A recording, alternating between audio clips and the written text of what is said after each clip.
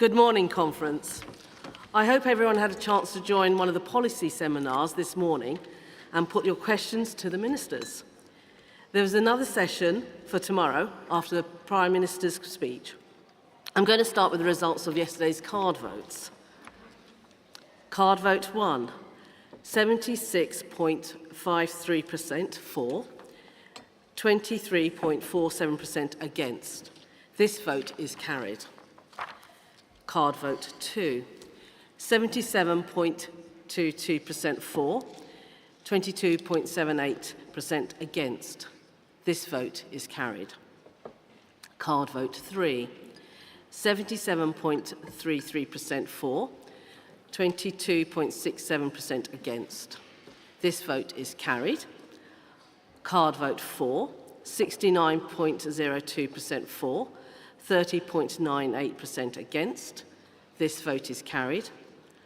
Card vote 5, 59.43% for, 40.57% against. This vote is carried. Card vote 6, 4.33% for, 95.67% against. This vote is not carried. Card vote 7, 11.77% for, 88.23% against. This vote is not carried. Full details have been published in the CAC report. Today, there are different internal ballots among CLPs and affiliates. We have ballots for positions on the Conference Arrangements Committee and the National Constitutional Committee. The ballot will be open between 10 a.m. and 4 p.m.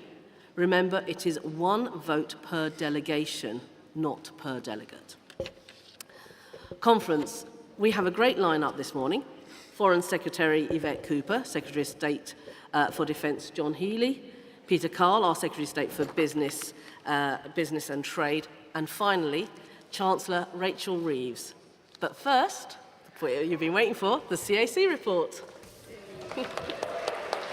I'd like to invite Conference Arrangements Committee Chair Lynn Morris to introduce today's CAC report. Good morning, Conference. I formally present CAC Report 2. We have a packed agenda today, including speeches from Chancellor Rachel Reeves, Foreign Secretary Yvette Cooper, and the Secretary of State for Defence John Healey. For the Chancellor's speech, seats must be taken up by 11:30 a.m. Seats not taken will be filled. This includes delegate seats. For safety and for security reasons, there will be no further admittance to the hall when the capacity has been reached. A huge thank you to you all for those involved in the composite meeting last night. All composited motions are available in the addendum to today's CAC report. Today we have a packed timetable with lots of time for debate, motions, and with motions on peace in the Middle East, Jaguar Land Rover, guaranteed hours, industrial energy prices, and full details of today's timetable are in the CAC report.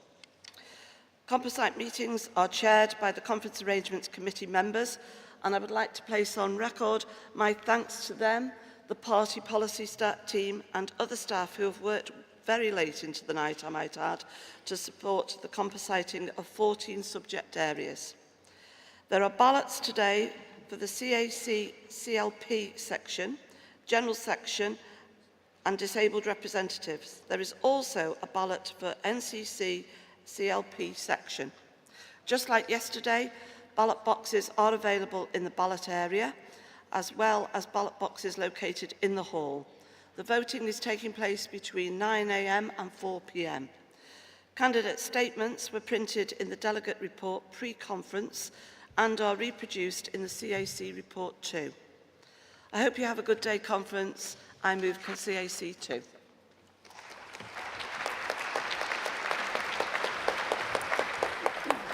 Thank you, Ling.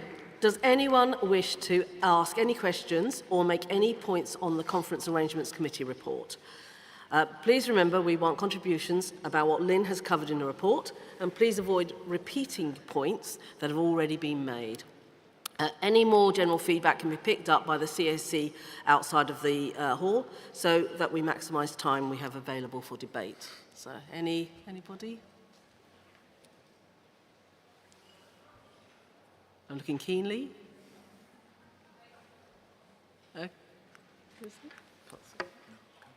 Okay, I see no hands, so hopefully that's it. Great. So, Lynn, you don't have to reply. Okay, so we now, thank you, Lynn. We will now take a vote on the CAC report. Can I see all those in favour of accepting the report? Thank you. And all those against? That's clearly carried.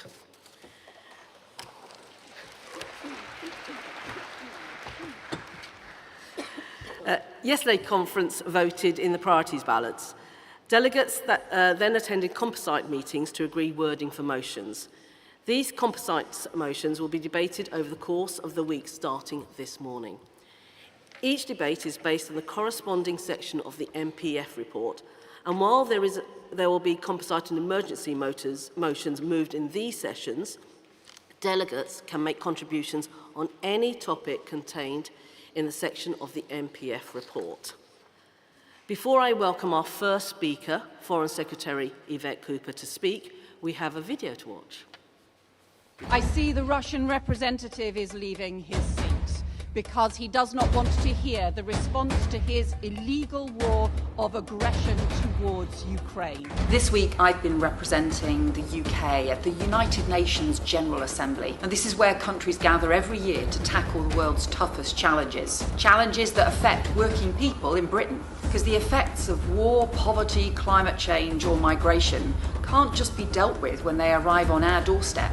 These are global problems that need global solutions. So I've been meeting world leaders all this week to promote our shared interests, talking about trade opportunities that support jobs at home, talking about global action to tackle infectious diseases, poverty and famine, or climate change, or cross-border agreements we need to make sure that immigration rules are enforced, and talking to other NATO countries about why our support for Ukraine in the face of Russia's aggression is stronger than ever, because Russia is seeking to undermine security and stability right across Europe. For decades, my country supported a two-state solution, but only recognised one state. That changes now. And in the Chamber of the United Nations, I confirmed the UK's historic decision to recognise the State of Palestine, to support a two-state solution and peace in the Middle East, where we so urgently need a ceasefire, the release of hostages, and desperately needed humanitarian aid. Countries working together can achieve more than any of us can alone, and it's action we take internationally to promote the interests of the British people at home. Conference, Yvette Cooper.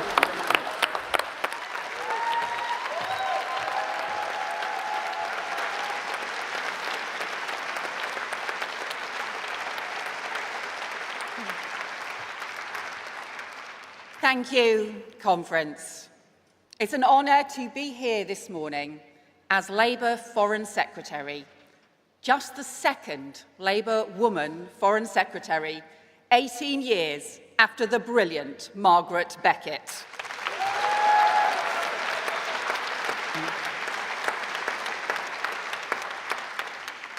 And you know, 15 years ago, when I was Labour's shadow Foreign Secretary, the last world leader I met in that role was President Abbas in East Jerusalem. And 15 years on, the first world leader I met as Foreign Secretary was President Abbas in London. And the tragedy? We talked about the same things: the need for peace, the need for two states, the need for reform, and yet not only has so little changed, so much has got worse.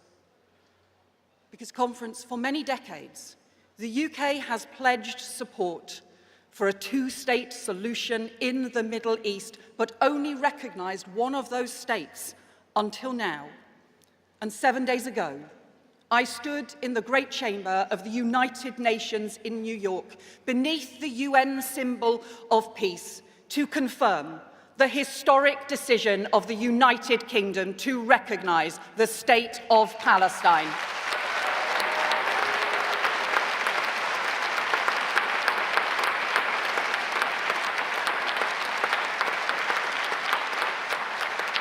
It's our manifesto promise, because statehood is the inalienable right of the Palestinian people, and recognition is the embodiment of our passionate belief that the only path to security and lasting peace for Israelis and Palestinians alike is two states living side by side. But let there be no doubt, there can and will be no role for Hamas terrorists in any future governance of Palestine.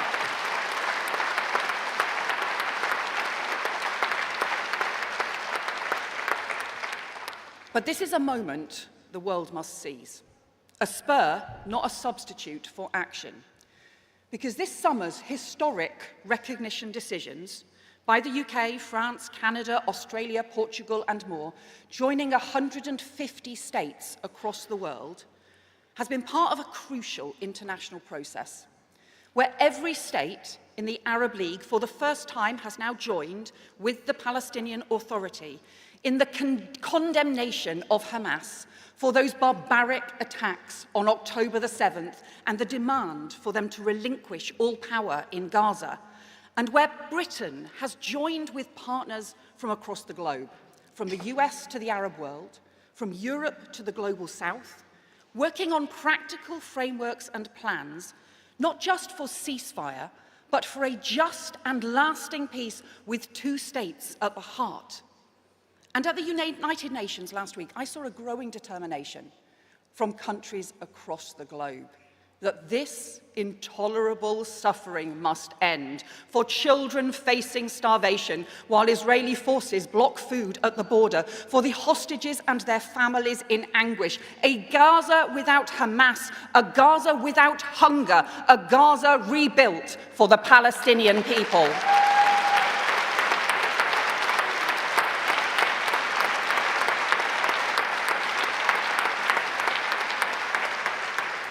And so now, with the demands of the world upon them, Hamas must end its abhorrent detention of hostages, the calculated cruelty that has split and traumatized families for nearly 2 years, And the Israeli government must end the moral obscenity of this campaign that has seen food, water and medicine denied and an unconscionable loss of human life, because Palestinian civilians should not have to go another day in fear and hunger. The hostages should not have to live another day in the darkness of captivity. No family should endure another loss. Enough is enough. The moment cannot be lost. The time for peace is now.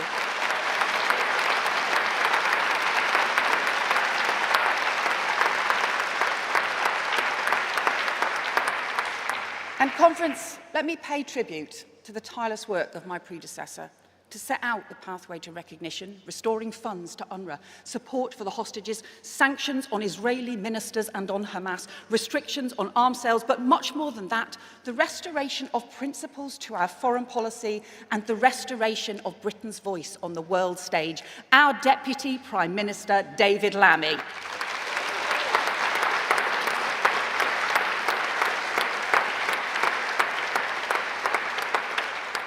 But you know, Conference, we spent 14 years in opposition, watching powerless as successive Tory governments trashed our reputation abroad, undermining investment and trade, shouting at friends and allies, and in 14 short months of Labour government, here's what we've worked to rebuild. 3 new trade deals with India, the US and the EU to boost jobs and investment here at home.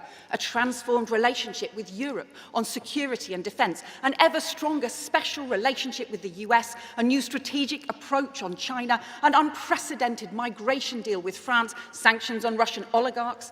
Action against Iran to prevent nuclear proliferation, growth and development partnerships with the Global South, a new global clean power alliance to boost green energy, and thanks to the tireless leadership of our Prime Minister, Keir Starmer, the restoration of trust and credibility in Britain's role abroad so that we can deliver for the British people at home.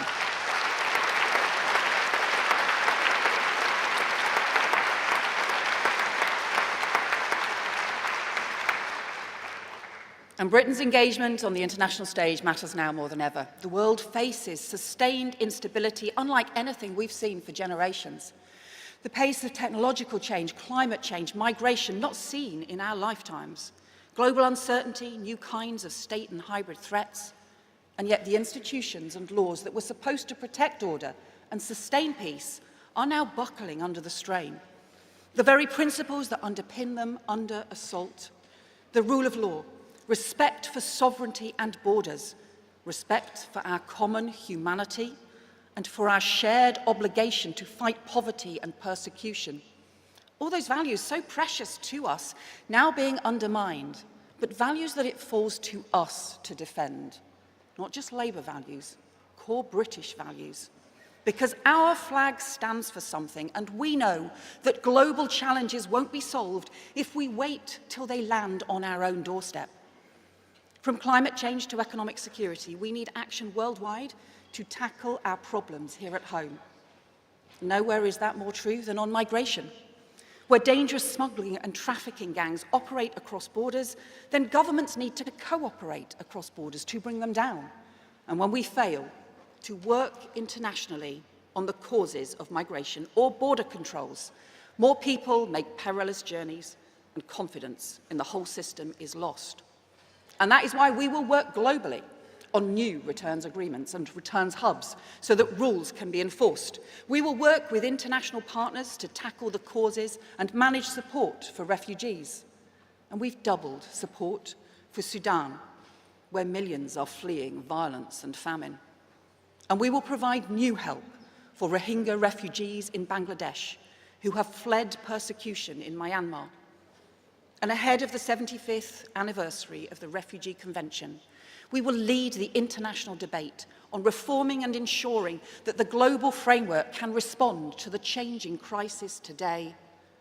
And Conference, 30 years on from the horrific use of rape and sexual violence in the war in Kosovo, We must also ensure that there is much stronger protection for women and girls in Sudan, Myanmar and other conflicts today. So let me warn all those responsible for orchestrating sexual violence that a reckoning will come for them, no matter how long it takes, as we demand an end to the use of rape as a weapon of war.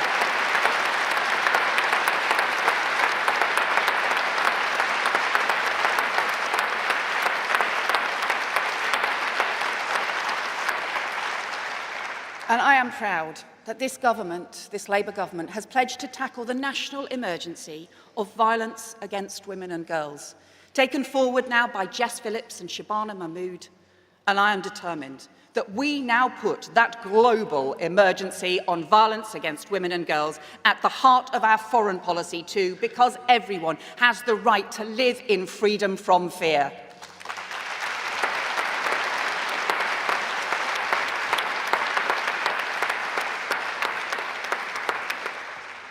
Conference, after the war in Kosovo and the Balkan crisis, we hoped we would not see war in Europe again. But 2 weeks ago, in the beautiful European city of Kyiv, I met up with 2 Ukrainian teenagers. They are brilliant ballroom dancers. They've won international prizes. And when Putin's troops first invaded their country, they escaped with their mums and came to live with us in Castleford. They practiced at the Airedale Methodist Hall. They even gave Ed a few post-Strictly tips. And last summer, they returned home. They train by day, but at night when the sirens go, like countless other families, they have to decide whether to sleep in the hallway or in the basement to hide from drones. This is a sovereign nation under unprovoked attack in Europe. Tens of thousands of Ukrainian children have been abducted, stolen from their parents. We've seen escalating attacks, including more than 600 drones and missiles targeting civilians this weekend alone.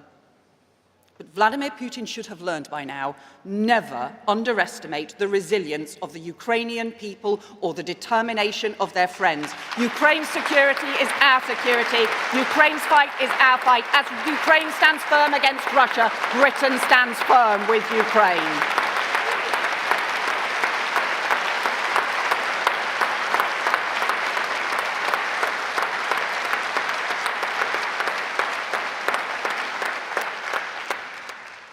But you know, where President Zelensky and President Trump have called for talks on peace, Putin has sought only to escalate war.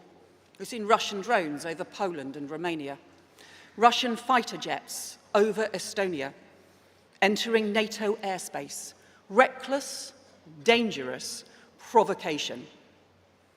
So that is why our party stands firm in NATO under the leadership of our Defence Secretary, John Healey, an alliance which is vigilant and resolute. And make no mistake, if we need to confront planes in NATO airspace without permission, then we will do so, because this party should be very proud that in Ukraine's greatest time of need, President Zelensky and the Ukrainian people have had no better friends than our country, our government, and our Prime Minister, Keir Starmer.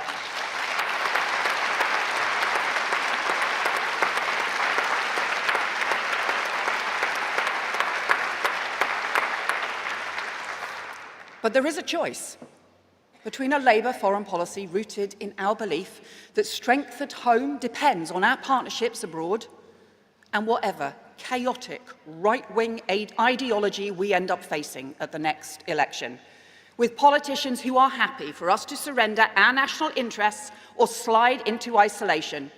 Because while we are standing up to Putin, Nigel Farage calls him the leader he most admires.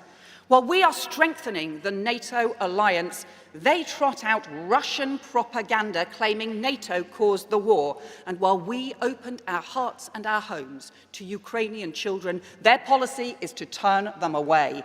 While we do new trade deals underpinned by international law, they want to rip up those rules and lose the jobs and investment we need. And while we work together to renew Britain, they tour the world seeking every opportunity to run our country down.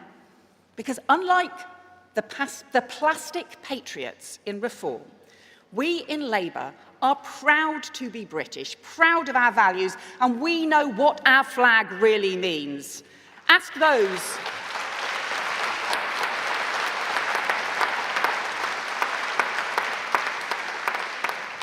those overseas what it means to them when they see the Union Jack or the St George's Cross, and you'll hear people in every continent talk with admiration about our royal family and our parliament, our heritage and our culture, our armed forces and our universities, the literature, music, film and sport that we've given the world, the British inventions that have changed history. But even more than that, they will tell you that our flags stand for justice, for fairness, for tolerance, and for decency. A flag on the side of an army truck that's meant the difference between life and death for people facing massacre in Sierra Leone or Kosovo. A flag on the side of a crate that's brought vaccines and medicine, food and water to those in desperate need. And a flag on the diplomatic table that means a trading partner you can trust and an ally who will never let you down. That is what our flag means to our friends around the world, the way our country comes together and not divided. And if anyone doesn't believe that, just think back 6 years to when the England's men's football team played a qualifying match in Kosovo and the players lined up for the national anthems. As God Save the Queen began to play, every Kosovan fan in the stadium held up a St George's flag, and amid them all, a banner which read, "You gave us hope for freedom." And they waved our flag with pride. They applauded our anthem with warmth. They sang the name of our Queen because they remembered how Britain had stood with them. That is what our country stands for around the world. That is what we must always continue to be. A force for good, a force for peace, and a force for hope. Conference, thank you.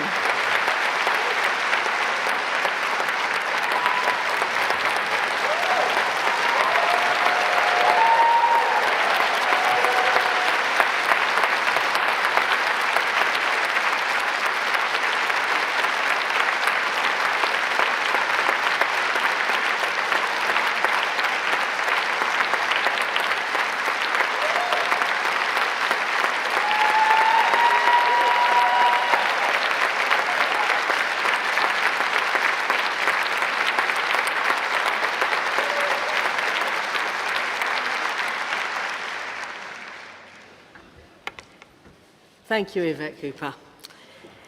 It's now time to hear from the floor. This is a debate that can cover a range of policy across foreign affairs and defence. As part of this, we're about to hear 2 emergency motions on peace in the Middle East. We recognise that delegates will feel very passionately on this matter, as I do myself. However, I ask all delegates to respect other delegates and their point of view, as well as respecting the law, so that we can have a good debate. We'll start with the 2 emergency motions. Well, thank you. We'll start with the 2 emergency motions. Our first motion is Peace in the Middle East, Motion 1, and will be moved by Hackney North and Stoke Newington CLP, and seconded by Chesham and Amersham CLP. Could the mover and seconder please make their way to the Speaker's desk? The second emergency motion, Peace in the Middle East, Motion 2, will be moved by Unison and seconded by Aslef. Please, could those delegates also come to the Speaker's desk to register? Okay. Can I have the first speaker? Thank you.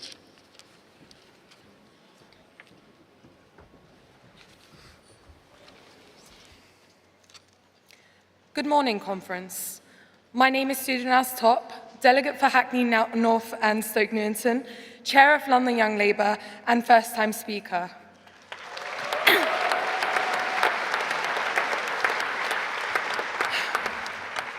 Conference, we meet here at a moment of human tragedy and moral urgency.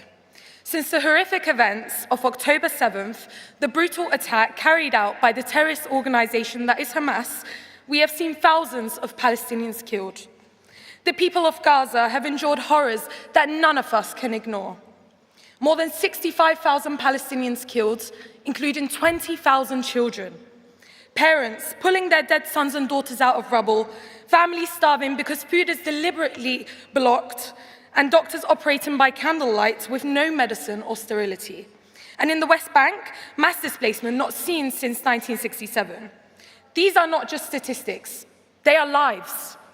They are children who should be in school, not in mass graves. They are mothers and fathers who want exactly what our families want: safety, dignity, and a future.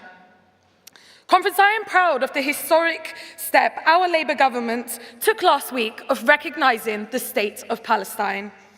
But recognition must mean action. 7th October was the deadliest day for Jewish people since the Holocaust. Israel has a right to defend itself, but that can't be in the manner that kills 20,000 children. The time for peace is now. That means fully suspending arms sale that could be used in this conflict. That means working with our allies to get aid into Gaza, not just via dangerous airdrops, but via land. And yes, it means pressing for a ceasefire, because every day without a ceasefire means more children buried, more families destroyed, and more hostages left in fear. Conference, the Labour government is already showing leadership on the world stage and taking steps with our international allies. By passing this motion, we are giving it our full backing to go further, to act decisively, and to ensure our government continues to take action to end the horror and build peace. Since October 7th, we have seen a horrific rise in Islamophobia and anti-Semitism in my diverse community in Hackney, and I have worked proudly with community groups to combat this, because this is more than just foreign policy. As Labour, we stand against oppression, we stand for international law, and we stand for peace, justice, and security for both Palestinians and Israelis. Support this motion, support our Labour government, and let us send a message of hope that the world is watching. Thank you.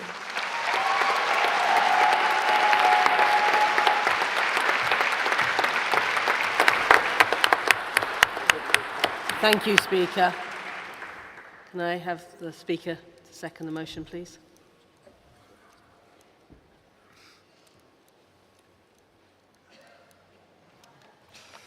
Conference, Parmjit Dand seconding this motion on behalf of Chesham and Amersham CLP.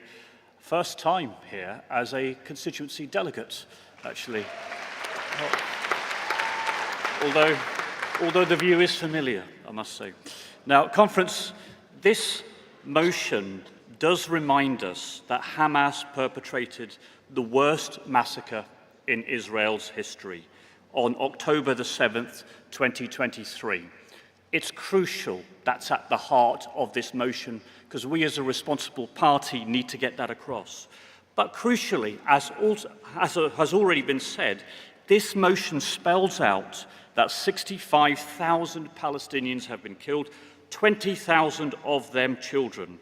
And it's also important to get that documented in this motion, because Israel has denied it time and again. The motion supports the role and the jurisdiction of both the ICJ and the International Criminal Court in the investigation of the most serious crimes, and that includes investigating genocide too. Conference, for far too many years, the world has watched whilst illegal settlements have expanded on the West Bank. That must end. Now, thank you. I've only got 2 minutes, so at the heart of this motion is the two-state solution, and we salute the work that our government has done, not least in supporting statehood for the Palestinian people. Having listened to ministers and the weight of work they're involved in, we're not looking to micromanage them. We know they are doing a lot, and we know it is very demanding of their time, and they need to be able to negotiate. But we are also spelling out a path for fairness, justice, and an end to this war. So I urge you all, please support Emergency Resolution 1. Thank you. Thank you, Delegate. Can I have the mover for Emergency Motion 2?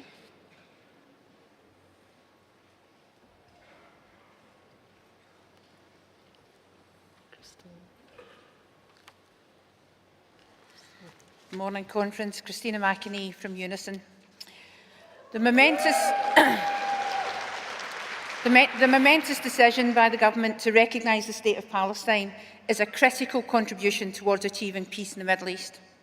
It confirms the UK's commitment to a two-state solution in deeds, not just words. But this motion is about what we do next. Of course, what happened on the 7th of October 2023 was horrific. And since then, as has been said, 65,000 Palestinians have died. And on the news every single night, we see the Palestinians of Gaza suffering famine, death and destruction. And yes, Conference, genocide. Let's not play with semantics. Let's use the word.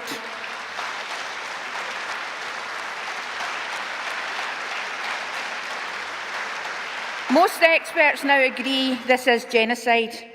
But if we wait for this to be confirmed by a court, it will be too late because it's already happening as we sit here.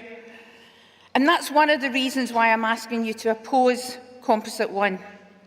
And Composite 1 also calls for the arms trade with Israel to be suspended only in relation to this conflict. How can that possibly be policed and monitored? And it was really good to see the Prime Minister coordinating recognition of the State of Palestine with other like-minded countries. And that powerful contribution has made a huge difference. You only had to see the vitriolic response from Netanyahu at the United Nations to see that. So if the UK government can bring countries together like this, in the face of opposition from Israel and the USA, it can coordinate to aid and support and stop the killing, end the famine and save lives. I know we're sending in aid via airdrops, but this is the most costly and ineffective way to get aid into Gaza. We must do more. Why can't we, along with those other countries that have recognised Palestine, like France, Australia, Canada, Italy and Norway, why can't we all send fleets in, loaded with aid and supplies, right to the shores of Gaza? We cannot continue to watch from the sidelines in horror as people are being slaughtered, as women and children starve to death or are maimed trying to reach the food that would keep them alive. We need to intervene, as we have done in countries in the past, to stop the slaughter of innocent people and prevent famine. Conference, I don't want to be standing here this time next year and for nothing to have changed in Gaza. Our Labour Party, with our trade unions, have a long and proud history of campaigning for peace in the Middle East. Now is the time to act once more. We've got to find a way to end the war, bring all the hostages back, and of course, Israel has the right to defend itself and protect its citizens, as any country has. But Conference, I ask you this: who is defending Palestine and protecting the people of Gaza?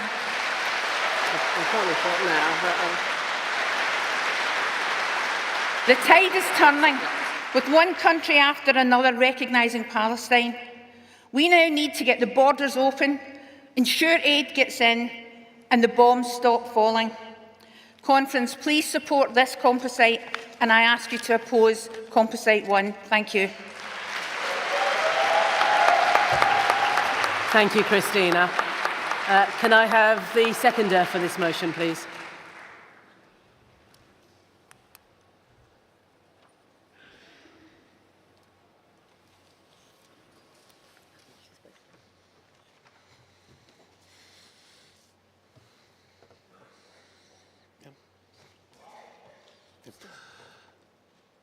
Morning, comrades. Miles Colombini from ASLEF, seconding this motion 2 on peace in the Middle East. I'm a bit of a loss, really. 2 minutes is not enough to do this very complex issue justice. I will try not to repeat what's already been said, although a lot of what has already been said is clearly of vital importance. But it would be remiss of me first not to applaud the decision to recognise statehood for Palestine. And also, it would be remiss of me not to mention the appalling, horrific genocide that is quite clearly taking place against the people of Palestine at the hands of the Israeli government.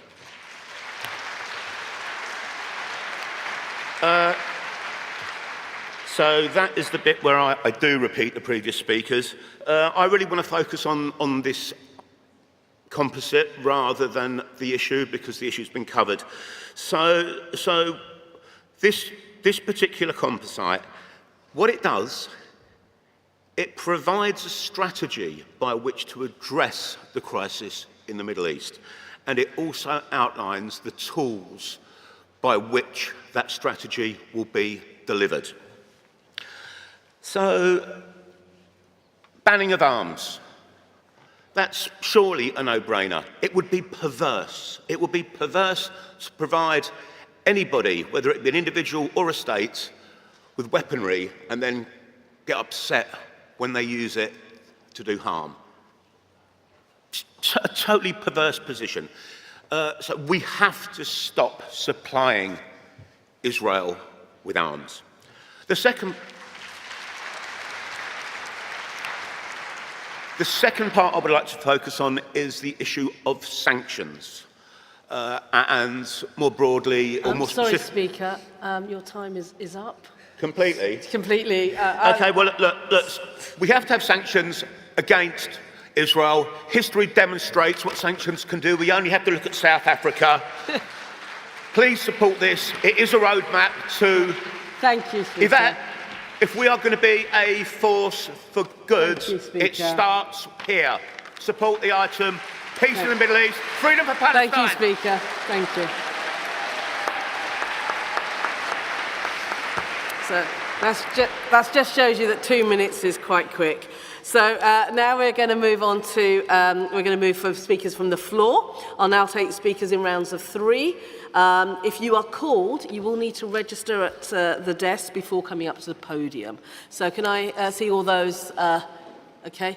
Can I take the delegate with blue jacket and a beard, I think, over there? Can I have the delegate over there with the blue hair, which is... Yeah, thank you. That's easy for me to spot. And one more. I think, can I have the delegate over there with a hand up with a blue jacket? I think, is that? Thank you.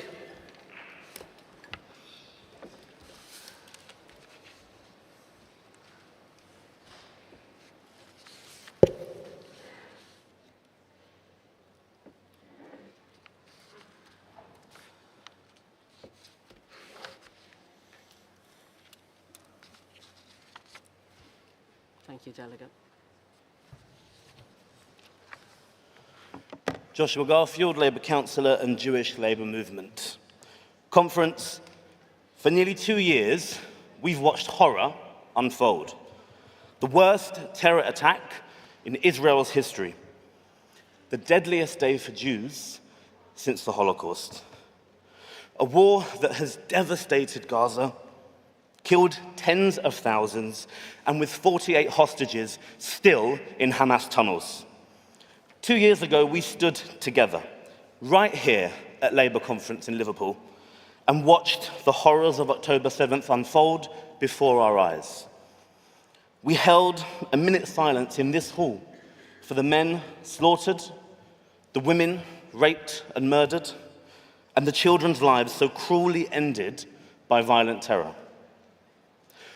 With us at conference later today is Sharon Lifshitz, the daughter of kidnapped Israelis, one murdered and one freed. But Sharon chooses not vengeance, but peace. The peace that her murdered father Oded believed in, from a kibbutz that escorted Palestinians to life-saving surgery. Her mother Yocheved, who lost everything, yet still calls for reconciliation. Her father, who worked on the ground for coexistence and understanding between Palestinians and Israelis, doing more for peace than most of us will ever manage. That is not the easy path. It's the hardest path. But it's necessary. We would dishonor Sharon's family her ransacked community and thousands of war victims if we pass a motion that ignores Hamas entirely. Does not even say the word Hamas.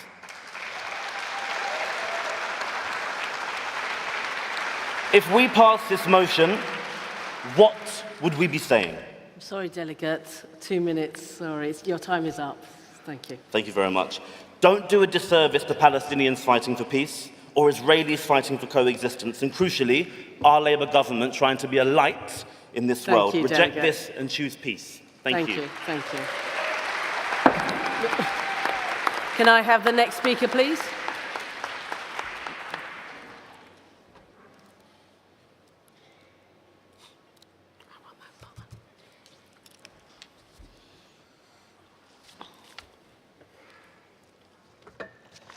Thank you. I'm the Secretary of Lincoln CLP, so Hamish Falconer is our local MP, as well as the Minister for Middle East, Gaza and Afghanistan and Pakistan. So I'm speaking in support of Emergency Motion 1. I've just mentioned I may have a strange accent as well as strange hair because I'm a dual Australian, British citizen, and I hope you all enjoyed Albo's speech yesterday. I'm lucky enough to have 2 Labour Prime Ministers now. And having been politically restricted most of my career, it's fantastic to be here and to actually be able to have a debate where we can influence our government. And they are our government, we are our government, and we should trust our government that they're on the front line, they know what they're doing, and we should trust in this motion about peace and how we actually get there. So as I mentioned, Hamish is our MP. He feeds back to our constituency Labour Party meetings every month, and we see the personal cost to him of being on the front line and seeing what happens in Gaza. And I ask my colleagues in Lincoln CLP, please don't personally attack him. You can see how hard it is. But we need to trust our government and support Emergency Motion 1. Thank you.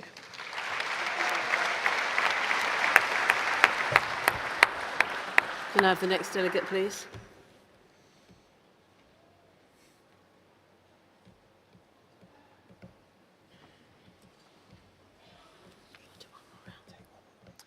Hello, Conference. My name is Josh Lissler-Jennings, and I'm a first-time delegate and first-time speaker.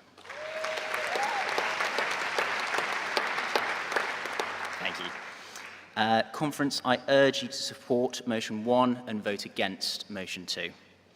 I know that everyone in this room and in this government is utterly outraged by what we have seen unfold in Gaza across the last 2 years. The only way to solve this conflict is through supporting the government's diplomacy with international allies to deliver a two-state solution. We must stay unified and support the government. I urge you to vote against the second motion because it does not mention October 7th and Hamas, which fundamentally undermines this government's position. It is absolutely critical that we unify and support the government on this matter. As the Prime Minister has said across the last 2 days, we are utterly in the fight of our lives against reform.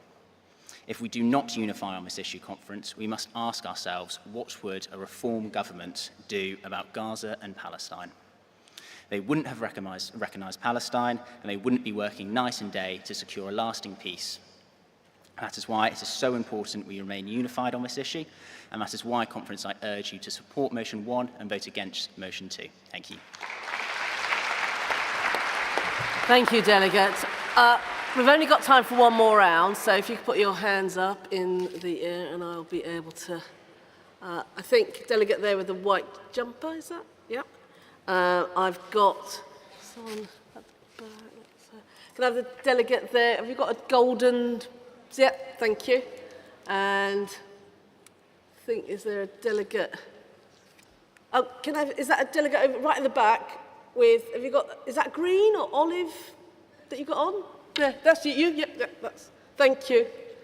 And I'm sorry, that is going to be our last round. As you know, this is a time debate, so... And my apologies. Thank you.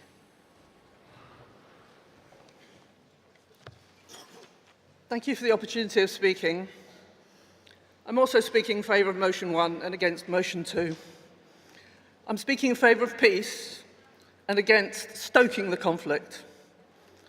We do have to recognise the hurt and damage on all sides, and not to recognise the atrocities of October the 7th is appalling. Israel is at war. Rockets are being fired into the country on a regular basis. Fires are being set in fields of crops. People are being attacked in the street. But none of this is reported. My 8-year-old cousin spends regular time in his bomb shelter with his family. Doesn't get mentioned on the BBC. There's a lot of discussion today and in the conference generally about language, about misinformation, about the words we use from people like Trump and Reform. But we need to be really careful about the extraordinary use of language that has happened around this debate. And when I was asked about hostages recently, somebody argued about, what about the Palestinian hostages? You can't be so loose about these terms. October the 7th was an extraordinary event and should never be repeated. We have to acknowledge that the leadership on both sides is destructive and undesirable, and we've been there with governments we don't like. I've believed in this two-state solution all my life, and it's never seemed further away. Please don't stoke the conflict. Please recognise the hurt on all sides, and please vote for motion 1.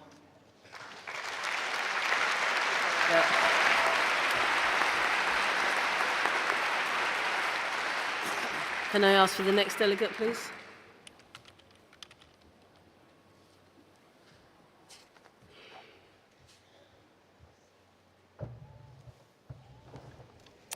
Hello, Conference. Councillor Situl Punja from Ruislip, Northwood and Pinner.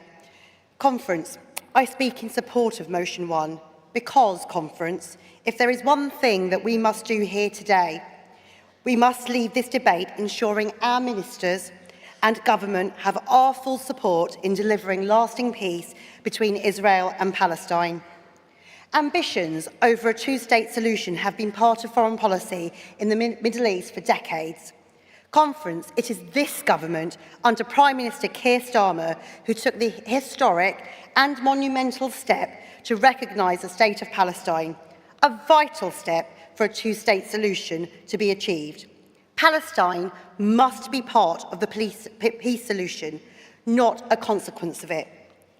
The atrocities committed by Hamas on October the 7th in Israel and the devastation caused in the West Bank by Israeli forces killing more than 65,000 Palestinians since October 2023 are imprinted in all of our minds, and we want this to stop.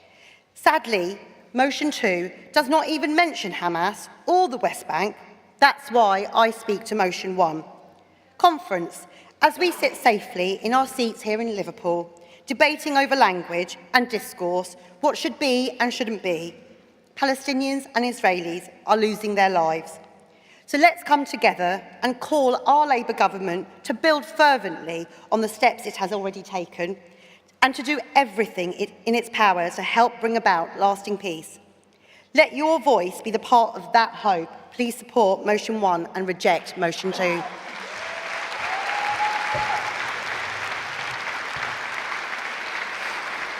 And next speaker, please.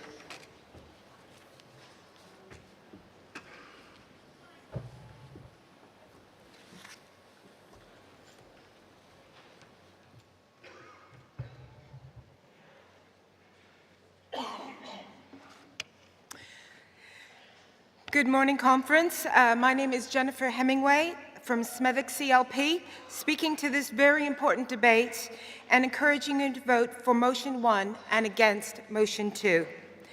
Conference, language matters. The October 7th atrocities were the worst terrorist attack in Israel's history, and I still recall that emotional punch to the gut when it happened. Hamas must never play a part in a future Palestine, and motion 2 fails to recognize this. Our government has rightly recognized Palestine, and I am proud of our Labour government for this. But going forward, Hamas can have no role in this. And Conference, on the banning of arms sales, there are some important things to note. The complete banning of arms sales would prevent NGOs from receiving body armor. This keeps those distributing vital aid safe. Motion 1 calls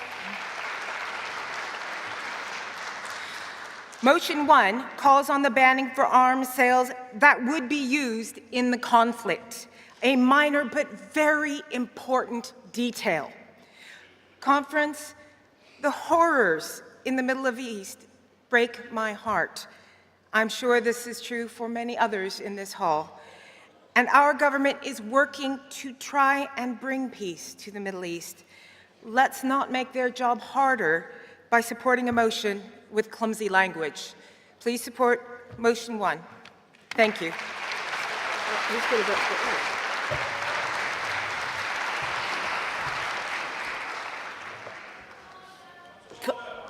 Point of order, okay? If you want to go to a rostrum, and then we'll take your point of order, if it is a point of order.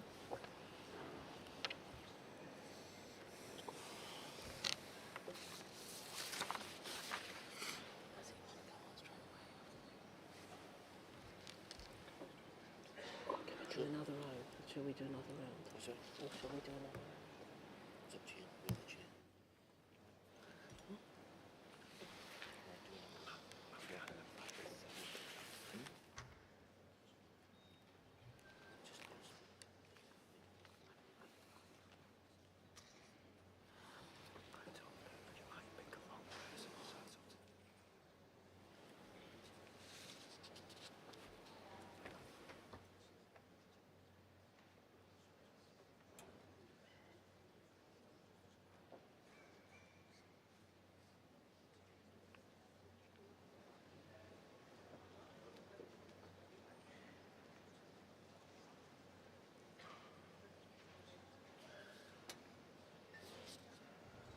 Sorry about this, we're just waiting for the point of order.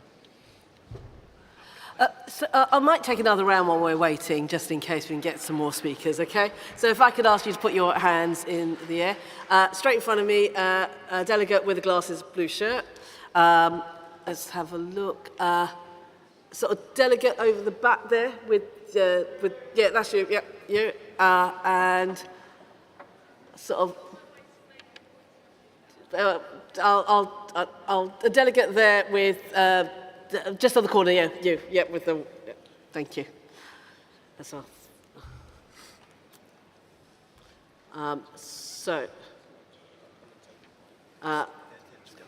We can still, they're still discussing the point of order, so we'll take some more speakers while they're still doing that. Okay. Thank you.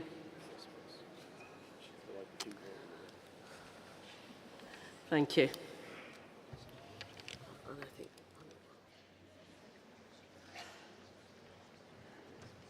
Morning Conference, Richard Howitt, Cambridge CLP, National Policy Forum representative. And nearly 10 years ago, when I stood down from the European Parliament, I said I was making my last speech to this conference, how times change. But I was proud to propose the resolution in the European Parliament that successfully won recognition from that body for the state of Palestine. And I want to say how proud I am of our government that you have done the same for our country.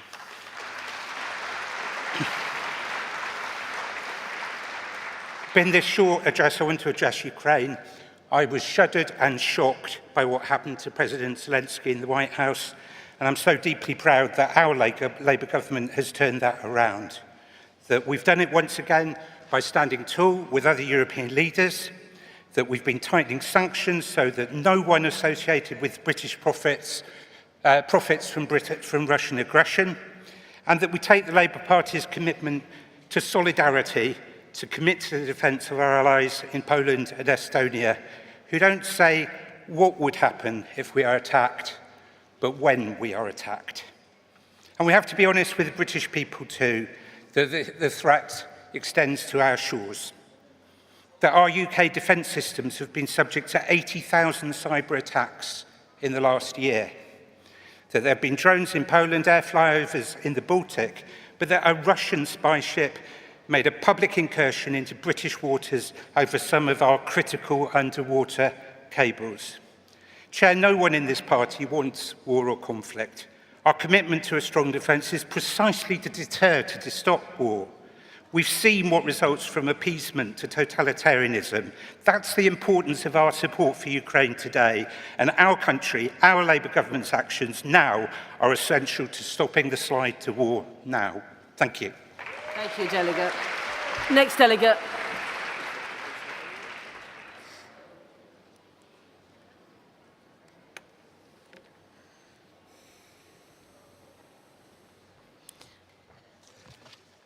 Thank you, Conference. Robert Evans from Esher and Walton. Conference, our motto here today at this conference is Renew Britain.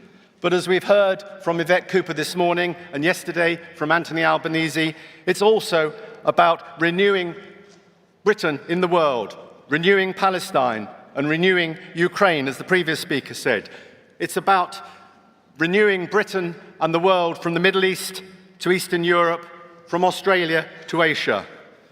But Conference, it is also about, as we heard from Yvette, renewing our relationships with Europe, with NATO, to enable us to take coordinated action on the important points in these mottos.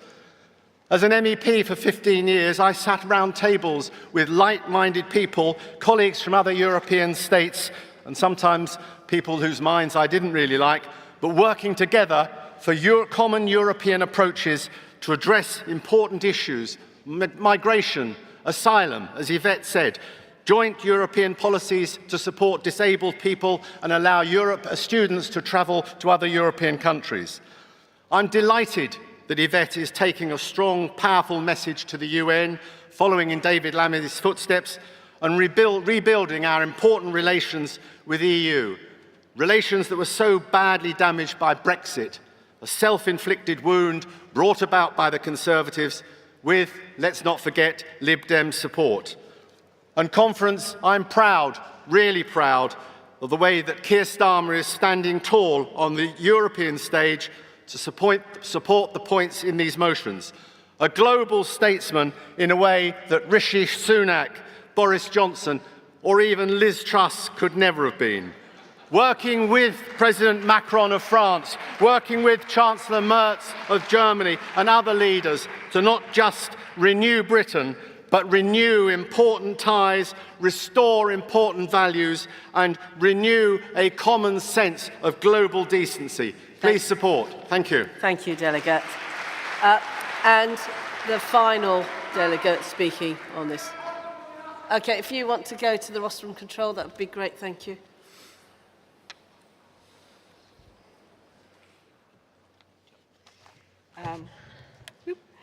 Good morning, Conference. Margaret Pinder, Councillor Margaret Pinder, Beverley and Holderness, CLP. Thank you. I'm speaking in support of Motion 1. Writing in the Financial Times, Yuval Noah Harari described the conflict in Gaza as being fuelled by a mutual horror of destruction, and that these were not irrational fears on either side, based in either paranoia or unreason, given the history. It's taken us a long road to get to this point where we're recognising a Palestinian state, and I'm sure I echo many in the hall to wish that it had been a much shorter one.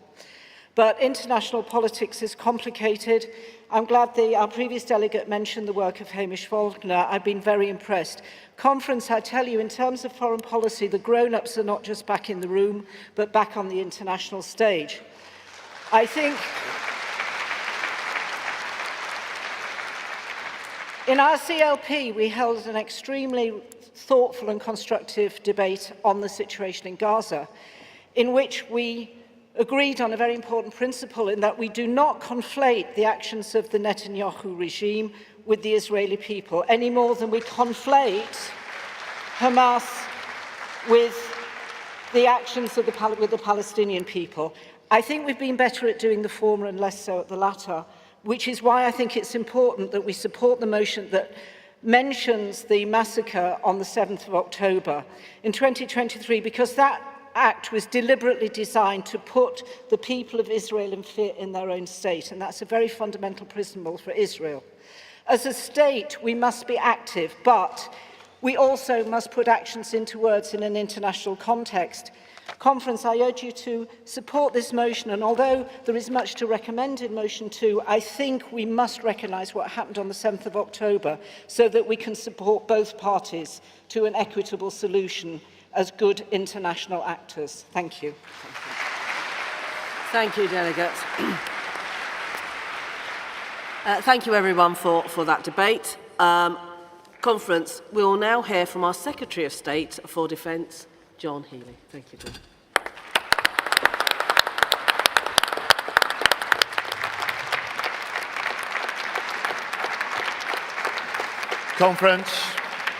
Conference, it's an honour to speak in this international debate, a debate dominated by the agonies of the Palestinians in Gaza, a debate in which we redouble our determination to work for the end of the Israeli offensive, the release of all hostages, the flood of aid that's so badly needed, and the two-state solution, which is the only hope of a lasting peace.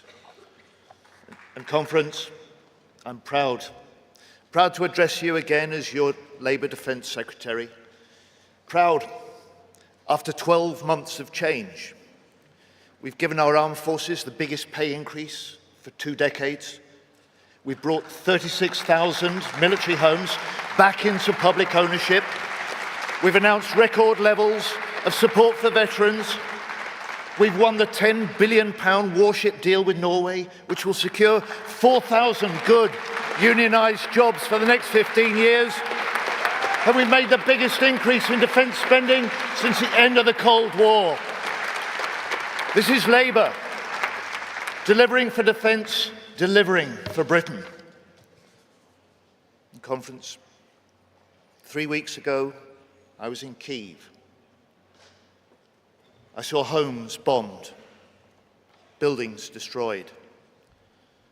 I met Ukrainian troops and drone factory workers. And I tell you, they are defiant. They are determined, fighting back Putin's brutal invasion. And their freedom is our freedom. A secure Europe needs a strong, sovereign Ukraine. And that's why we've stepped up UK leadership on Ukraine. That's why we're providing the highest ever level of military aid to Ukraine this year. And that's why we're leading over 30 nations in the coalition of the willing, ready to provide the security guarantees for when peace comes. And 1,313 days into this war, I'm proud that Labour, proud that Britain remains united for Ukraine. And Conference, our message to Moscow from Liverpool today is this. President Putin, you will not win. Stop the killing, start the talks, agree a peace. We will stand with Ukraine for as long as it takes.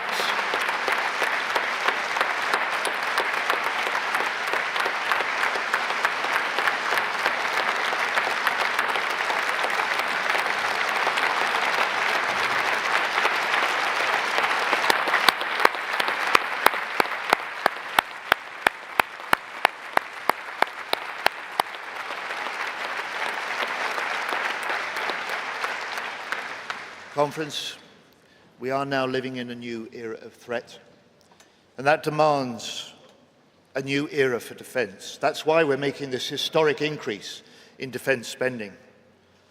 And with this Labour investment, we're making Britain more secure. And we're making defence an engine for growth, with a defence dividend measured in good jobs right across the United Kingdom. And defence proves that we are still at heart a nation of makers. Warships, we make them in Glasgow. Submarines, we make them in Barrow. Armoured vehicles, we make them in South Wales. Artillery barrels in Sheffield. Advanced drones in Swindon. AI systems in Plymouth. And those frigates for Norway, we start them across the Mersey here in Liverpool.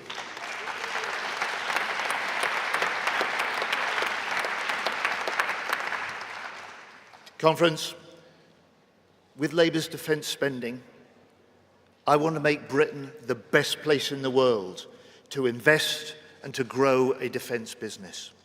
We will make more in Britain. We will back British industry. We'll back British innovation. We'll back British jobs. This is Labour. Delivering for defence, delivering for Britain. But you know, Conference, who won't back defence jobs? The Scottish nationalists. They refused to fund a new advanced welding centre in Glasgow. So I can announce today that the Labour government now will step in and provide the funding needed. They won't, we will.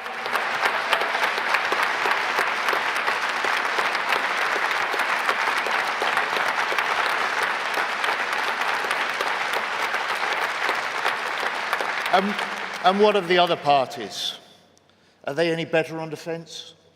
The Tories. They left our armed forces hollowed out and underfunded. The Lib Dems, they cut the size of the British Army to its smallest since Napoleon. And Reform. They praise Putin and they put down NATO. Conference, we are the party that created NATO in that great Attlee government after the war. Now we are the party growing jobs and growing the army, the party facing down Russia and strengthening NATO. Conference, Labour is again the party of Britain's defence.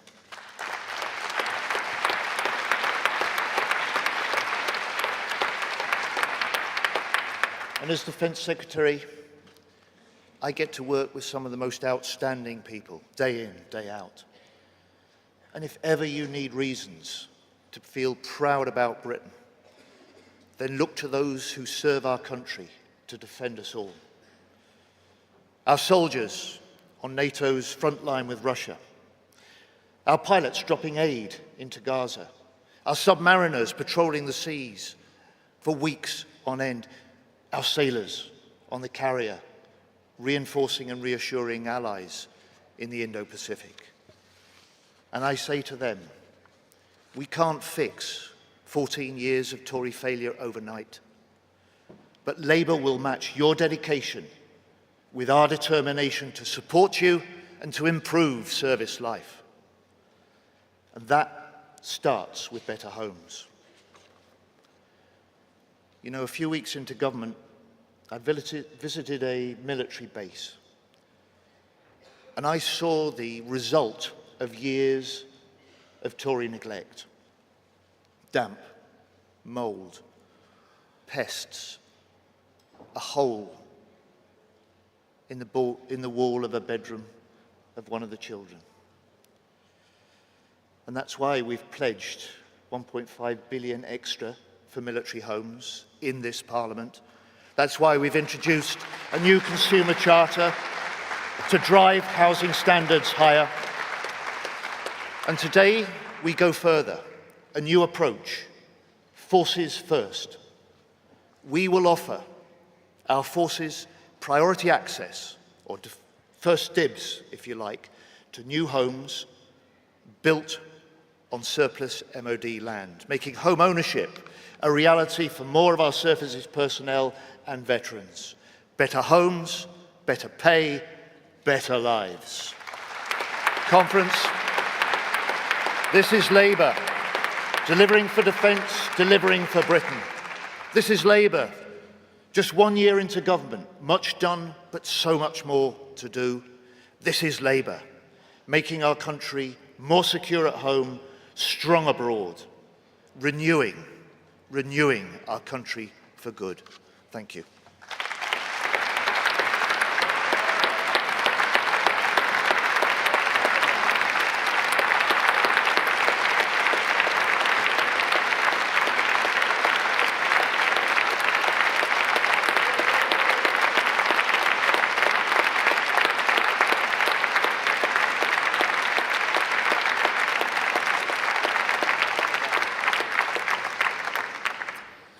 Thank you, John. And now it's time for Shabana Mahmood, who will take over from chair for me. Thank you very much, everyone.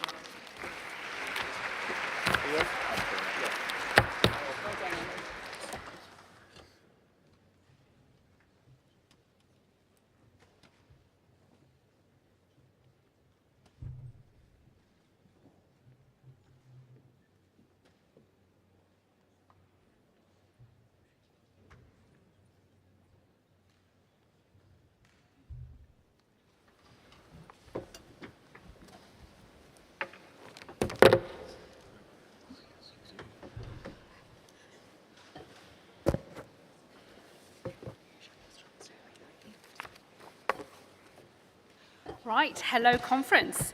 Our debate now moves on to the economy and growth, where we will be hearing from Peter Kyle and Rachel Reeves, our Chancellor. But first, we're going to have more contributions from the floor. We're going to start with moving the composite motions. Composite 8 is on guaranteed hours and will be moved by USDOR and seconded by GMB. So could I ask the mover and the seconder to make their way over to the Speaker's desk, please? After that, we're going to have the emergency motion, which is on emergency support for automotive supply chain workers following the JLR cyber attack, and that will be moved by Unite. So could I also ask the delegate, please, to get themselves registered at the Speaker's desk? And then we will have Composite 12, which is on industrial energy prices, and will be moved by GMB and seconded by ASLEF. And again, could the mover and the seconder get themselves into position at the Speaker's desk? After we have moved and seconded those three motions, we will then take delegates from the floor in the usual way before we hear from the main acts. Right, so can I first have the USDO delegate then, please, for Composite 8 on guaranteed hours? You've got 3 minutes, delegate. Thank you.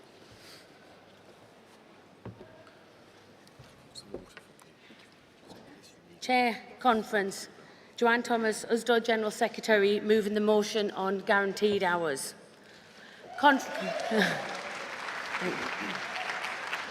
Conference, the Employment Right Bill being introduced to Parliament within the first 100 days of government wasn't just an incredible achievement, it was a line in the sand. A line between the despair brought by 14 years of Tory rule and hope brought by this Labour government, and we drew that line together, trade unions and the party that we created. And it all marked a new beginning for employment rights, new protections at work, a stronger voice at work, and crucially, more security at work. Conference, the members that I represent in retail and distribution are hard-working people. They serve their communities and their jobs matter. And yet too often they are treated like they don't matter. From one week to the next, their hours can change at the whim of their employer. They can be working 10 or 20 hours over their contracted hours every single week. But those hours can be taken away without any notice. And those hours count for nothing when people are trying to get a mortgage or take out a loan. They can't plan their finances, their childcare, or their lives, and they are constantly worried about whether they'll be able to pay their bills. Conference, we all know that is no way to live. The Employment Rights Bill will bring in the right to a contract that guarantees the number of hours that you regularly work, and we've campaigned really hard for this and are delighted that it's now to become law. But as always, the devil is in the detail, and the secondary legislation will decide exactly who benefits from this right. We have no doubt whatsoever about who it should be applied to, because it was written down in black and white in the plan to make work pay. Labour promised it would apply to everyone, and we campaigned on that promise. But now there is a risk that this promise will be diluted. The right could be limited to only cover workers who are contracted on a low number of hours, meaning millions of workers will miss out. This is causing unintended consequences, because if the right only covers a select group of workers, who do you think the employer will offer the overtime to? They'll offer it to the people who aren't entitled to get it guaranteed in their contract. Of course they will. And it means that the people on the lowest hour contracts, the lowest paid workers, and by the way, more likely to be women, more likely to be disabled workers, more likely to be black workers, will miss hours on their need to live on. This won't just undermine the new right, it would actually make some of the most vulnerable workers even worse off than they are now. And Conference, this might sound complicated, but to the government I say the solution is a simple one. Just do what we said we were going to do.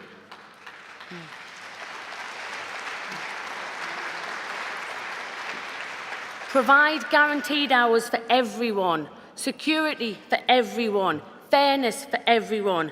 And I'm proud that in the face of anti-worker opposition from Reform, the Tories, the Lib Debs and the bad bosses, this Labour government stood strong. It stood behind a plan to make work pay and it stood up for working people. I'm sorry, Delegate, can you wind up, please? But now we need to push to make this a reality.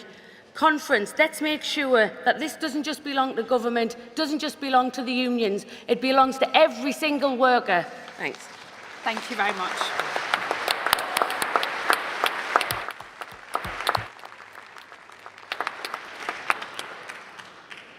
And then we have our speaker from the GMB, please. Thank you.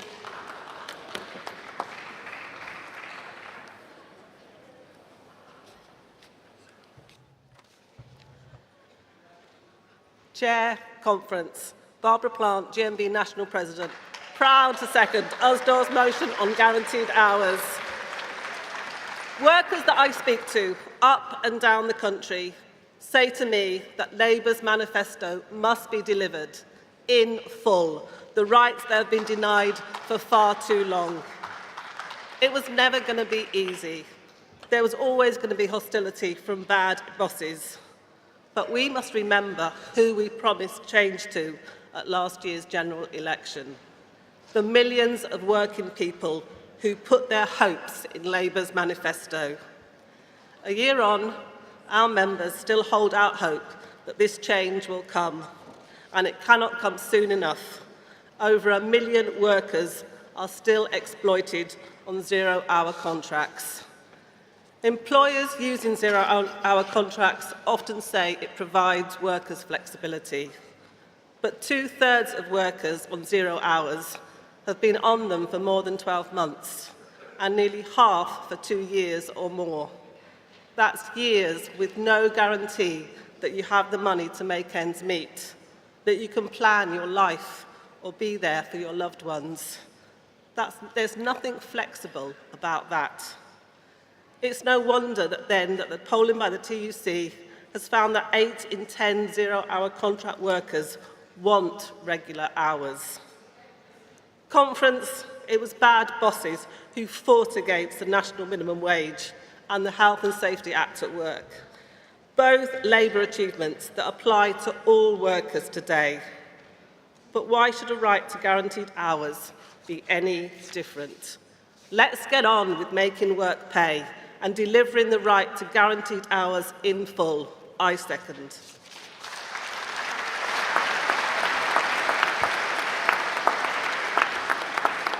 Thank you. Thank you, Delegate. Can we now have the Unite Delegate for the emergency JLR motion, please?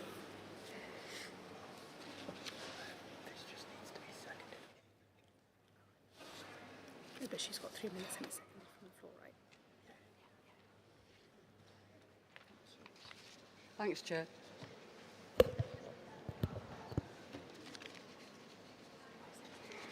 Maggie Ryan, moving this emergency motion for Unite the Union. Conference. Jaguar Land Rover has been hit by the most disruptive cyber attack in our country's industrial history.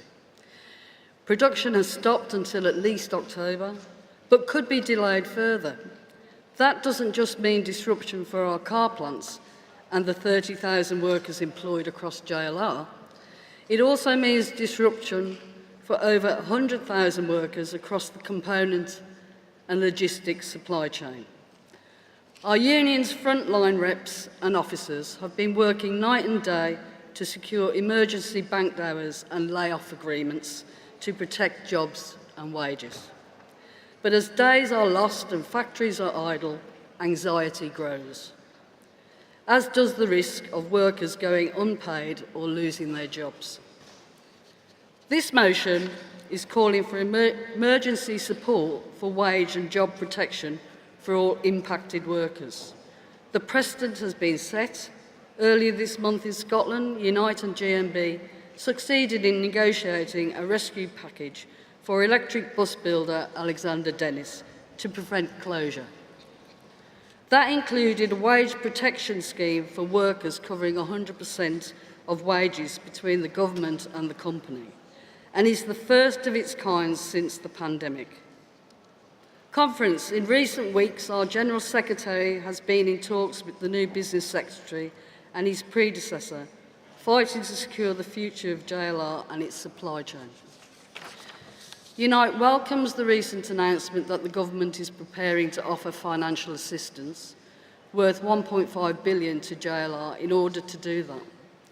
This is an important first step. It shows the government has listened to the concerns raised by Unite. It is now vital that this money gets to the workers who need it and is used to prevent the loss of jobs or wages. Taking action to protect jobs is exactly what we expect a Labour government to deliver.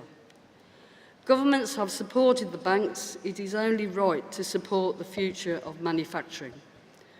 Conference, this cyber attack is taking place within a historic low production volume crisis for our automotive sector. Many car plants are running at only half capacity. There are many causes for this, including the disastrous impacts of Trump's tariffs and a painful transition to electric vehicles. Conference, this wider crisis has already pushed the sector, especially the component supply chain, to a critical point. Without urgent support, it will fall, and it will take our industry with it. We know that automotive is a global industry, it is a world-leading industry, and we are proud of that. Delegate, can I ask you to wind up, please? Thank you. Being a global industry shouldn't mean UK workers are left exposed to every global crisis. Automotive workers are looking for our support from our party and from our government. Support us. Please support this motion. I move. Thank you. Thank you.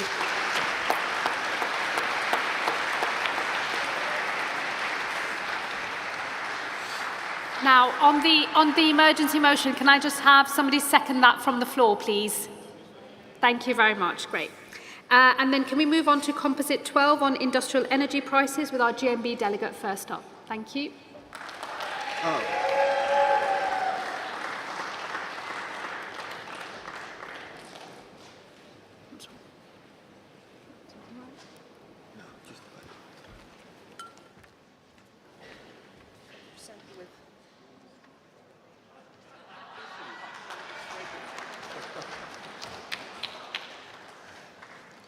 Chair, Conference, Sharon Yates, GMB, moving Composite 12.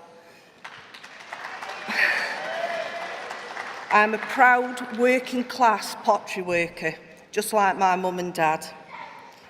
Think for a moment about the plates that we will eat from tonight, or the bathroom sinks that we wash our hands in.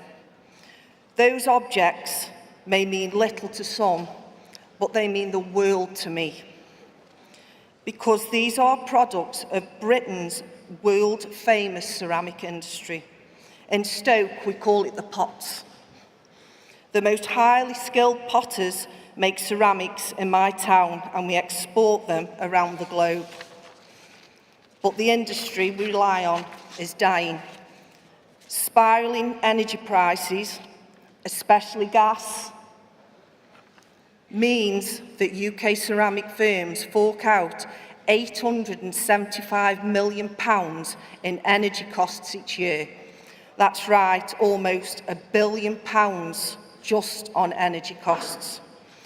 All while counterfeit products from China have flooded our own market, driving down demand for goods we make. The results are devastating.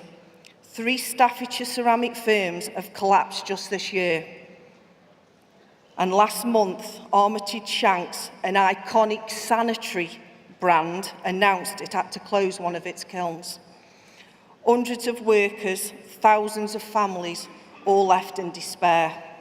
Conference, we know what happens next. The decline of our industries and Tory austerity has led to more crime, more drug abuse and empty high streets. My famous 6 towns are shadows of their former selves. Is that what country we want? Allowing industries like ceramics to collapse around while importing poorly made products and low-paid workers is bad for growth. And this is against Labour's values. Conference, we Potters are fighting for our jobs every single day. But our Labour government must fight also for the jobs that exist today, not just the jobs that will exist tomorrow.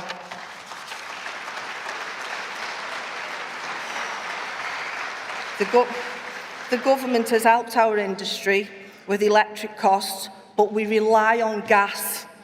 If we don't get the help the industries like ceramics within energy costs now and invest in our cleaner future, we will keep losing decent unionised jobs. And when those jobs go, our communities go with them. People become desperate, and no one preys on desperate people more than Nigel Farage. Conference, we must back British manufacturing because this is how we secure our future. You cannot build houses, make steel, or even jet planes without ceramics. Delegate, can you wind up? And, yeah, nearly finished. And for every 2 jobs in ceramics, you support a 3rd job elsewhere. So I'm saying to Conference, please support Composite 12. And I say to the Labour government, do not let the lights go out on our ceramic industry. Let's make our future proud and not a proud of the past. Back our British ceramics.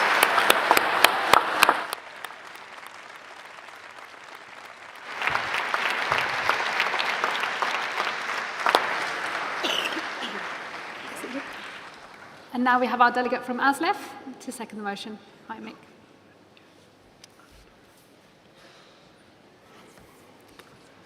Thank you, Chair. Thank you, Conference. Proud to support Composite 12. I've been here many times calling for the renationalisation of utilities and rail and mail, and I'm proud to be part of the party that's renationalised my railways. But it doesn't mean we haven't inherited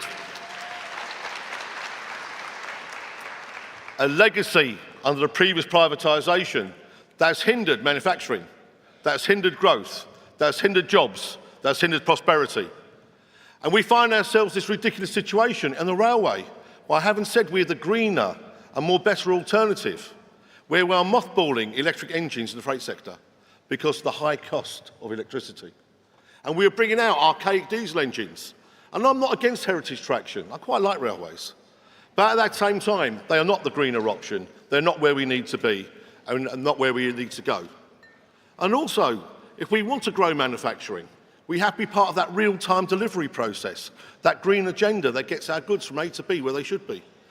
And the Tories spectacularly failed in 14 years to continue that rolling programme of electrification that we've supported and that we need to make our railways better, but also to offer our customers in the freight sector the transport they require, to allow our manufacturers to grow, to allow us to get to where we need to be. So part of this is calling for that rolling programme electrification to come back. But I think just 1 or 2 little things. Wouldn't it be nice if British steel was the rails of our railway and manufactured in the UK? Wouldn't it be nice if all the manufacturers in the UK could use that green integrated transport system to get their goods from A to B? Wouldn't it be nice that we could undo the problems of the Tories and create that fairer energy system I think that we all aspire to? So it is about what we want for future generations. It is about completing those supply chains. It is about growth. It is about future jobs. It is about prosperity. It is about apprenticeships. So please support. Thank you. Thank you, Mick.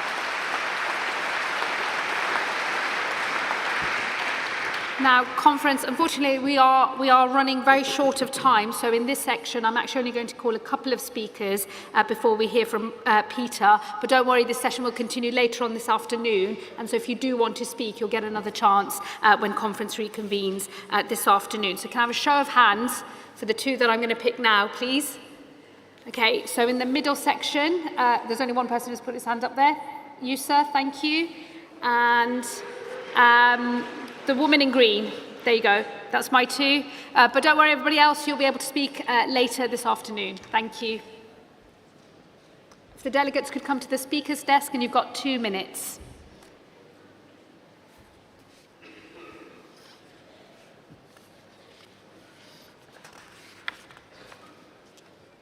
Conference and Chair, I'm Kerry Cassidy, here as a delegate for ASLEF, the Train Drivers Union.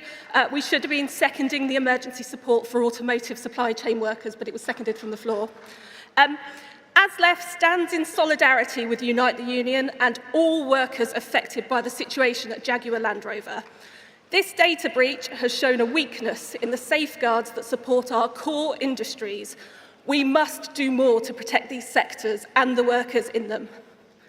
We welcome the government's decisive action over the weekend, but it is now vital that our long-term industrial strategy builds in robust safeguards to protect this supply chain as it supports so many industries, from our railways to our steel sector. And we must give workers the guarantee that their livelihoods will be secure in the face of risks like these. Any pause in regular workflow at businesses like Jaguar Land Rover has a domino effect on the wider network. As the trade union for train drivers, ASLEF has seen firsthand the impact on the supply chain. The interruption of car production at Jaguar Land Rover has affected the transport of steel coil for body pressings, which has resulted in train traffic supplying both steel and completed cars to the docks for export being halted. Rail freight companies will continue to see a drop in businesses while this situation is ongoing, impacting other industries who rely on these parts and potentially the jobs of ASLEF members. The rail freight industry is a huge part of our supply chain, creating pathways for goods to reach customers and for businesses to export products, bringing billions into the UK economy. Our industrial strategy will only work if it protects all businesses up and down the country. That means considering the wider reaching supply chain and the workers in those businesses. Conference, we ask on behalf of all workers and businesses affected that you support this motion. Thank you. Thank you, delegate. Next delegate, please. Thank you.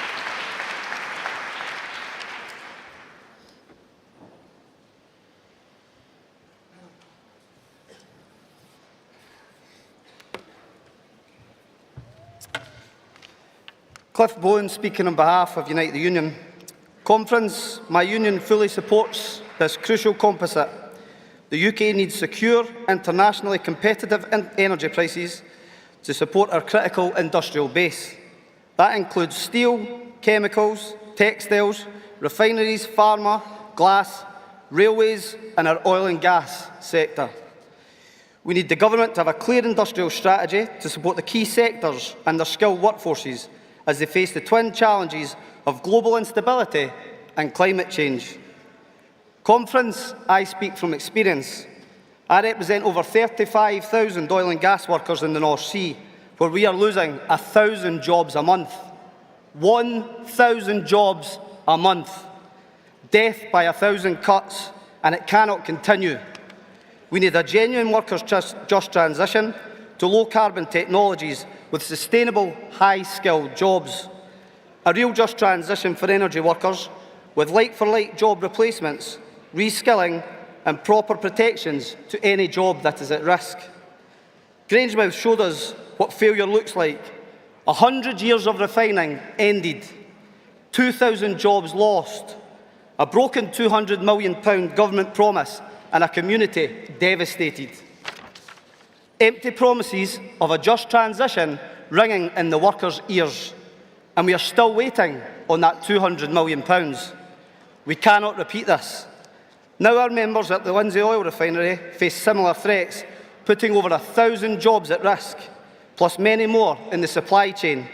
A disgraceful situation that needs government intervention and to be resolved. Conference, the transition to a low-carbon economy cannot be left to the market. There can be no ban without a plan. We demand a fully funded workers' plan for jobs at the heart of our industrial policy.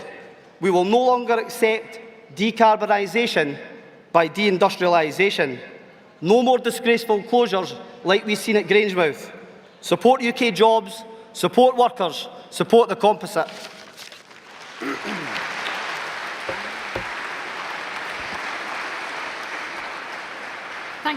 Thank you very much, Delegate. And again, if there are others who want to speak, you'll have another chance later this afternoon in the same debate. So, conference now, please welcome the Secretary of State for Business and Trade, Peter Kyle.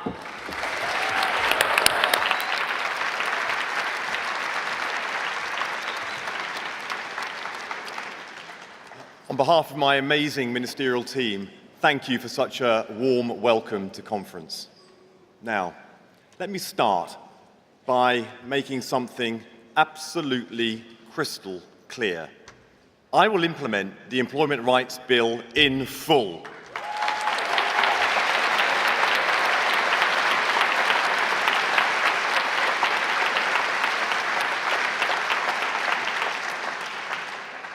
And conference, let me pay tribute also to the extraordinary work of Angela Rayner, not just on this bill, but for so much more too. We are eternally grateful to all that she has given to our movement. Now, I believe in public services. It's what brought me into this movement in the first place. And I also believe in the success of British businesses too. You see, I don't believe that you can have one without the other. And Britain only succeeds when it gets the best from both. Businesses and workers, public and private, manufacturing and services, traditional and new. You see, conference, to be pro-public services, you have to be pro-business too. This is why we have an industrial strategy launched by Johnny Reynolds, which will make all parts of our country better off. So when Jaguar Land Rover was hit by a cyber attack, and I look at the countless businesses in the supply chain that are being affected, being pro-business means doing what we can to ensure that the automotive sector can succeed. Conference, last week I visited Jaguar Land Rover.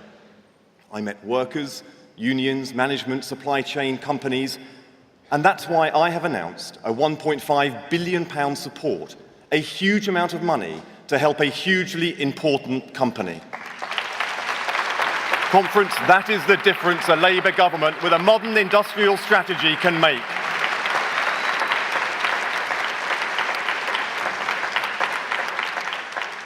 So, my dad grew up just 2 miles away from here in Wavertree. He left school at 14.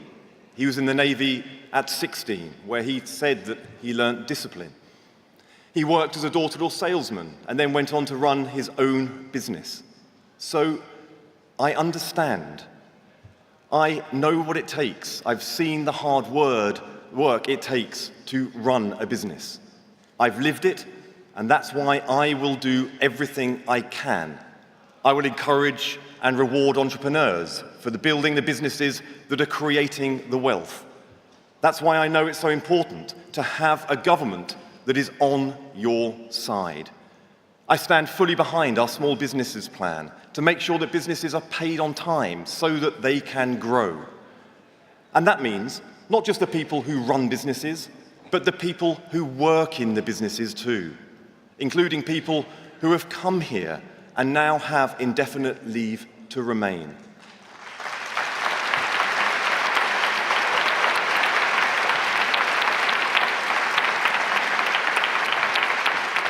So, on your behalf, let me say something directly to them. You are welcome, you are valued, and you do a great job for Britain. Whether you are a health worker, a management consultant, whether you're a social worker or a musician, we thank you.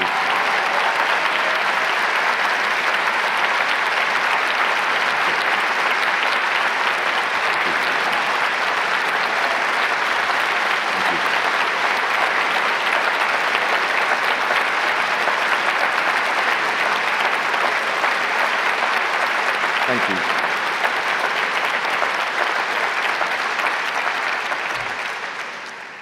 So how do I know I'm right about this? Because Nigel Farage thinks I'm wrong. And that's also why it's important that we have digital ID.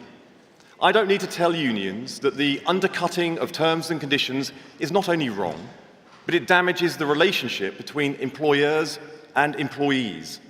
Digital ID cards are part of the fight against cheap labour, undercutting business and unions who play by the rules. And to those employers who exploit people for a quick buck, let me be clear. Your days are numbered.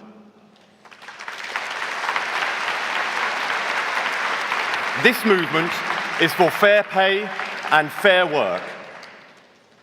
Conference, no one said that government would be easy. And I know that sometimes we've made it look unnecessarily hard. But governing is hard. And it's hard because you have to take difficult decisions. Everyone knew that there was no money. And the heart of my job is to help grow the economy so that we have more money to deliver the services that we all want and our country deserves. But at the beginning of this journey, we have to do things that are tough. We have to deal with people that are hard. We have to engage with people that don't believe what we believe. We have to respect people with whom we have honest disagreements. Because if we don't forge strong global relationships, our businesses cannot fulfill their potential. Our economy cannot grow, our country cannot get better. Now, I want to thank the team at the Department for Science, Innovation and Technology. They will have already found out how brilliant their new Secretary of State, Liz Kendall, is. The opportunity for me to be fully immersed in the future technologies was eye-opening, and that experience will stay with me in this job too. So I want to say a few words about AI and the impact I believe that it will have on the future of businesses, the workforce, the country more generally too. We cannot be the party that tries to live in the past. Now that space is already occupied by Reform and the Tories. We are the party of the white heat of technology. We are the party of progress. So it falls on us to facilitate the future. We cannot stop AI from changing our economy no more than we can hold back the tide. But we can use the power of government to harness it and to shape it. And this Labour government will leave nobody behind.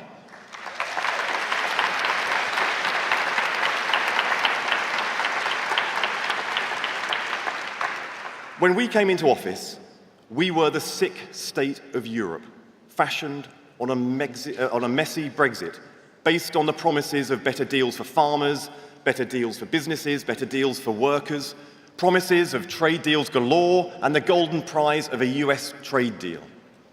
Now, in less than 12 months, Keir Starmer has re-established Britain back as a powerhouse on the international stage.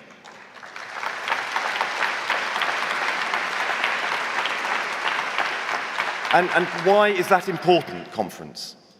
It's important because it allowed us to do the first USA trade deal, a deal that meant safe jobs and greater opportunities to export. It allowed us to do new trade deals with Europe to begin to correct the terrible damage done by the Conservatives. We have much more to do, but it is a good start.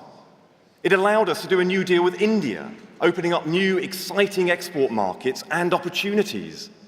And Conference, it has meant that companies who would not look at this country 15 months ago are now investing in our future, our jobs, our people. So we welcome the investments of Microsoft, £22 billion investment, their largest ever into the UK. Google, £5 billion. CoreWeave, £1.5 billion. Salesforce, £1.4 billion into our country. And why are they coming here? They're coming here because of a Labour government.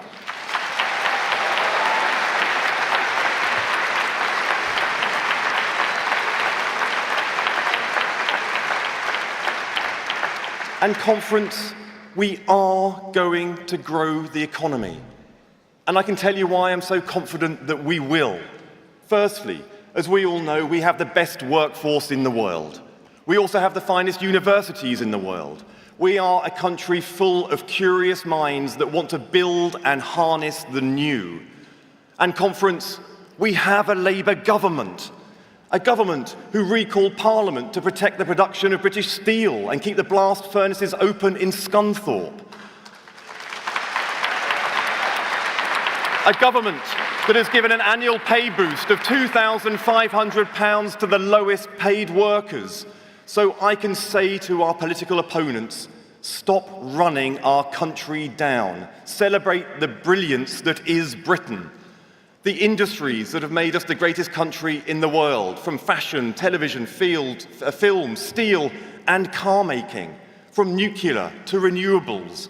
So let me say to the scientists, the entrepreneurs, the wealth creators, if your country doesn't want you, Britain is a country that does welcome the best and the brightest.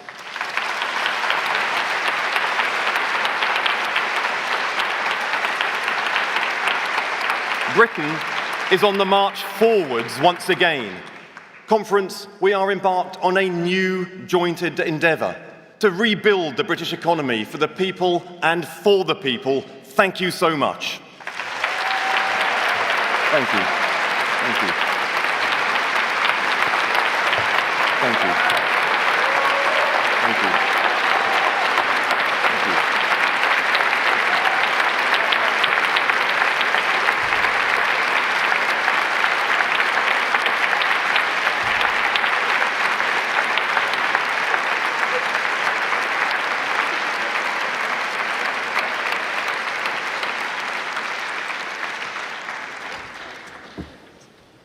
Well, a very well-deserved standing ovation there for Peter, and he also walks away with some exceptional merchandise, which thank you very much, GMB, for that. Maybe there's one for the rest of the Cabinet as well, please. Just one point of clarification, folks, before we move on, and that is just that there are going to be votes on all composites at the end of the day. So you've got lots of voting to come later on as well. So we are soon going to hear from our Chancellor of the Exchequer, but before we do so, we're going to see a short film. I call the Chancellor of the Exchequer. This government was given a mandate to restore stability to our economy and to begin a decade of national renewal.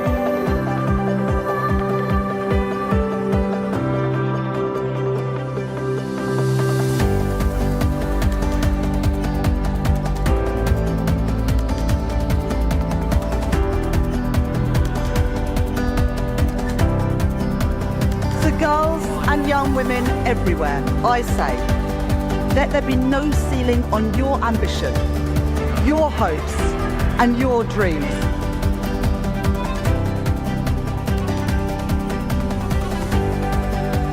The minimum wage up, real wages up, house building up, NHS investment up, investment in our schools up, investment in our roads up, defence spending up. Fixing the foundations of our economy, investing in our future, delivering change, rebuilding Britain.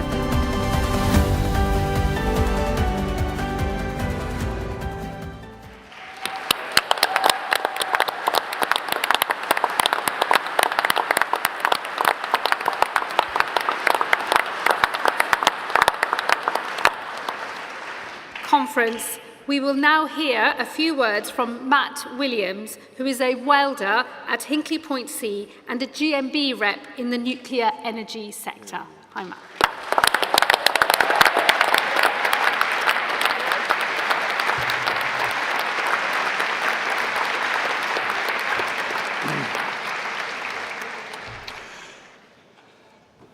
Conference, I must admit, I forgot my suit.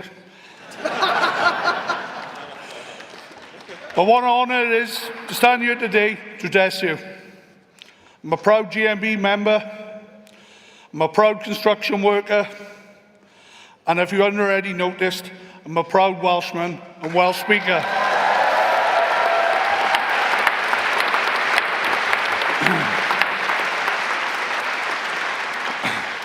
I met Rachel at GMB Congress, where she made the announcement government were going to build Sizewell C nuclear power plant, investing in the biggest nuclear building programme in a generation, and investing in us. When I heard the promise, I felt honoured and excited. Delighted that our union voices have been heard alongside the rest of industry. This Labour government have shown the public something the Conservatives never did.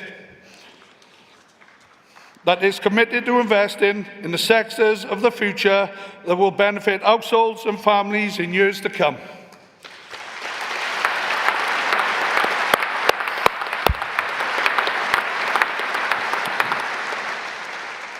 That this will champion workers, create opportunities, giving them good, quality, skilled, unionised jobs.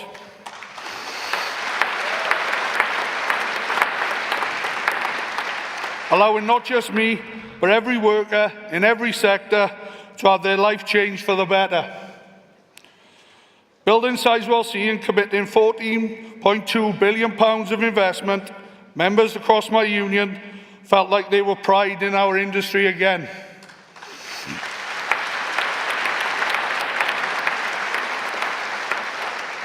After 14 years of false promises, we finally felt heard.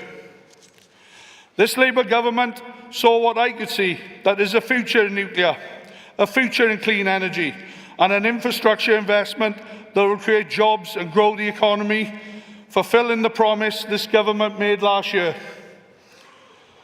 Rachel's actions made one thing clear.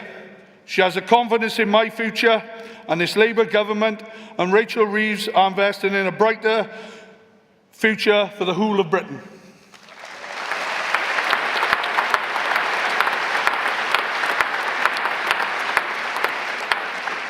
This is the difference with a Labour government.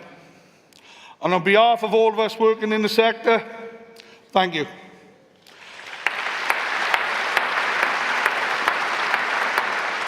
And I hope you really understand why it's my greatest pleasure to introduce the Chancellor of the Exchequer, Rachel Reeves.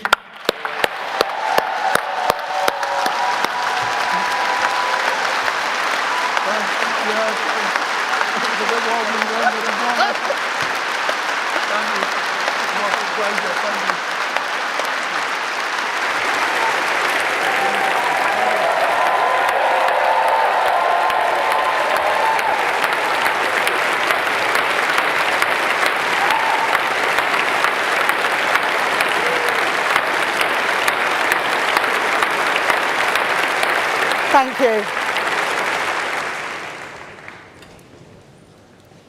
Thank you, Conference, and thank you, Matt, for that incredibly kind introduction. Your enthusiasm alone could power half the country for many years to come.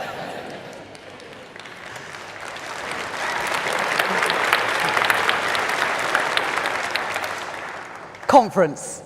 In June, at the GMB Congress, I was proud to announce this Labour government's full backing for Sizewell C, a landmark investment in a new era of nuclear power.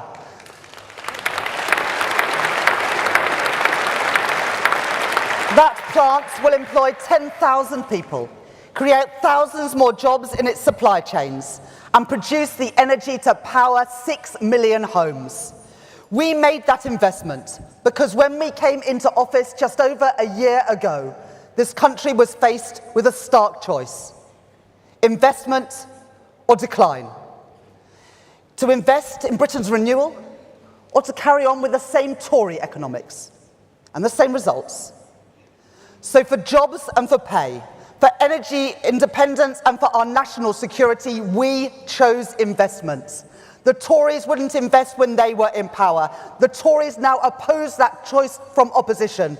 So, Conference, don't ever let anyone tell you that there's no difference between a Labour government and a Conservative government.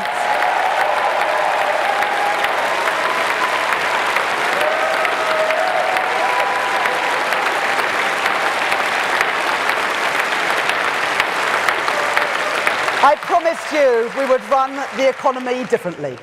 No longer would we turn a blind eye to where things are made and who makes them, or shrug our shoulders when the national interest is on the line.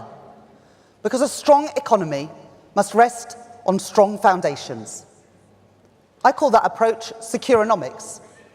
That's why, when the shipbuilder Harland and Wolff was in danger, we chose to step in, to guarantee a future for shipbuilding in Belfast, in Devon, and in Fife. And I am proud to see the British shipbuilding industry going from strength to strength. With just last month,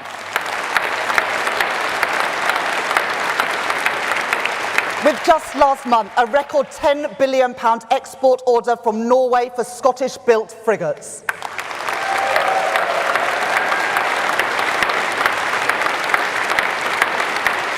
It's why we're taking action to protect the automotive industry, the jewel in the crown of British manufacturing, with a £1.5 billion loan guarantee to support Jaguar Land Rover, provide certainty and support for the jobs in its business and in its supply chain.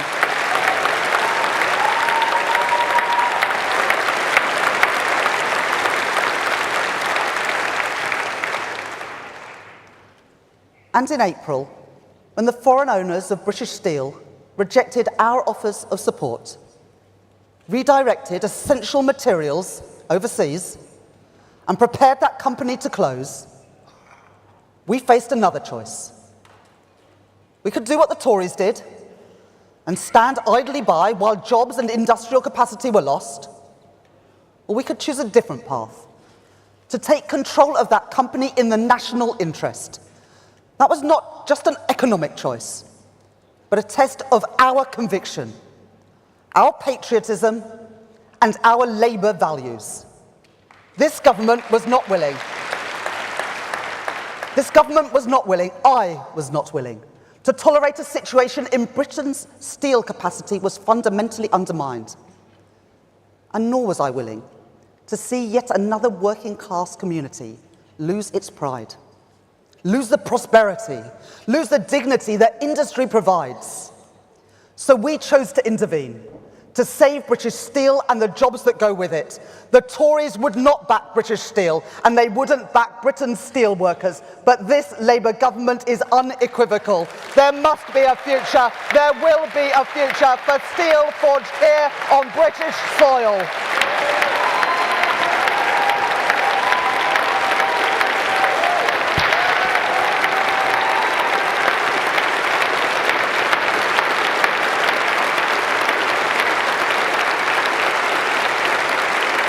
Today, I can tell you more.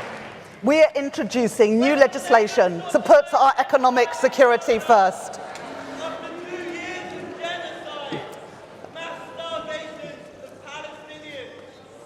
We understand your cause, and we are recognising a Palestinian state, but we are now a party in government, not a party of protest. And I'm proud to stand here as your Chancellor. The Chancellor that's increased the minimum wage, a Chancellor that is introducing free breakfast clubs and free school meals, a Chancellor that's overseen 5 cuts to interest rates. That's the difference we make, and that is the difference we make in power, not through protest. Our party has changed, and that is why I am standing here, proud to be your Chancellor of the Exchequer.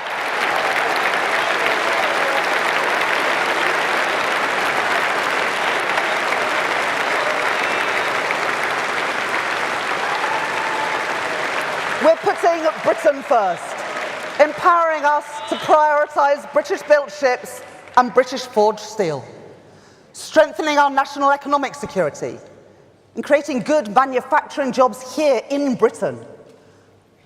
Because where things are made and who makes them does matter.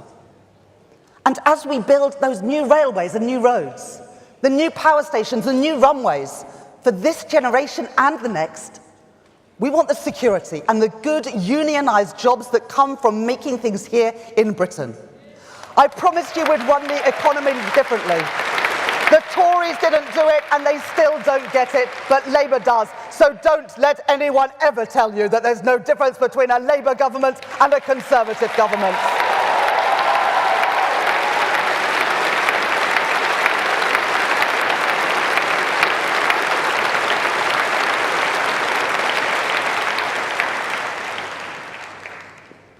there is one reason why we have the power to make these choices. It's not a matter of luck or a routine swing in the political pendulum. It is because, thanks, Keir, to your leadership and to the efforts of countless people in this hall and beyond, that we earned the privilege to serve. Because we, every one of us, gave our all to regain the trust of the British people, to earn this precious chance to put our values into practice. Let me tell you what brought me here and what gets me up every morning. Let me tell you what I believe in and what drives me. Conference, you know where I come from. My mum and dad were primary school teachers, and I'm really proud of that. I know how hard they worked to give all the children that they taught the very best start in life. I know how hard all our teachers work. And I know parents' hopes and fears when it comes to their kids. I feel them for my own. But ordinary families find themselves fighting against a system which hoards privilege at the top, leaves too many working class kids behind. I joined the Labour Party almost 30 years ago now, because I could see that the Conservative governments I grew up under in the 80s and 90s, they didn't care much about schools like mine. Ellie knows that too. They didn't care much about the kids we grew up with. Textbooks rationed, libraries closed, kids herded into porter cabins, their prospects written off. I joined our party because I wanted to change all that.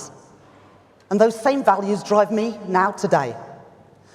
Conference, I believe in a Britain founded on contribution, where we do our duty for each other and where hard work is matched by fair reward. I believe in a Britain based on opportunity, where ordinary kids can flourish, unhindered by their backgrounds. And I believe that Britain's real wealth is found not only in the success of the fortunate few, but in the talents of all our people, in every part of our great country. But Conference, we all know that our shared values can only achieve things for ordinary people if we have the power to act on them and a credible plan to put them into effect. A plan fit for an uncertain world in which we find ourselves, not for the world that we wish it might be.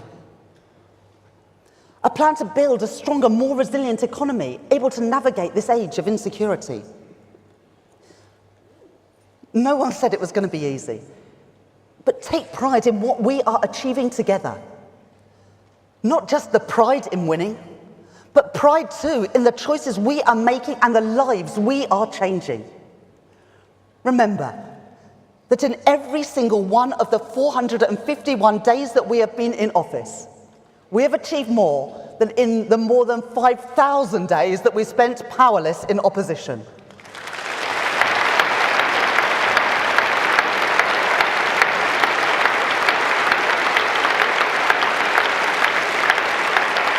Every day since the 4th of July last year has brought with it a chance to change Britain for the better. Creating Britain's first genuine living wage, getting spades in the ground on new road and rail projects, backing our communities to strengthen pride in place, including here in Merseyside with the reopening of Southport Pier, investing in homegrown British energy, freezing fuel duty, capping bus fares, recruiting new neighbourhood police, opening school breakfast clubs, expanding free school meals, lifting 100,000 children out of poverty as we do it, and delivering a pay rise, a deserved pay rise, to our nurses, our teachers, our police and our armed forces. And Conference, we're making the NHS fit for the future too, with £29 billion a year towards its day-to-day funding, a record cash investment, the NHS, created by a Labour government, protected by every Labour government, and renewed by this Labour government.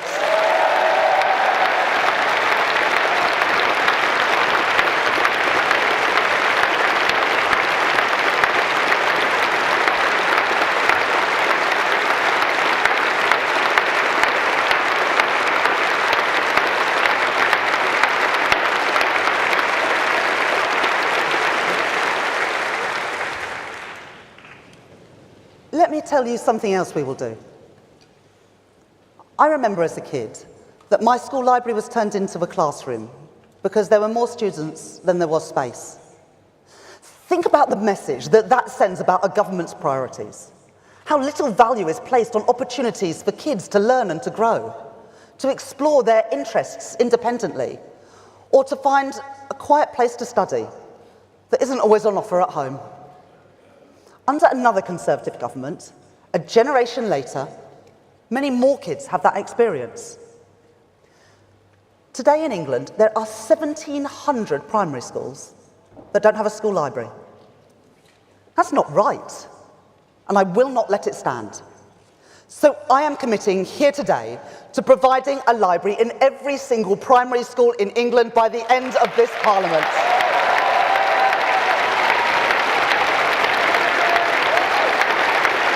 That is a statement of my values. That is a statement of the value that this government places on all our children's futures.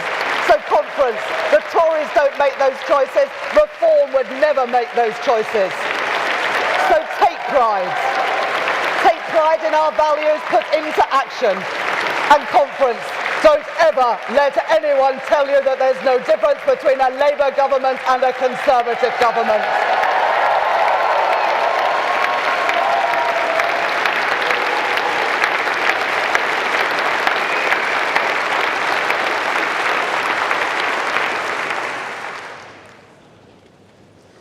Remember how it felt to look on as the Tories took our country in the wrong direction. Austerity, the botched Brexit deal, the mini-budget, school roofs crumbling, NHS waiting lists soaring, 5 prime ministers, 7 chancellors, the worst parliament on living standards ever. Our institutions and our country's very reputation in tatters. And never forget what they did during the pandemic. While we were kept apart from our loved ones and feared for our families, the Conservatives partied in Downing Street and dished out contracts to their friends and to their donors. We are still paying the bill for their waste and their cronyism.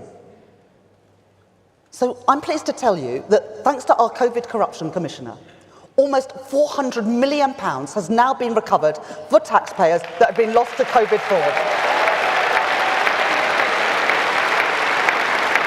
And we will continue that fight. And we will continue that fight to recover more from those PPE contracts that failed to deliver. But we won't stop there. In the coming months, we are bringing in additional new powers to investigate and recover more money from fraudsters who have ripped off the government and ripped off our public services.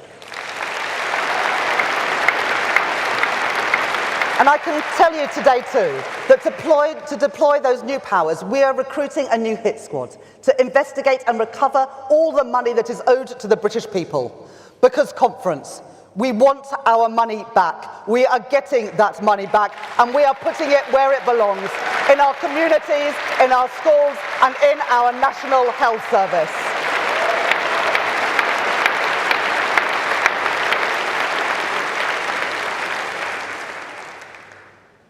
But the most enduring consequences of the Conservatives' time in office come from their economic failure. They made Britain poorer. They made working people poorer. And they left our public finances in disarray.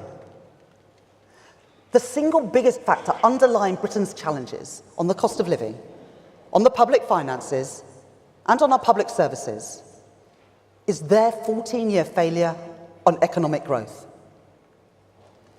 If the UK economy had grown at just the average of other advanced economies in those 14 years, our economy today would be £140 billion bigger.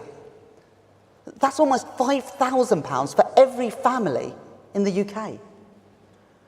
Our economic renewal will rest on stability to keep taxes, inflation and interest rates as low as possible. Economic reform to unlock the contribution of businesses and working people, and investment in every part of Britain. Each day, I see a country primed for economic success. a skilled and committed workforce, world-class universities and innovative businesses. But the Conservatives and Reform, they want you to believe that our economy is broken, that our best days lie behind us, that decline is inevitable. I fundamentally reject that. It's not the country I see around me, not the future that I believe in. I know that things are still difficult. Bills are too high. Getting ahead can feel tough. And there are still too many obstacles in the way for businesses. And so our central economic objective is to change that. Growth to improve living standards is the challenge, and investment is the solution. By overhauling our planning system, reforming our pension system, launching Britain's very first national wealth fund and a modern industrial strategy, and signing new trade deals to back our manufacturers and our exporters, with India, with the United States, and with our closest neighbours and allies in Europe. Just this month, thanks to Keir's hard work, we secured £150 billion of overseas investment just from the United States. I have never believed the Tory mantra that the best thing that a government can do is to get out of the way. A strategic state must use its power to support jobs and growth, and that includes through public investment. Under the Tories, capital spending was always the first victim when the public finances came under strain. So in last autumn's budget, I changed those fiscal rules to support and to protect investment. And alongside that, because I know that too often our regions outside London and the South East have not had their fair share of spending decisions, I rewrote those rules to support investment in every part of Britain. In place of decline, we have chosen investment. Investment in defence and the good jobs that come with that. In Plymouth and in Barrow, in Aldermaston and Lincoln, on the Clyde and in Rosyth. Investment in energy, in nuclear power, yes, and in carbon capture and storage too. On the Humber and on Teesside, in Aberdeenshire and right here on Merseyside. Investment in transport, including the biggest ever investment in our city regions. We're investing here in Merseyside, with new links in St Helens and major investment in Merseyrail, including a new station at Liverpool Baltic. We're investing in Greater Manchester, with new tram stops in Bury, North Manchester, Oldham and Stockport. And we're investing in West Yorkshire to power ahead with a mass transit system, linking Bradford and Leeds, the largest city in Western Europe without a light rail or metro system, but not for much longer.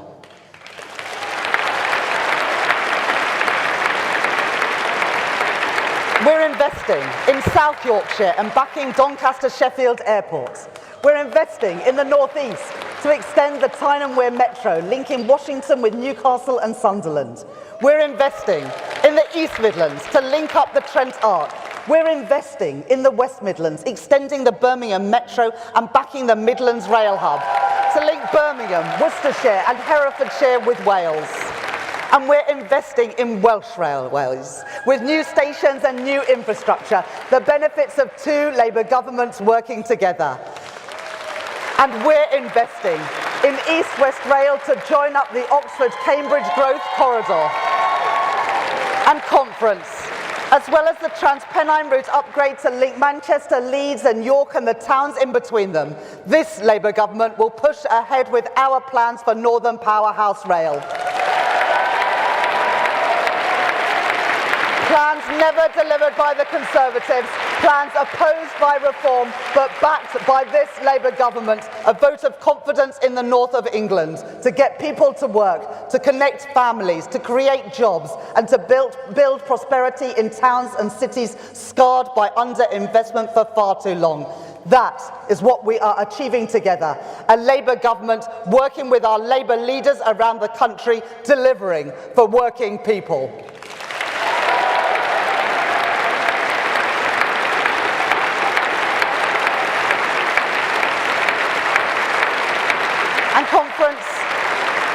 We're not just investing in defence and energy and transport.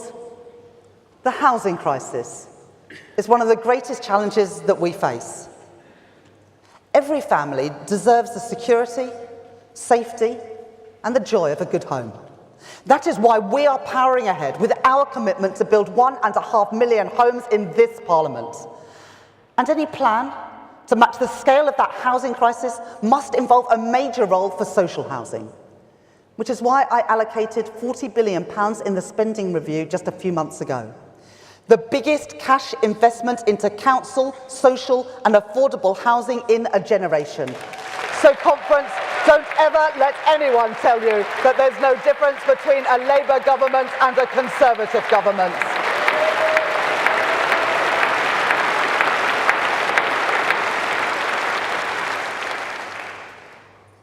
But, Conference, let us be clear. All that we are doing is only possible because we, all of us, put in the hard work to show the British people that we could be trusted to manage our economy. Because we were unequivocal in our commitment to economic responsibility. And I will never, ever squander that hard-earned trust. We were able to increase investment only because we remained steadfast in that commitment to economic responsibility. That is not a trade-off with our Labour values. It is essential to our Labour values. Because our ambition for Britain, our dedication to social justice, is not measured in the size of the deficit you are willing to run, but in the choices we make to defend and advance the interests of working people. And responsible management of our public finances is an integral part to that most basic mission. It is because of the stability that we have created that we have seen 5 cuts to interest rates since the general election. Mortgage costs coming down and hundreds of pounds back in the pockets of working people. Conference, every advance we make in getting the cost of living down is a Labour achievement, and we should take pride in that.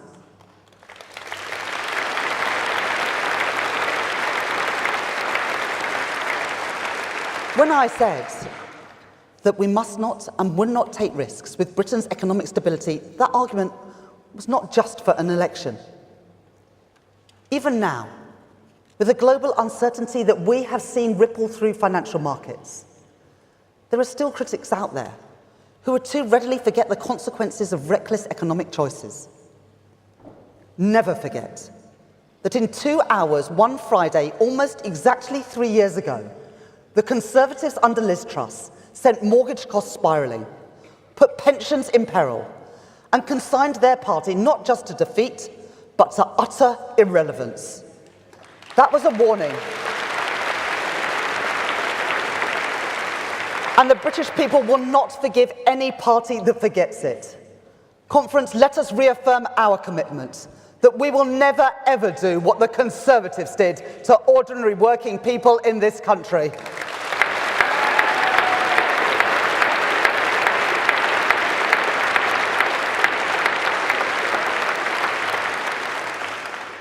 But I do know that there are still people who peddle the idea that we could just abandon economic responsibility, cast off any constraints on spending.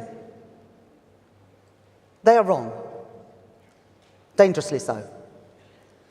And we need to be honest about what that choice would mean. Because when spending gets out of control, when market confidence is lost, that doesn't just show up in some OBR report and some difficult headlines a few months later. It is felt immediately in the growing cost of essentials and rising interest rates. And let me tell you, there is nothing progressive, nothing Labour, about government using 1 in every £10 of public money it spends on financing debt to interest. Billions of pounds every single year going towards repaying debt racked up by the Tories, paid to overseas hedge funds and investors. That's not how I want to spend public money. In the months ahead, We will face further tests, with the choices to come made all the harder by harsh global headwinds and the long-term damage done to our country, which is becoming ever clearer. Our first year in power was about fixing the foundations. Our second must be about building a renewed economy for a renewed Britain. A renewed economy that works for working people and rewards their contribution. A renewed economy where we reject austerity and support our public services. A renewed economy that supports investment, that gets inflation and borrowing down, and where we build growth in every part of Britain. I will make my choices at that budget. They will be choices to take our country forward. And whatever tests come our way, whatever tests come my way, I make this commitment to you. I will take no risks with the trust placed in us by the British people.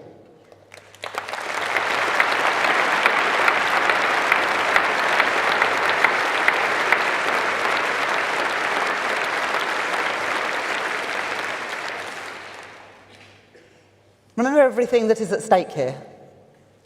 The single greatest threat to our way of life and to the living standards of working people is the agenda of Nigel Farage and the Reform Party. Whatever falsehoods they push, whatever easy answers they peddle, however willing they are to tear communities and families apart, they are not on the side of working people.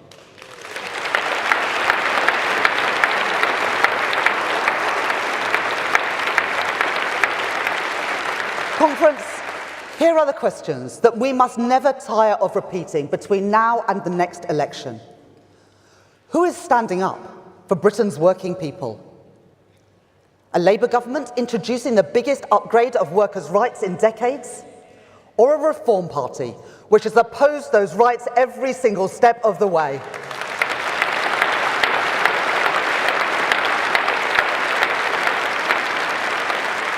Who is standing up for Britain's interests? A Labour government that stands with our allies, or a Reform Party in bed with Vladimir Putin?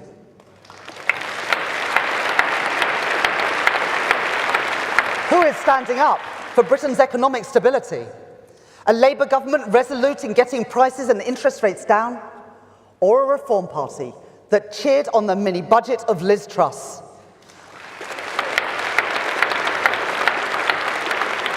Who is standing up for Britain's businesses?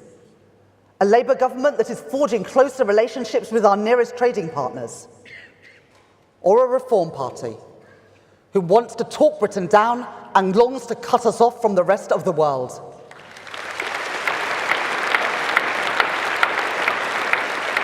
And who is standing up for Britain's National Health Service? A Labour government investing record amounts in our NHS, or a Reform Party opposed to the very principle of a publicly funded healthcare system free at the point of use? Every time, on every issue, it is Labour that is standing up for working people and standing up for our national interest.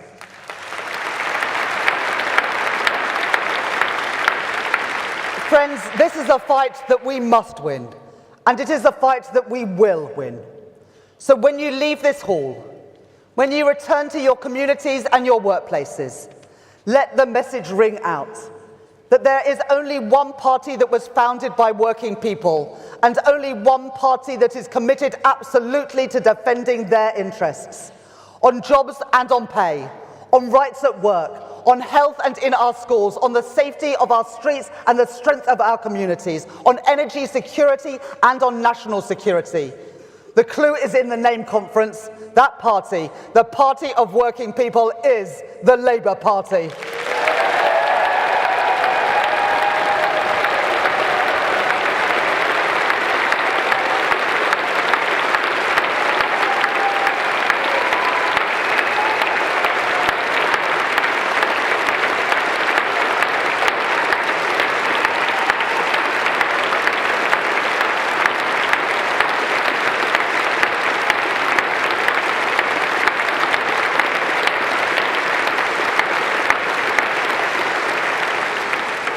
I'll tell you about my patriotism.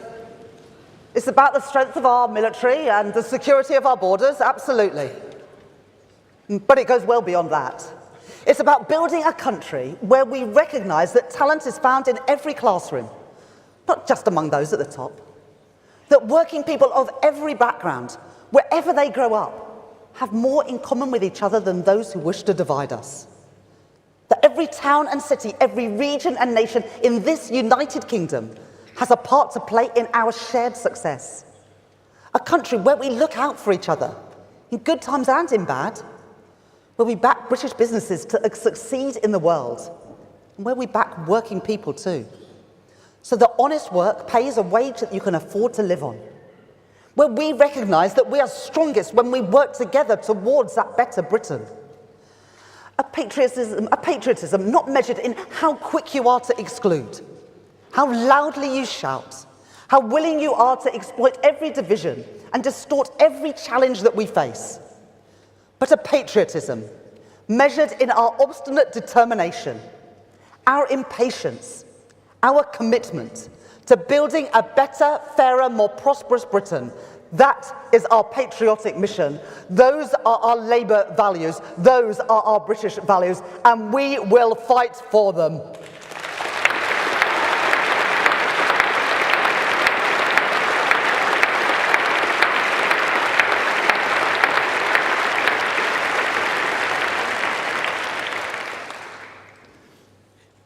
Conference, never forget who we do this for. Before the summer, I was at a breakfast club in the north of England. It was 8:30 in the morning, and there was a little boy sitting on the floor playing with his Lego.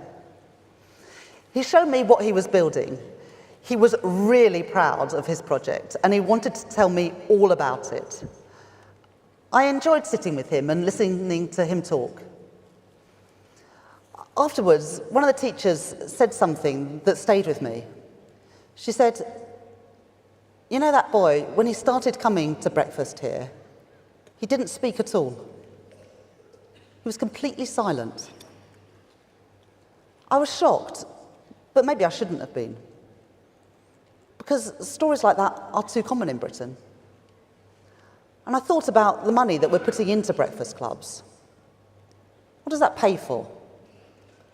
Some toast and cereal, maybe some juice, an extra hour of a teacher's time to keep an eye on the kids. But what does it actually buy? For that little boy sitting on the floor, absorbed in his Lego, it bought him more than food. It bought him an opportunity. The opportunity of time spent at school in a more intimate environment, where he could play and feel at ease. The opportunity to start the school day ready to learn. The opportunity of a better start in life, and with it perhaps the opportunity of a better future. Conference, that's what we all fight for. That's who I fight for. That's who this party is for. Kids like him, families like his. I know that there is much more to do, and I promise you we will do it. But we should take pride in the lives already being changed by the choices that we have made. And let me tell you, there is no greater champion for working class kids than my friend and my colleague, our Education Secretary, Bridget Phillipson.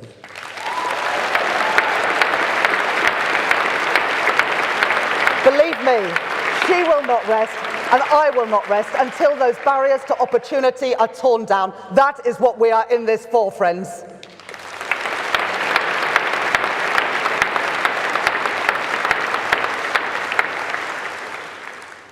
But those barriers don't just vanish the day a young person leaves school.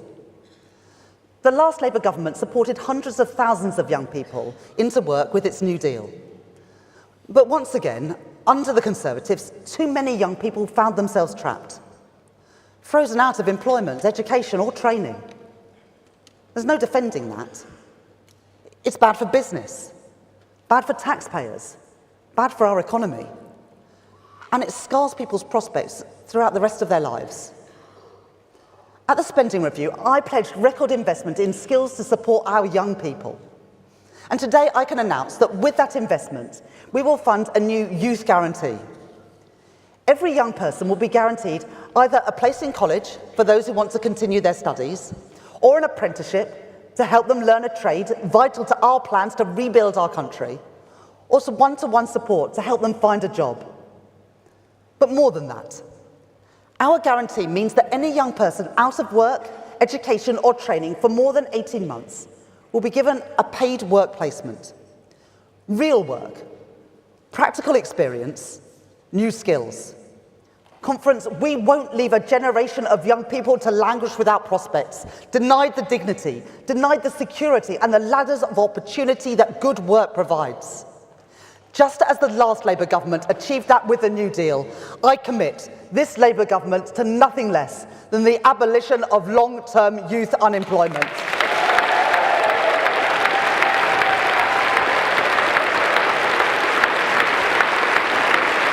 We've done it before, Conference, and we will do it again, and that is the difference that this Labour government is making.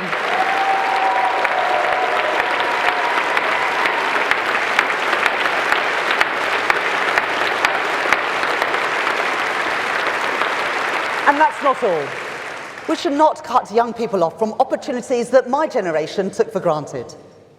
And that means rejecting the politics of isolation and division, for which our young people pay the gravest price.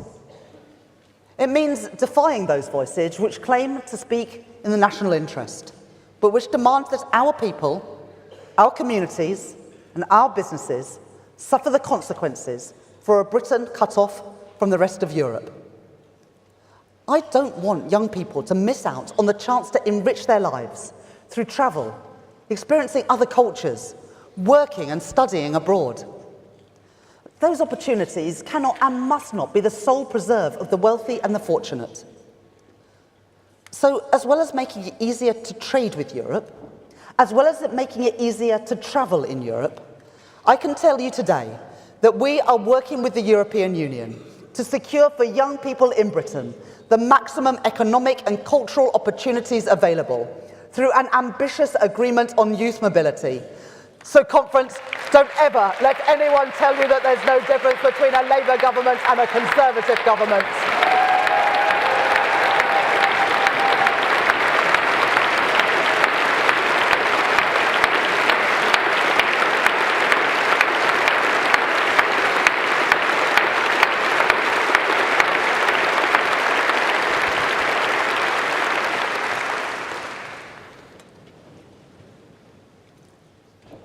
This year has brought its fair share of challenges for our party and our country. They won't be the last. We've turned our backs on the path of decline, and we've chosen investment. But there is further to go. So yes, I'm proud that under our watch, Britain has been the fastest growing economy in the G7. But is there more to do if we want prosperity in every part of Britain? Absolutely. I'm proud to have overseen wages rising by more in the first 10 months of this Labour government than in the first 10 years of the previous Conservative government. But is there more to do if we want to make working people better off? Absolutely. And I'm proud that we've recruited 2,000 new GPs, delivered 5,000 extra appointments and cut NHS waiting lists by more than 200,000. But is there more to do if we want an NHS truly fit for the future? Absolutely. And Conference, we are just getting started.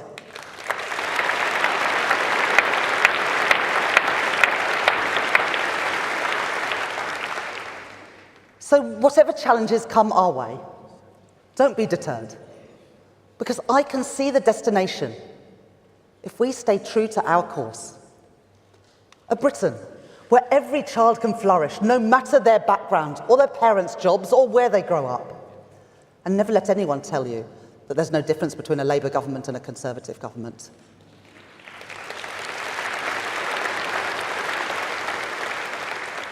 When people ask you, who is this government for?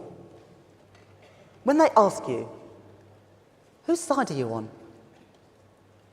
Then you can tell them, Go and ask the steel worker in Scunthorpe, the engineer in Barrow, the shipbuilder on the Clyde. Ask the mum on the living wage, going to work secure in their knowledge that her children will get a good start to the day. Ask the nurse who has had back-to-back pay rises due to this Labour government. Ask the business facing lower barriers to trade. And ask the patient finally off a waiting list because of this Labour government.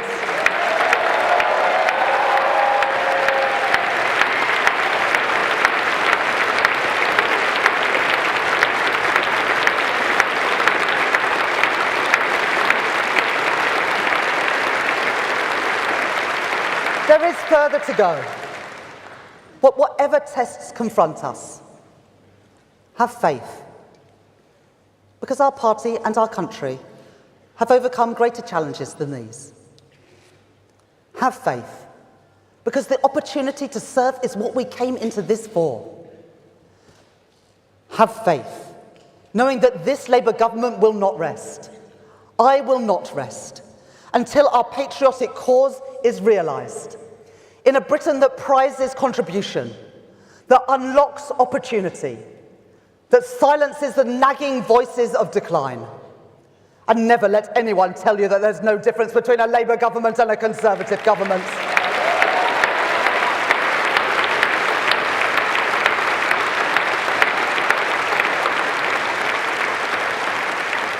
The world may throw challenges our way, but a better Britain is within reach. A Britain where the barriers to opportunity are torn asunder. A Britain able to look outwards with confidence, defiant in an uncertain world, powered by the contribution of its people, hopeful for our shared future. A proud Britain, a prosperous Britain, a Labour Britain. Thank you.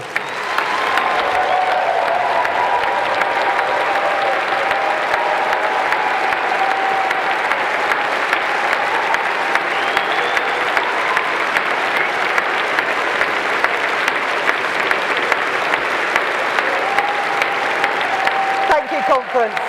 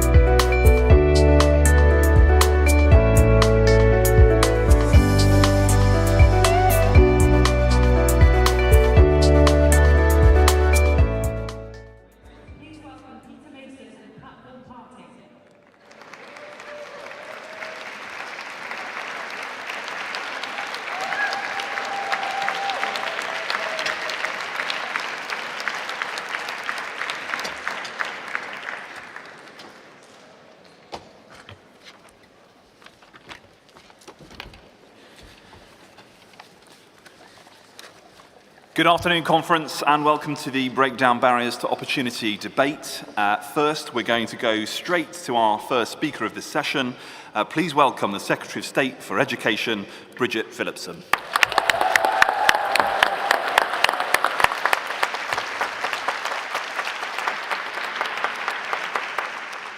Thank you, Conference.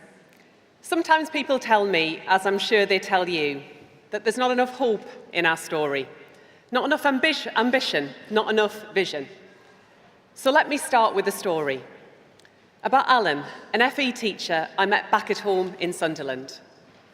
Alan had taught for over 30 years. The lads that came through his classes hadn't come from much. For many, Alan was the first father figure they had ever known. For many, their background dictated their destiny. No one had given those lads a chance. Now, so many of you know that story. For so many of us, that is our story. But Alan was different. Alan gave them a chance. He didn't just teach them a trade. He taught them to believe in themselves when they had given up. He taught them the power of opportunity, of education, to give them the freedom to choose their own path in life. And one day in the supermarket, Alan told me he got a tap on the shoulder. It was one of those students, one of those lost boys that Alan had nurtured, one of the many he had given the chance to train on a building project started by the last Labour government.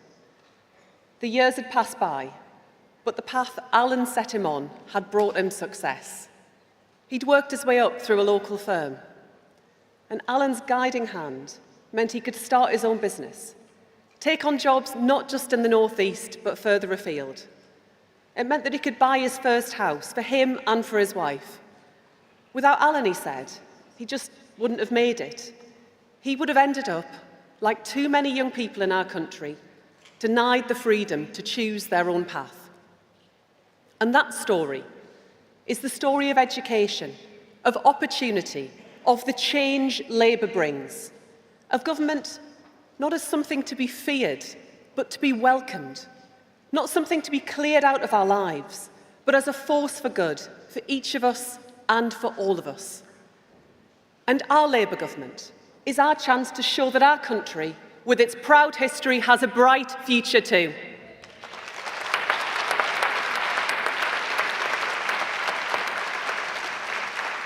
A chance at last to turn our values, equality, fairness, social justice, into action. A chance to show that education means opportunity for each of us and for all of us. Because extending opportunity, above all, means spreading the freedoms that for too long were the privilege of the lucky few. That is my mission. It is our shared mission. The freedom to choose your own path in life. The freedom to succeed, whatever your background, whoever your parents, and wherever you are from. The freedom to do the work that you love. Freedom from ignorance. Freedom from poverty, freedom from fear.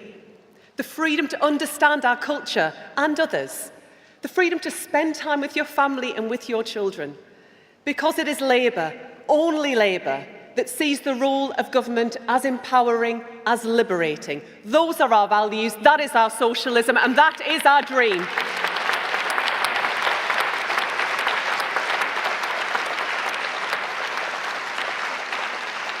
And Conference, something else.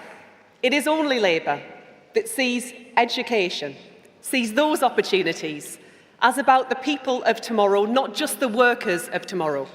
The artists and the scientists, the teachers and campaigners, the match goers and the museum goers, carers and parents, the activists, the volunteers, the voters.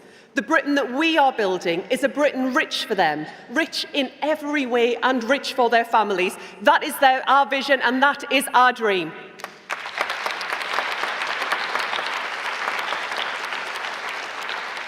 And Conference, in a darkening world, I am proud that our Labour Party, the greatest vehicle for social justice this country has ever known, is in government and is delivering so much of that dream. And just look at what we have already achieved together. Free breakfast clubs rolling out across the country, hundreds of new school-based nurseries opening from this autumn, Best Start family hubs, reviving Sure Start for a new generation, and ended the tax breaks which private schools enjoyed.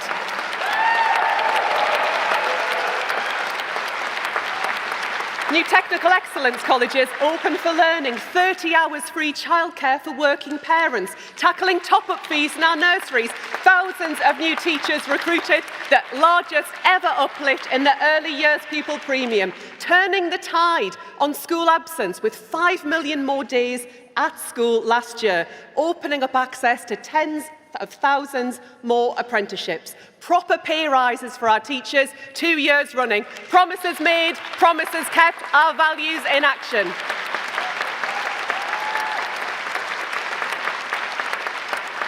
And so much more for us to look forward to.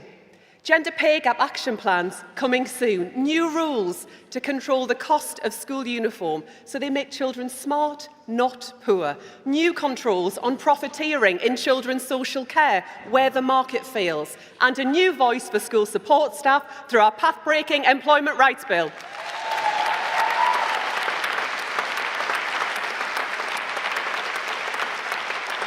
And free school meals for another 500,000 children, the change that we are bringing so our children have a brighter future.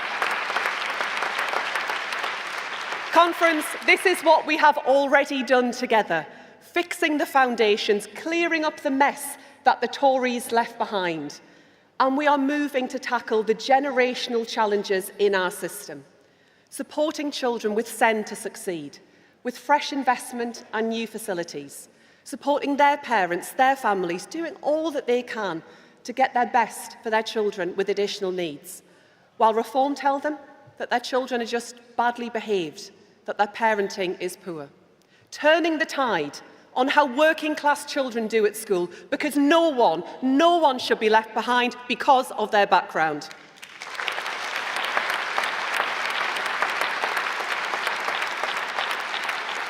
And when people tell me, as I'm sure they tell you, that there's not enough hope, not enough ambition, not enough vision, I say, come with me to a primary school. Come with me to a new breakfast club. Come with me to a nursery. See the light in children's eyes as Labour's choices light their world. See the relief in their parents' faces that they have at last a government driving down costs and on their side. See the way staff talk about having, after 14 long years, a government that backs them and trusts them. And last week, I was in Kettering, one of the seats that we won last year, visiting over 100 children at their free breakfast club. I saw the difference that we are making.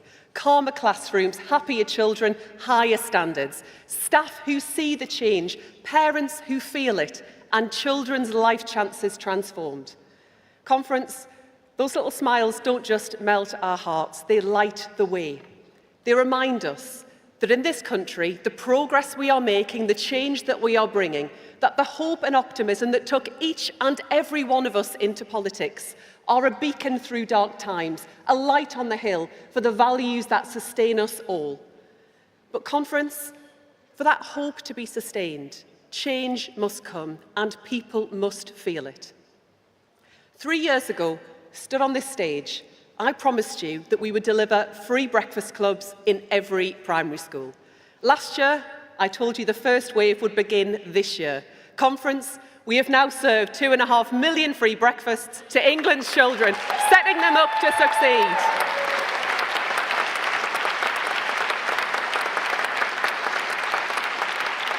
Giving their parents work choices and our children life chances. And this year, I am proud to tell you the full national rollout of our free breakfast clubs will begin from April, with more schools joining then and even more from September.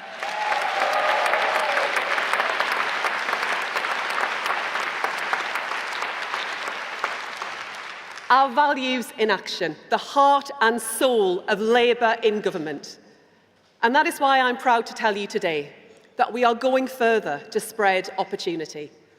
Conference, the Tories treated our amazing universities as a political battleground, not a public good. Labour is putting them back in the service of working class young people. Last year, I took the decisive steps we needed on university finances. So opportunity is there tomorrow for all who want it. But I know, you know, that we must do more. So that is why today I'm announcing that this Labour government will introduce new targeted maintenance grants for students who need them most.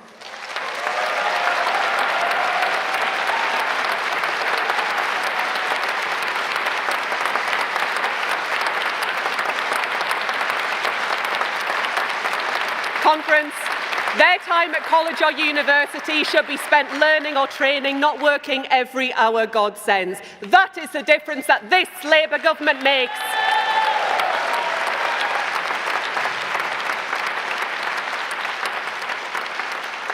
Conference, all of these changes, all this delivery, we do these things not simply to win elections. We do them because they are right, because we believe in them. Because time and again, we turn our values into action, in education, across government, in our mayoralties and our councils. And nowhere is that more important than bringing down child poverty, the moral mission of our time. For too long, poverty has cascaded down the generations, a stain that scars and shames our brilliant country. It is not inevitable, and tackling it is a choice. Labour chooses to drive it down to end it. I choose to drive it down to end it. It is a scourge I grew up with. It is a scourge I want to end. And that is why we launched the Child Poverty Task Force, which I am proud to chair. Conference, I am determined that child poverty will be lower at the end of this Parliament than at the start. And more than that, Conference, I guarantee it.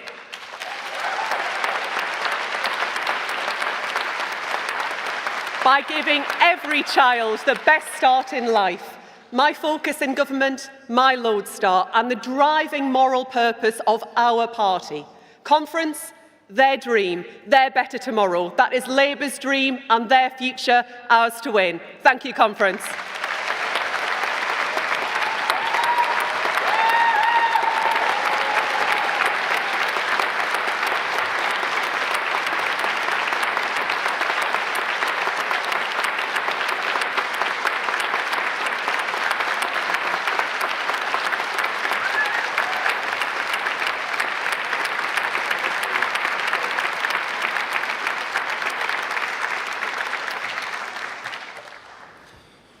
Bridget, thank you for that introduction to this debate. We now move to composite motion 7 on skills. That will be moved by Gedling CLP and seconded by West Bromwich CLP. So if delegates from those CLPs could please come forward and register at the desk to begin the debate. And once that's happened, we're going to move to speeches from the floor. So hopefully we have a delegate from Gedling.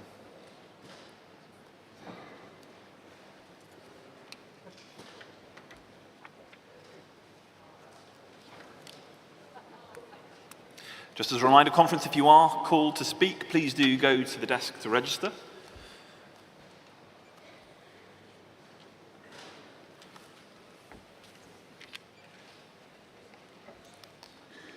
Delegate, you've got 3 minutes.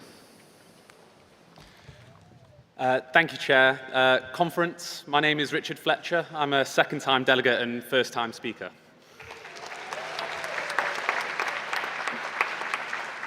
I'm moving this motion on behalf of Gedling CLP because skills are about social justice. For too long, working-class young people have been denied opportunities that should be theirs by birthright. 14 years of Tory austerity didn't just fail our economy, it's failed a generation. The Conservatives turned apprenticeships into a postcode lottery where your chances depended where you were born, not on your potential. Meanwhile, Reform UK, peddling division while offering nothing but economic chaos, hitting working families the hardest. Conference, we're already showing that Labour governments are delivering for working people. We've got rising apprenticeship numbers, prove that when we invest in working people, they flourish. Establishing Skills England will represent not just our commitment to democratic economic planning, but the Growth and Skills Levy will ensure apprenticeship providers focus their time on actually training people and not just pointless admin. But conference, we must be bold. This motion demands transformational change. Foundation apprenticeships that break down barriers give young person, regardless of background, that crucial first opportunity. A youth guarantee, because in a civilised society, no young person should face unemployment or exploitation. We need shorter, flexible apprenticeships that put workers' needs first, but don't stop businesses from actually creating them.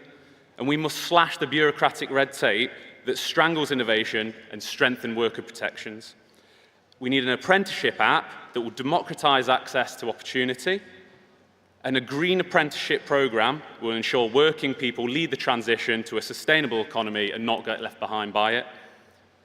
Conference, this isn't just about filling this, this isn't just about filling the skills gaps. This is about an industrial strategy with a social purpose. It's about ensuring that when we rebuild Britain's economy, we do it for all of us and not just a privileged few. We have a choice. It's either between managed decline or managed transformation. Let's choose hope over fear. Let's choose investment over austerity and opportunity over inequality.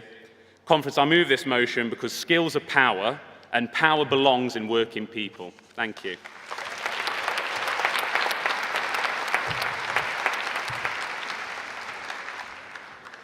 And to second the motion, West Bromwich.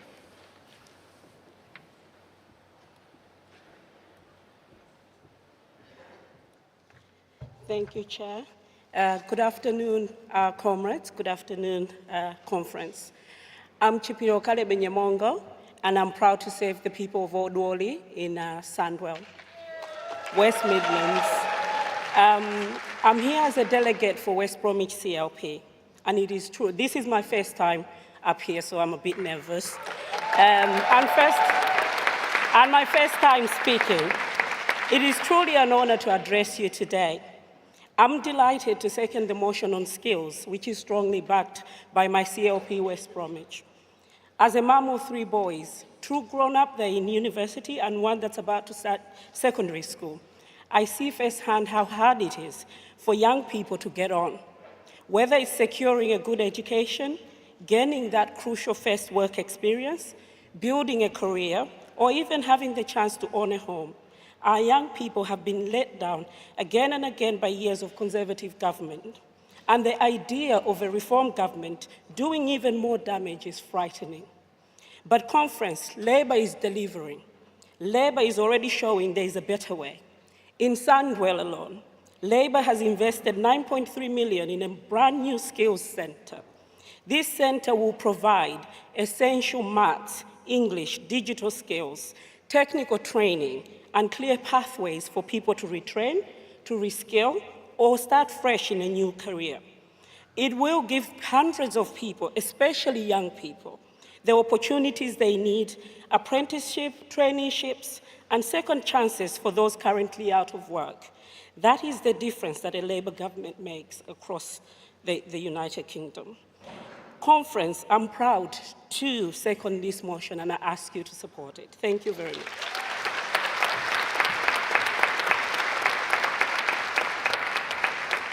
Thank you, Delegate. We will now move to speeches from the floor. I'll ask delegates to indicate, and we'll take them in rounds of 3. I see, let's go for a delegate. I should see a delegate there. Delegate blonde hair?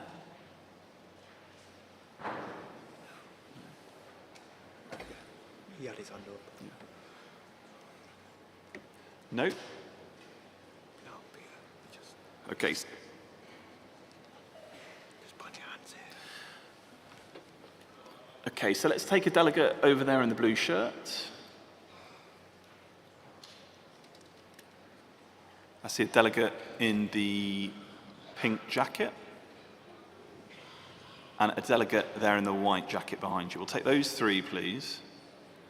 And then we'll go for another round after that.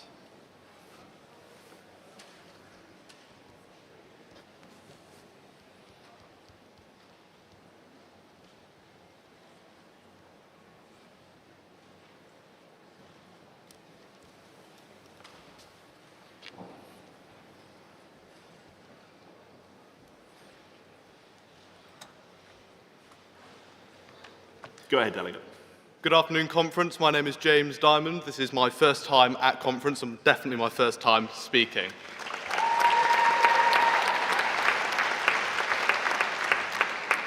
The education system, as I have experienced it, has offered two outcomes, those of immediate employment and those of university. But apprenticeship offers a third outcome, one which combines the quality of a university education with the immediate income of employment. I myself, in applying to university, I have had to deal with the immense costs of living in application, having to deal with accommodation, having to deal with tuition fees. Apprenticeships can circumvent these costs completely, and an expanded system of apprenticeships can give people like me, who had dismissed the opportunity almost completely, an opportunity to find an apprenticeship they are interested in an area they want to work in. The Labour Party is the party of inclusivity, and that especially means economic inclusivity. And that is what apprenticeships represent. They are a strong break from the traditional dichotomy of work or education. They offer a stable path to high-quality work for many of the most disadvantaged people in our population. I have seen many people in my age who would much rather be working with their hands than learning about the Battle of Hastings. Apprenticeships give people who are disinterested in a traditional education a chance to do an education which is useful and interesting to them. Fundamentally, these boost productivity as they give gainful employment. However, they are currently highly competitive and sought after, especially for young people barely out of school. It is an underexplored opportunity, and that is why it is the responsibility of this Labour government to ease the path to apprenticeship. We must rebuild the social ladder, which has been kicked out from under the feet of working people by the Conservative Party, who wish for the only path to success to be through a university education. As for Farage, he did immediately go into work, and that was work in commodities trading in the City of London. That is not a man who has the educational interests of working class people at the core of his message. However, the Labour Party does have those interests at the core of its message, and this is what a motion which supports apprenticeships does. So I call upon you, Conference, to rebuild the bottom rungs of that ladder so that people today can have the hope of a better future and a better life than their parents who came before them. Thank you.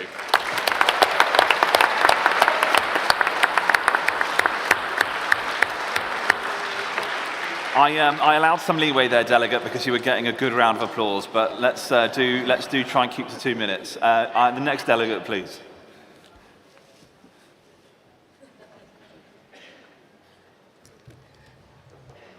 Good afternoon, Conference. I'm Philippa Roll from North West Hampshire CLP. I'm second-time delegate, first-time speaker. Thank you. I'm a director of an IT change and digital training company. Apprenticeships are an important and growing part of our service portfolio, and I'm so excited to see that they are at the heart of this Labour government's Break Down Barriers to Opportunity initiative. As a mentor of business analyst apprentices, I've seen firsthand how well-designed, practical, work-based learning programs, which are supported by employers, can unlock young people's potential. They grow not only in knowledge and skills, but in confidence and self-belief. And from my experience, they blossom. But apprenticeships must not be seen as a quick fix to a short-term skills shortage. They mustn't be seen as a source of cheap labour, as they were under the Tories, particularly for unscrupulous employers. They must be a catalyst for a talent pipeline, which will help our country's industries meet their current and future skills needs. As importantly, they must offer our young people from working class backgrounds truly life-changing opportunities. We need to seize this opportunity to move further and faster, to increase flexibility, reduce the barriers to entry, and slash that red tape, which does create an unnecessary admin overhead for training providers and apprentice employers. We also desperately need to modernise the platforms which support our apprentices' learning journeys. Apprentices are our leaders of tomorrow, and Conference, I recommend you support this motion. Thank you. Thank you, Delegate.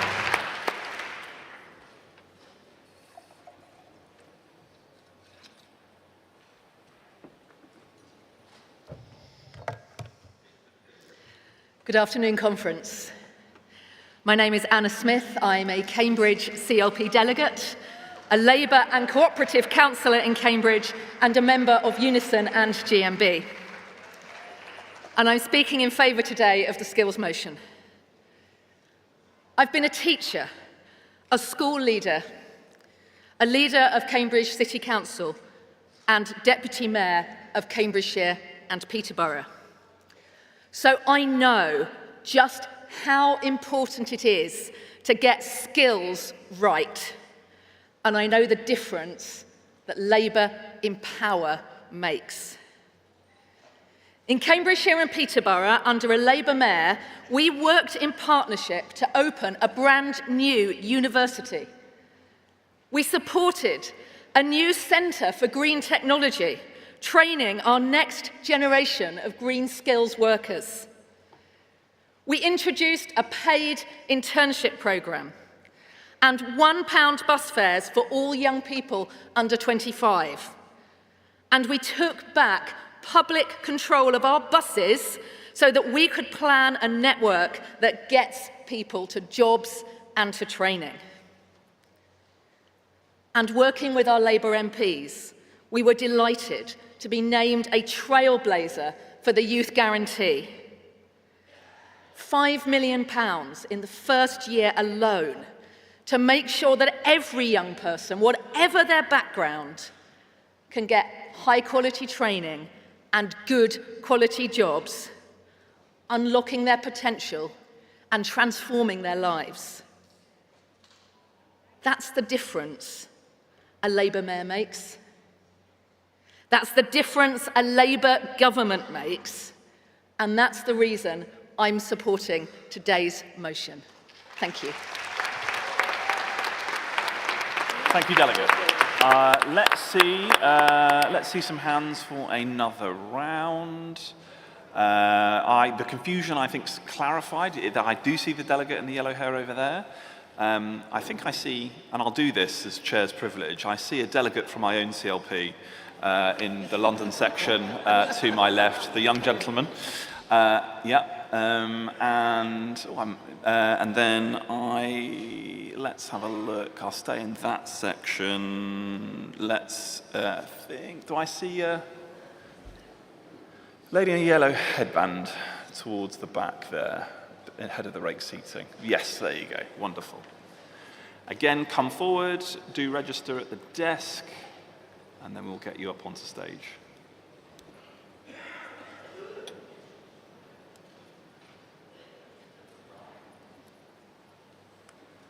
Thank you, Delegate. You've got 2 minutes. Good afternoon, Conference. Lady with the yellow hair.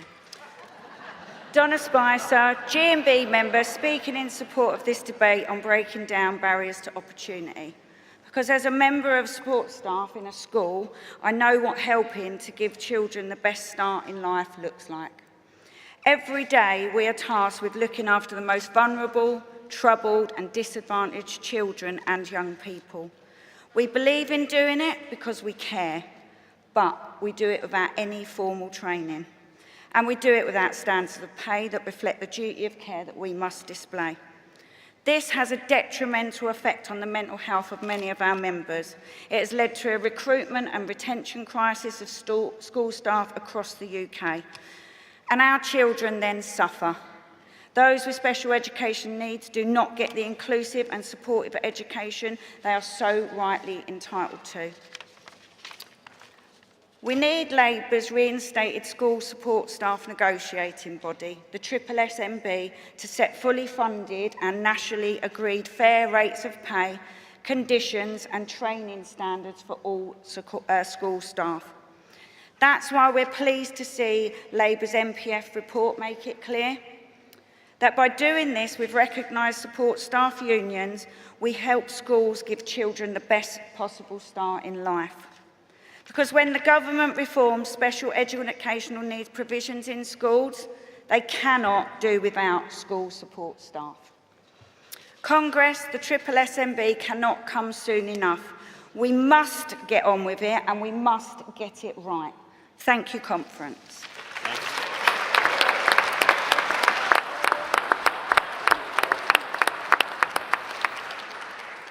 Okay, next delegate. Not from ICLP, I don't think, but it's very difficult to see from up here, Conference. But you're very welcome. You've got 2 minutes, delegate. Good afternoon, Conference. My name is Kyle Sewell and I am from Bromley and Biggin Hill CLP. I'm a second-time delegate, but a first-time speaker. I wish to speak in favour of this motion. I'm glad that Conference recognises that education and skills are important topics to debate. Sadly, last year, education was sidelined, but this year I'm glad to see that that isn't the case. As a trainee teacher, I'm passionate about providing children with an education that prepares them for adulthood. Many teachers will say that the current national curriculum, published by the Tories in 2013, is not fit for purpose. There is too much of a focus on the academic side and memory, rather than the skills side. I'm glad that Labour recognises this, and I welcome the curriculum and assessment review that the government is currently undertaking. We need to equip the future generation with the skills that are needed to make our great country even better. How are we supposed to build 1 million homes if we don't train up the builders? How can we encourage young people to become creative thinkers if we don't provide them with the opportunities to learn how to paint, to sculpt and to craft? I'm excited about the future of the education system. This motion and the actions of this government shows that I'm right. Thank you.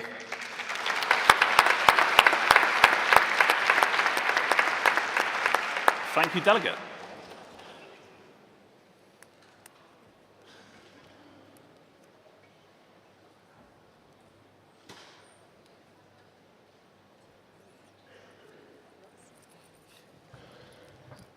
Thank you. My name's Nina Sharma. I'm from Coventry CLP, Coventry East. Thank you very much. First time speaker, second time delegate. Right. So, I want to tell you a story about a young boy I knew. He came to Coventry from London. His family left London as they were worried for their son. He was involved in crime, carried a knife, sold drugs, and stole credit cards. His mum and dad did not know what to do. He came to my school, a pupil referral unit. I got to know him and we talked about his life, the journey he was on and the trouble that lay ahead. He listened, but he did not hear. He was put on a tag to limit his movement, to stop him from going to London. He was arrested, rearrested, and rearrested again. He worked with youth justice, but things still did not change. 4 years later on, I am no longer teaching, but working for Children's Services. I'm sitting in the council building foyer. I look up and see this face smile at me. I smile back. He says, "Miss," I say his name, and we hug. I ask him why he was here. Now, this is why the story has meaning. My student is a man, a new journey he has started. He's on an apprenticeship, thank you to Labour. He's got an apprenticeship, the first one in the country. He's now working with Coventry Youth Justice. They saw his ability. They saw his ability, his skill and knowledge. They gave him a future, direction and a place to belong. This motion gives him hope. This motion gives hope to our youth. It gives them a future, a place to grow their skills. This motion is what makes us Labour, a party that believes, invests and delivers. Please pass this motion. And Bridget, come to Coventry and meet him. Thank you, delegate. Thank you. Thank you, delegate.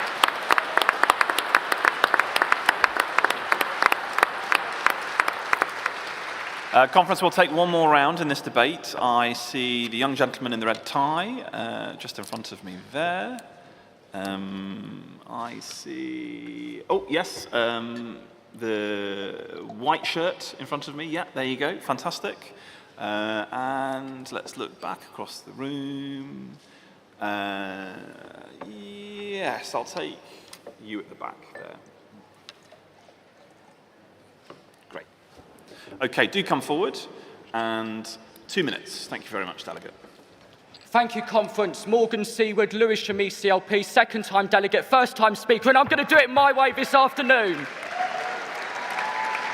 Thank you.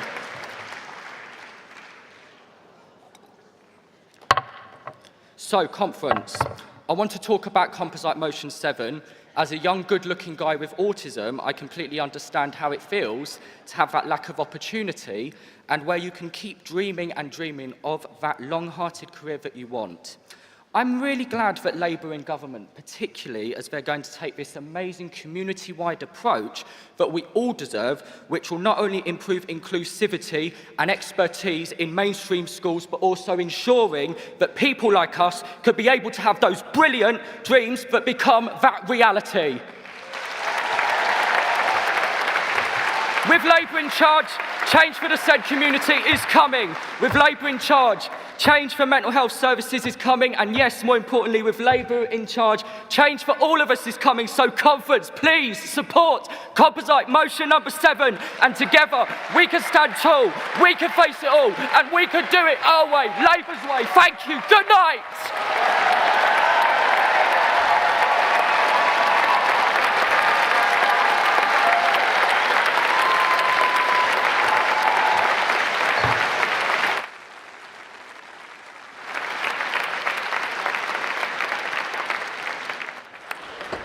Fantastic. Well done, Delegate. Fantastic. Right, let's have our next speaker.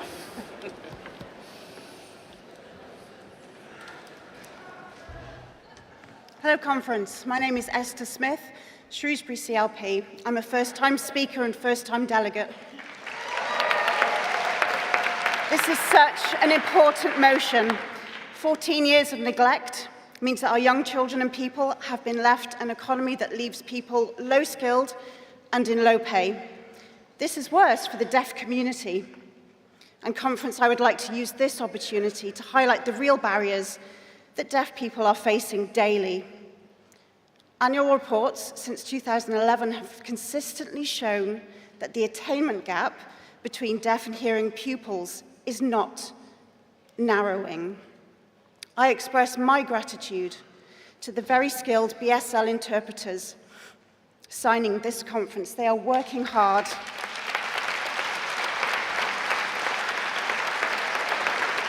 Thank you, Labour, for including the signing deaf community. You are making Britain fairer and more united. I ask Bridget and the Labour government to not forget our deaf children and young people. Let's use our position to put children with SEND at the heart of everything we do. So, Conference, please support the motion, but also call on the government to do more for our deaf children and young people. Thank you.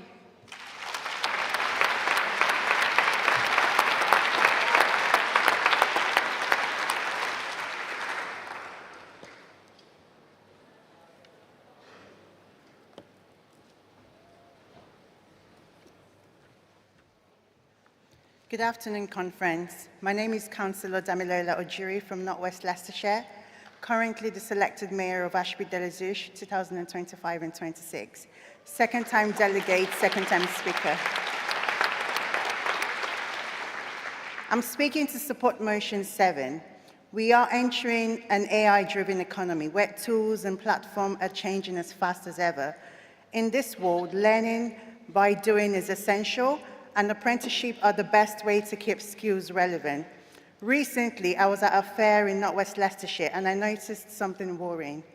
While there were many opportunities on display, there was no mention about AI pathways. At a time where artificial intelligence is reshaping every industry, this gap is what we're not fully preparing for. We're not preparing our young people for the jobs in the future. If we do nothing, we risk three things. Our children will be left behind, Businesses will turn abroad and bring in people for skill gaps, and there will be growing frustration among young people, and they will feel shut out of the economy and opportunities. However, the solution is clear. We create apprenticeships that train young people to work with artificial intelligence and not against artificial intelligence. We prioritize British students for roles in technology, healthcare, and finance, and we make apprenticeship accessible and visible so that every child sees that it's the first choice route to success. This is not just about jobs, it's about fairness, stability, British competitiveness, and by investing now, we can give our children the skills and the confidence to thrive in an AI-powered future. Thank you very much.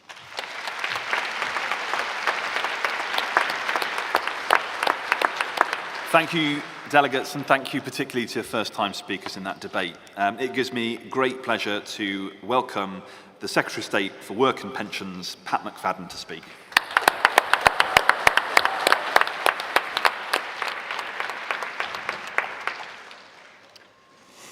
Thank you, Conference. And as you know, I've been around a time or two.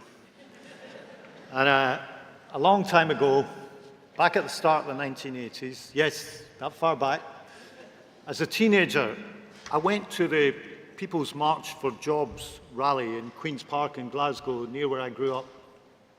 It was a time of high unemployment, factories closing everywhere, hope was in short supply.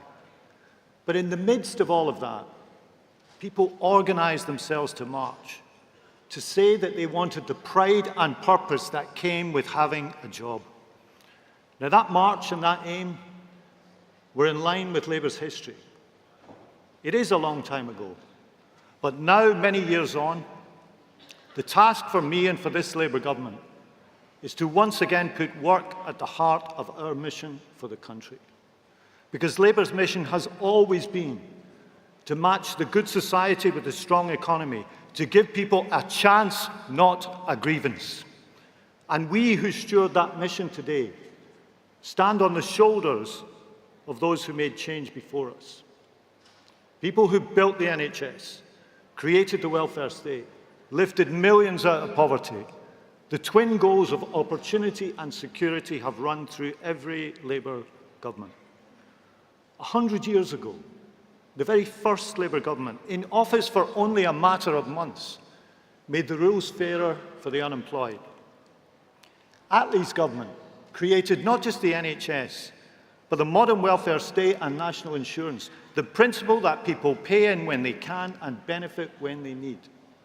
Wilson's government, comprehensive education and expanded state pensions, a recognition that opportunity must start in the classroom and security must extend into old age.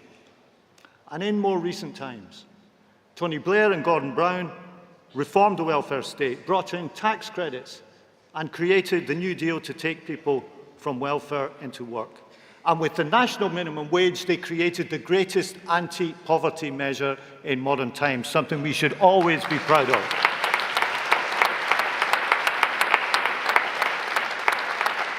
This is our tradition, these are our values, and this is what we believe in. And none of these governments regarded the welfare state as a museum, to be preserved exactly as it was on the day that they took office. Each one of them changed it to meet the demands of the times, as we must too. And Labour, the party that more than any other built the welfare state, did it not to keep people down, but to be a platform upon which they could rise.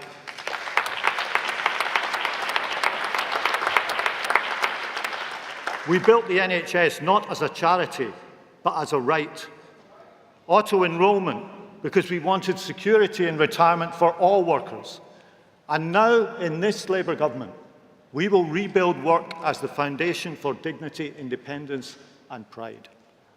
Because let's face the truth, the Tories left us a welfare state that was broken, battered, shamed. They talked about welfare reform, but what did they actually do? They promised to make work pay and then trapped families in poverty. They spoke of compassion and sent children to school hungry.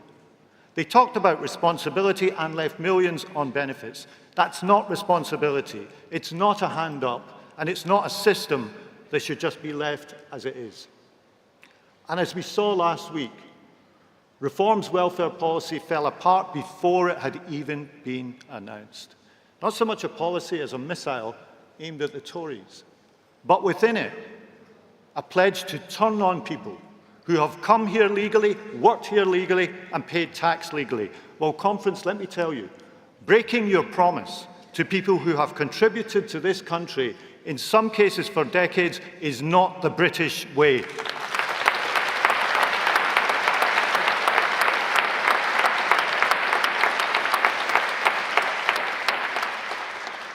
So the right can wage war on one another. Our job is different. Our job is to wage war on the hopelessness and the lack of belief that they left behind. Because we believe in a system which has work at its heart and support when times are tough. A Britain which gives security in retirement, the triple lock protected, worth up to £1,900 a year more by the end of this Parliament because of the actions of this Labour government.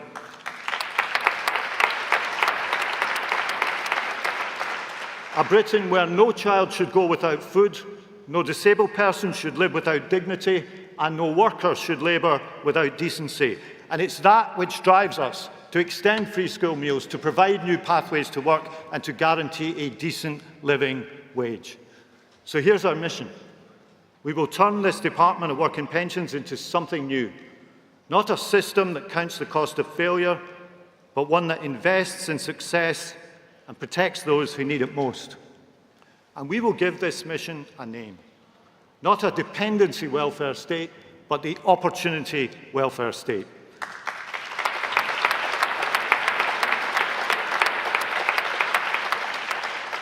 And opportunity starts with work. The jobs market is changing faster than at any time in living memory. Many of the jobs in it today didn't even exist 20 years ago. And that pace is only going to increase as AI both creates jobs and replaces old ones. And if we just stand back and let that unfold, we will be failing in our duty to give people hope in a changing world, because the task of leadership is to prepare for the world that's coming, not just the one that we have today. And that is why skills is at the heart of our economic plan. And that matters most to those without money or financial means, because this is about equality too. Conference, fighting for opportunity is an act of rebellion against people's fate being decided by their circumstances.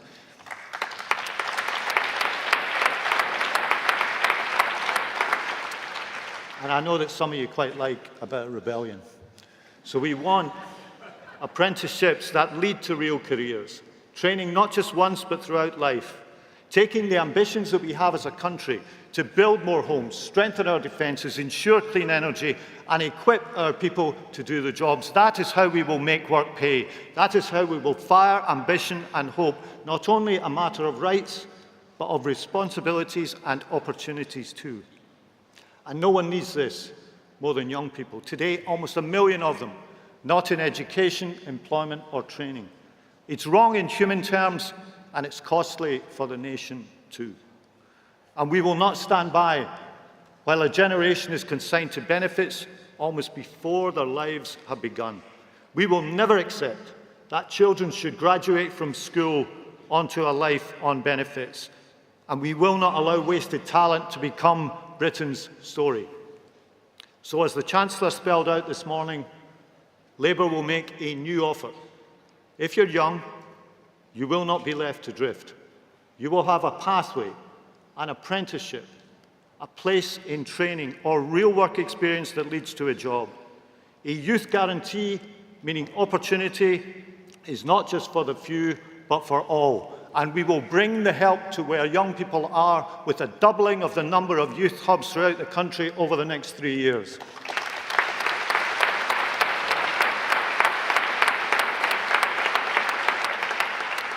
And with that opportunity comes responsibility too, to take up the training, the apprenticeship or the work that is offered. And the Youth Guarantee is how we will offer every young person a chance to get up and get on. And of course, every person who's in work, who's no longer on benefits, not only has a better life for themselves, but it's better for the public purse too. Our pledge is to pay for better chances in life rather than just paying people to survive.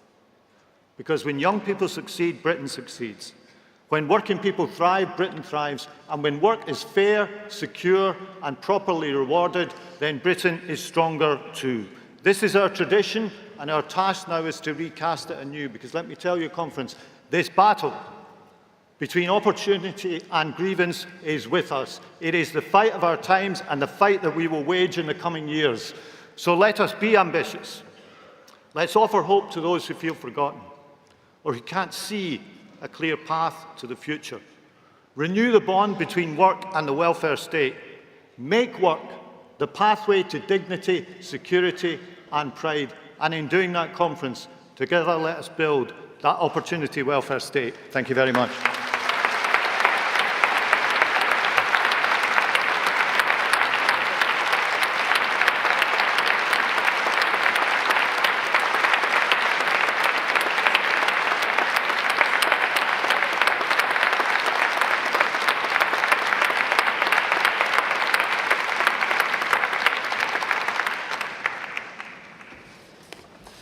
Thank you, Conference, and if we could give our platform a round of applause as they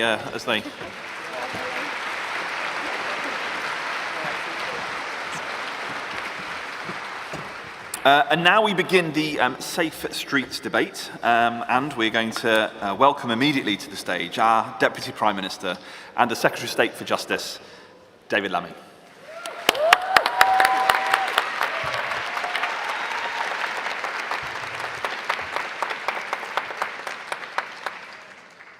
Conference, can I begin by thanking a rising star of the Labour movement, the former Justice Secretary, now Home Secretary, who did so much to lift our country out of the prisons emergency that we inherited, Shabana Mahmood.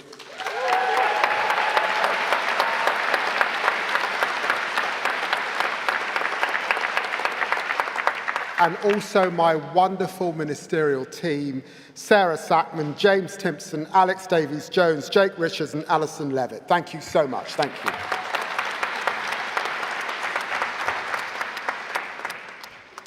Conference friends, I was raised by a strong single mother who often struggled to put food on the table. But she fought hard to give her children the best start she could. So I know what a real working class hero looks like when I see one. And in recent years, I've had the honour of working alongside one of those heroes. Someone who got Britain building again, won new rights for working people, and is the beacon of working women across our nation. Conference, join me in thanking Angela Rayner for all she has done and all she will continue to do.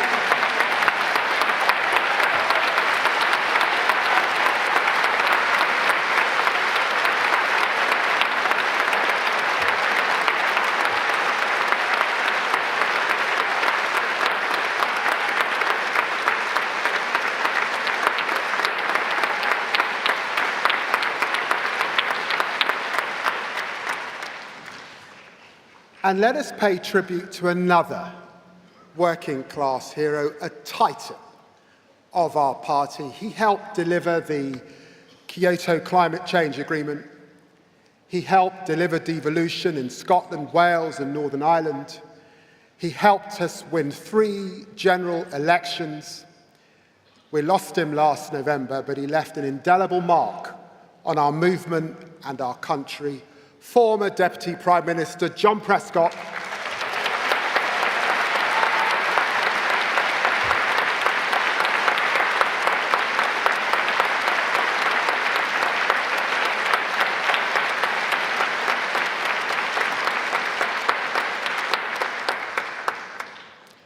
And now I want to tell you a story about the difference that the Labour government makes. When I was back in opposition, I visited Israel and the occupied Palestinian territories. It was a year before the horror of October the 7th, before Hamas terrorists killed and took so many Israeli hostages, before the devastating loss of Palestinian lives Israel has caused in Gaza. I met with the then Prime Minister of the Palestinian Authority. He looked me in the eye and he asked me one question. If Labour win, will you stick to your party's commitment to recognise a state of Palestine?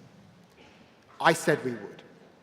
The Tories opposed it, Reform opposed it, but last week we honoured our commitment. Britain now recognises the state of Palestine.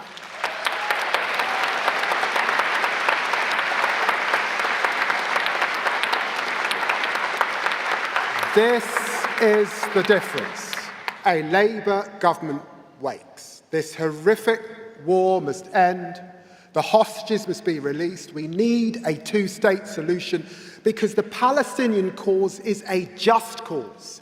Israelis and Palestinians must be able to live side by side in peace with equal rights, equal dignity, equal freedom.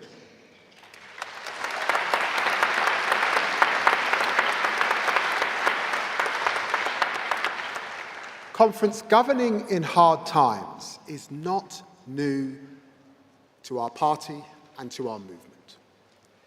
In 1947, as Attlee's Labour governed out of the ashes of the Second World War, rationing continued to bite and the public was growing weary. But did Attlee, Bevin, Morrison wring their hands? No, they built the National Health Service, new towns and the welfare state. In 1967, Harold Wilson's Labour faced devaluation, and the very next year, the ugly rise of Enoch Powell. Did Wilson retreat? No. He championed the white heat of technology, the Open University, the Equal Pay Act. And back in 2000, when I entered Parliament, Tony Blair's Labour at that point was facing fuel protests. And you might remember the Women's Institute booed Tony at a conference speech. Did we give up? No. We held our nerve, we kept Britain moving, record investments in schools, in hospitals, the minimum wage, Sure Start for every single child. This is Labour's story. Not ducking hard choices, but facing them down. And today we are showing that leadership again. Don't let our opponents tell you the Labour government has not made a difference. Don't let them tell you there's no difference between us and the other side. Don't let them pretend all politicians are the same. We aren't. Remind them of everything we've done already in the first year. 5 interest rate cuts. The fastest growth in the G7. Wages rising more than 10 times over this last 10 months than the Tories in the last 10 years. We're cutting NHS waiting lists. We said 2 million extra appointments, we delivered 5 million. We gave parents 30 hours extra of free childcare, saving them up to £7,500 a year. We signed trade deals with the EU, with the US, with India. We reformed planning, unlocking billions, delivering the highest house building in decades. That's the difference a Labour government makes.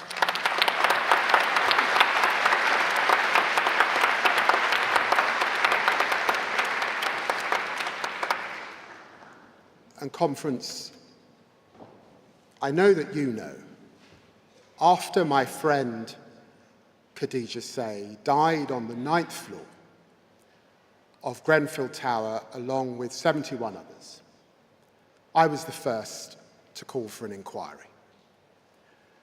You also know that after my parents' generation, the Windrush generation, who gave so much but took so little, were stripped of their rights, deported, detained, denied housing, healthcare and work, I led the campaign for justice. So it was the honour of my life in my first weeks as Deputy Prime Minister and Justice Secretary to meet with the Hillsborough families and bring the Hillsborough law to Parliament. So here in Liverpool, I say working people seeking justice will never walk alone again. That is the difference a Labour government makes.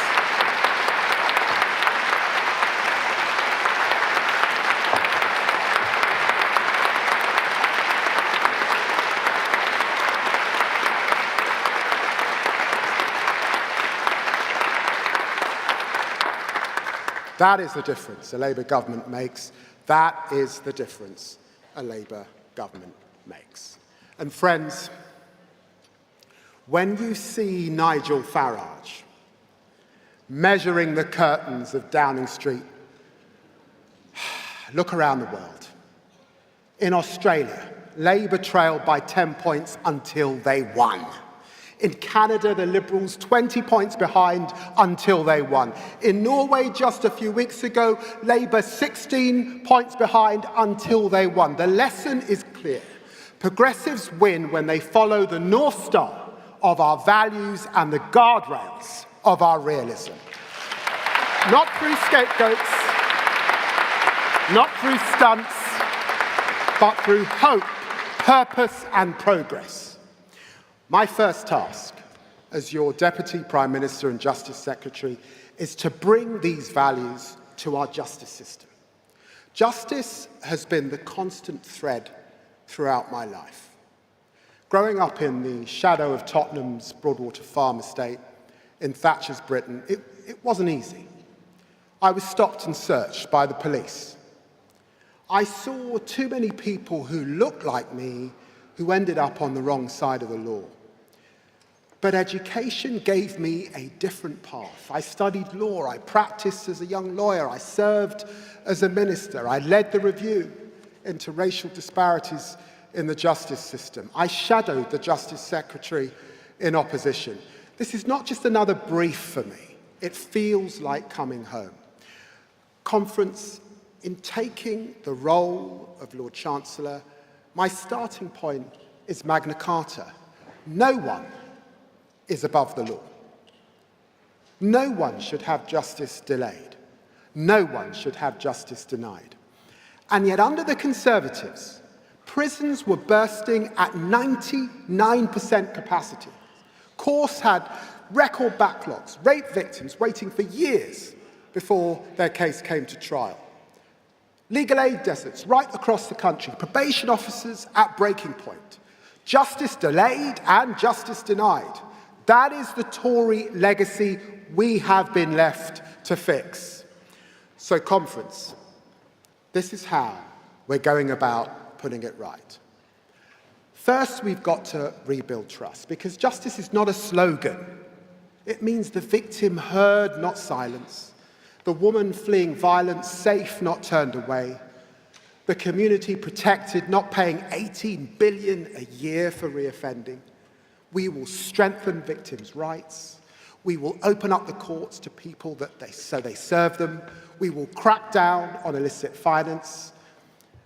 And second, we will modernise justice. Probation officers have told me, help us spend less time on form filling and more time on changing people's lives. So we will use technology for people, not against them.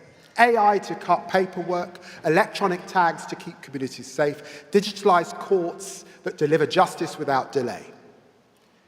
And third, punishment that works. In 14 years, the Tories built just 500 extra prison places.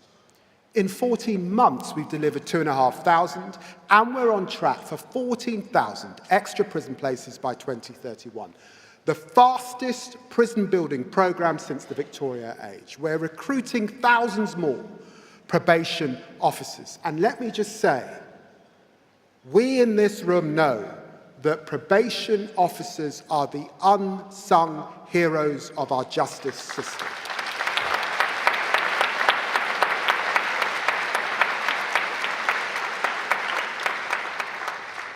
We're reforming sentencing, so justice is not just about locking people up, but turning lives around. If you go to prison addicted, we will help you clean up. If you go into prison without skills, we will help you train up. And if you go into prison without a chance, we will give you an opportunity. Our Labour Party will never give up on the power of redemption. Working hand in glove with the National Health Service, the DWP, with businesses and industry, with Alcoholics Anonymous and Narcotics Anonymous, because justice is not the work of one minister. It is the project of a nation united in its pursuit of fairness. While others divide, we will build coalitions that work.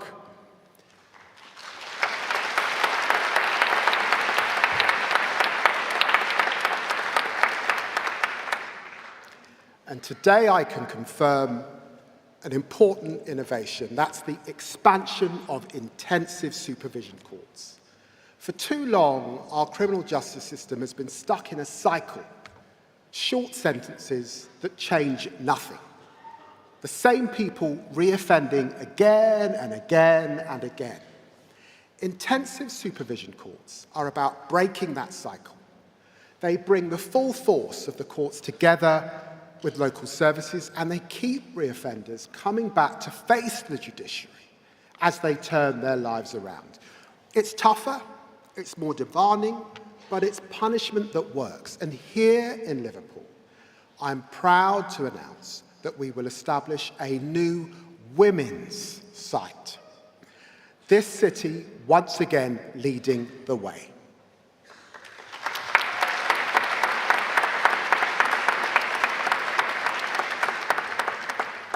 And let us end the lie about one of Attlee's greatest creation, legal aid.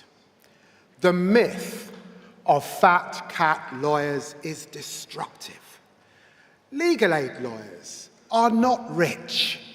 Many are paid less than nurses, teachers, and the police who rely on them in court. They are the high street lawyers of Cornwall and Tottenham, Liverpool and Leeds, serving their communities for much less than they could earn elsewhere. I'm so proud that Hillsborough law means never again will grieving families be left without a lawyer when the state lines up against them. Conference, this marks the biggest expansion of legal aid in a generation, backed by the biggest investment in a decade.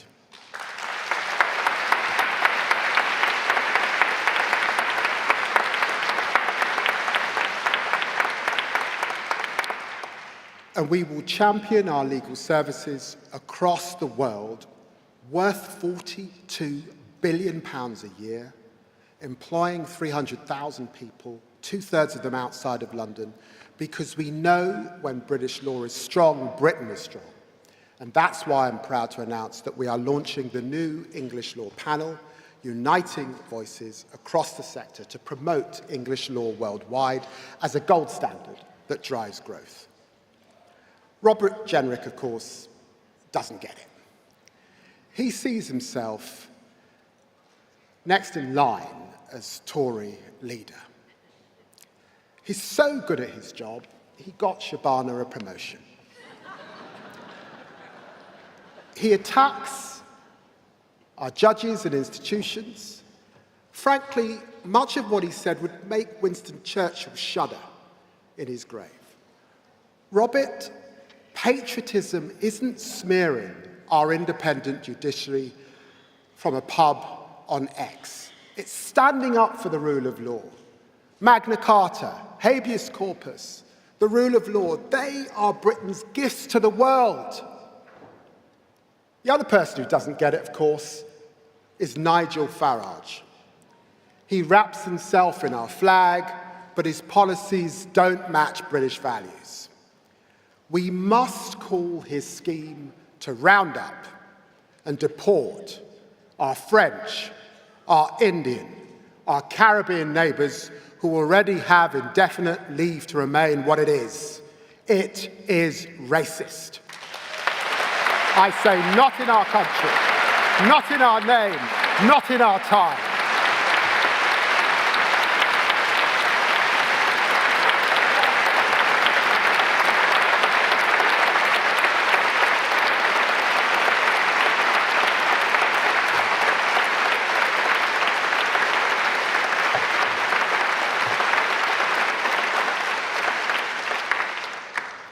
That's the choice conference. Real patriotism that builds people up, or pound shop patriotism that drags Britain down.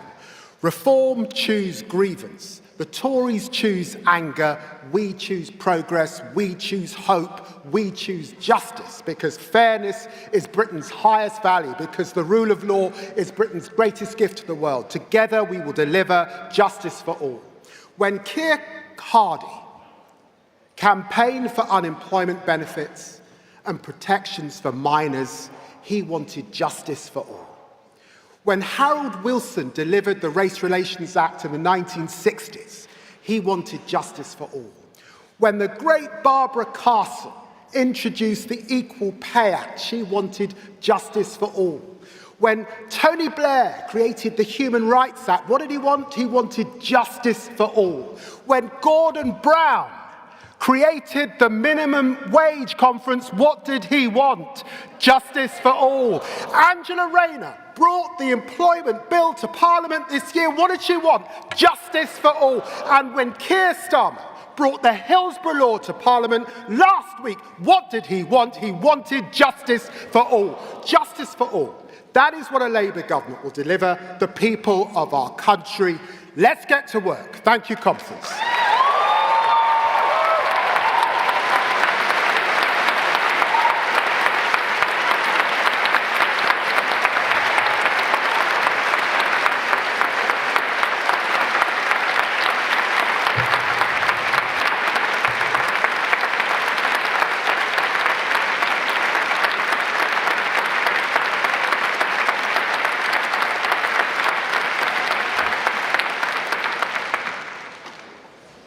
Thank you, Deputy Prime Minister. We now begin the contemporary motion debate. We're going to hear first from delegates from composite motion on violence against women and girls, misogyny and domestic abuse. That's going to be moved by Pontypridd and then seconded by Islington South and Finsbury.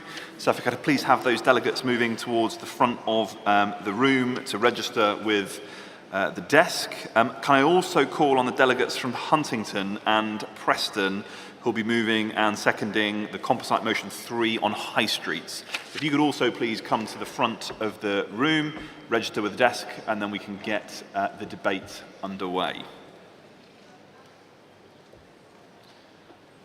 As ever, the proposers of motions will have 3 minutes to speak, followed by the seconders who will have 2. We'll then move to speeches from the floor.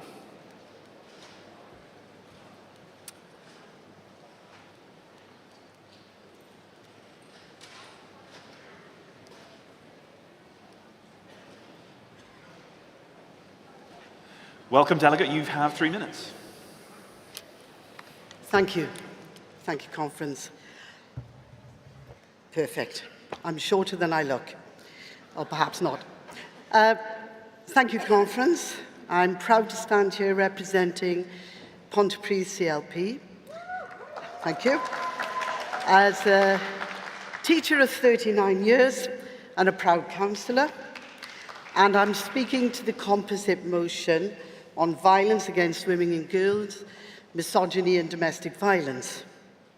May I also please recognise the many CLPs who contributed across the UK and the overwhelming conference ballot response. I think that reflects the strong feelings across our entire membership. Could I also take the opportunity to recognise my fantastic MP, Alec Davies-Jones, and her wonderful work on online abuse. Sorry, Alex, I couldn't be here or not. Ladies and gentlemen, data published by the ONS shows what we all know, that women are more likely to experience violent crime, but not exclusively.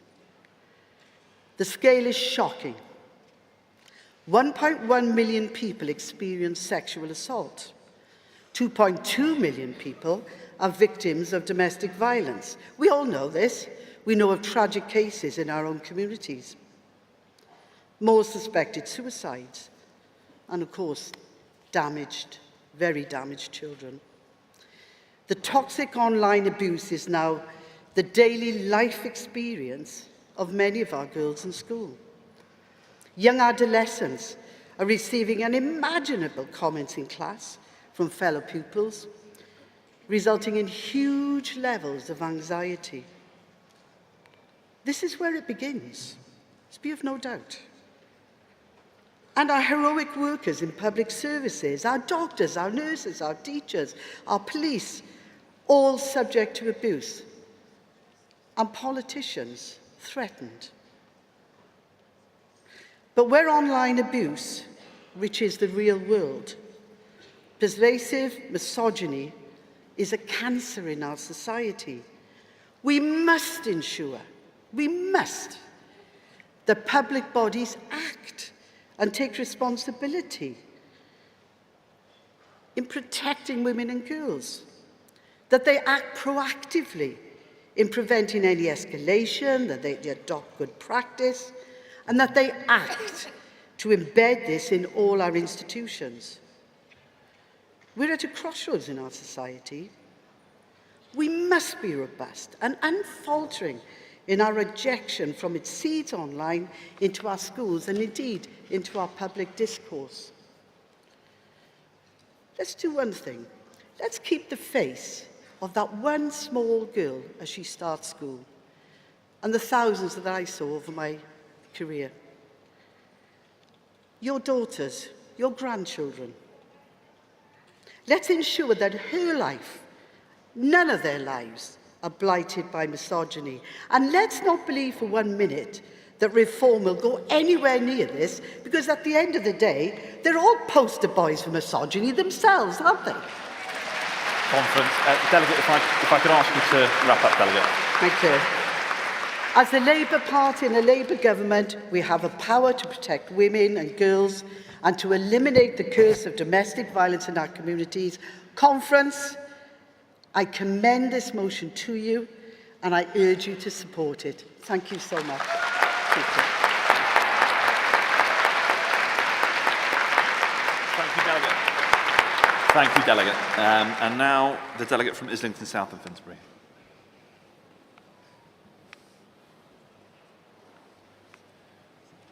Thank you, Delegate. You've got 2 minutes. Thank you. My name is Maya Hamilton, and I'm from Islington South and Finsbury. I'm a first-time delegate and first-time speaking, so thank you. Thank you. It's just such a privilege to be able to second a topic so close to my heart, and I'm also sure is close to many people in this room.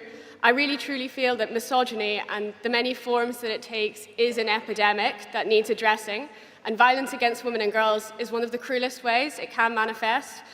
This motion has a lot of numbers and statistics in it. One I found that really struck me when I was researching it was that there's been a 264% increase of police-recorded rape and sexual assault cases from 2009 to 2024. And when we look at these numbers, we can't forget that behind every one of those cases is a real woman or girl. I think it's really important to remember those faces, those people who really exist behind these stats that we look at. But what the numbers do show is a record of Tory failure to act on this issue. Our Labour government has already made the incredible pledge to have violence against women and girls in a decade. We really need to go forward and make sure we do not repeat the mistakes of the past. Commitments in the strategy need to be fully implemented, and there needs to be oversight on the government funding that is being spent on this pledge to prevent the underspending and the lack of action that we saw from previous governments. The fantastic proposer before me also mentioned the digital aspect of this issue. The increasingly online world we live in has given a platform to misogynistic views and content creators who peddle this toxicity to men and boys. I'm sure many of us will have seen firsthand the vile abuse, for example, that many female politicians receive online from cowards hiding behind a screen. Women deserve to feel safe to run for office, as well as to simply exist in society, and I'm proud to be speaking on a motion that sees this as a priority. I urge you to support this motion, and thank you. Thank you, Delegate.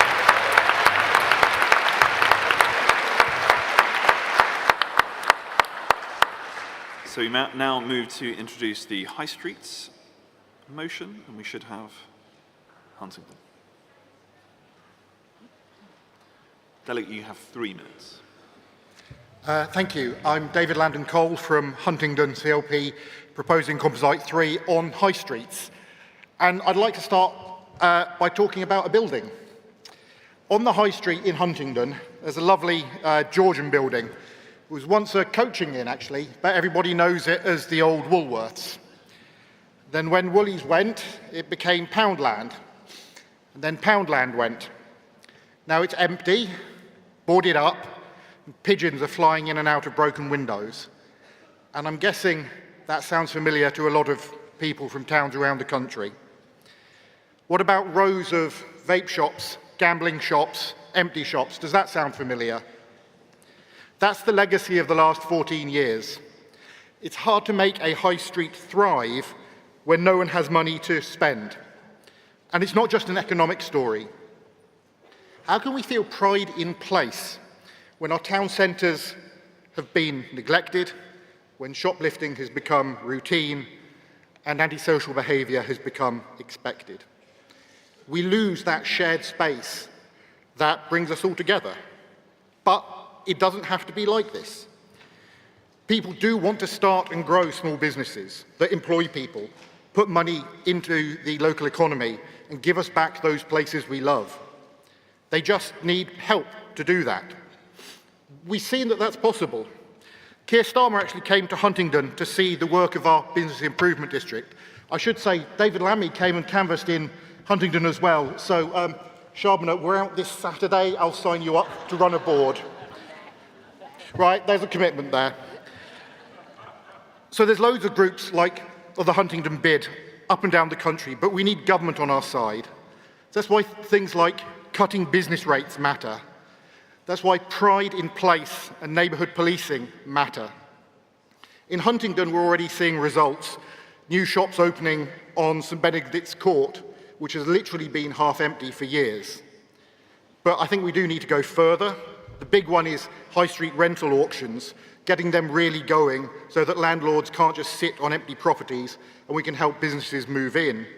We also need a stronger community right to buy so speculators can't buy buildings at the heart of our towns and leave them to rot. With changes to tax and planning, more support for local policing, we can make our high streets alive again. I can see what that building, the old Woolies, on the high street in Huntingdon could be.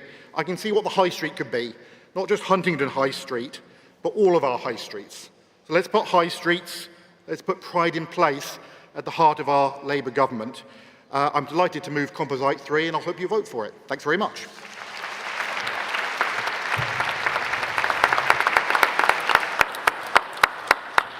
Thank you, Delegate. We should now have a delegate from Preston to second the motion.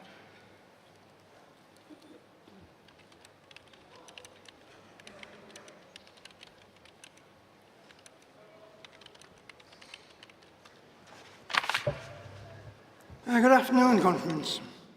I'm Brian Rollo, Preston CLP. Many times Conference visitor, third time as a CLP delegate, but in my 75th year, my first time addressing Conference.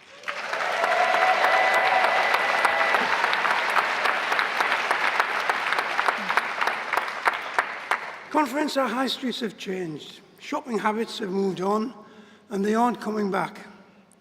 Woolworths, Debenhams, British Home Stores, big anchor stores that have gone, lots and lots of little smaller stores.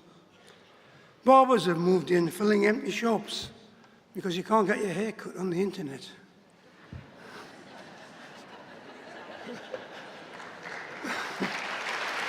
Thank you. But our high streets are our community centres. They're meeting areas, entertainment areas, and relaxation areas, as well as ex-shopping areas. The Tories gave up on our high streets, underdeveloped, starved of investment, and left to die. Only Labour, as shown in the motion, has the leadership, the plans, the ability, and the desire to do something to improve our centres. Conference, I second this motion, and I call on you all to support it.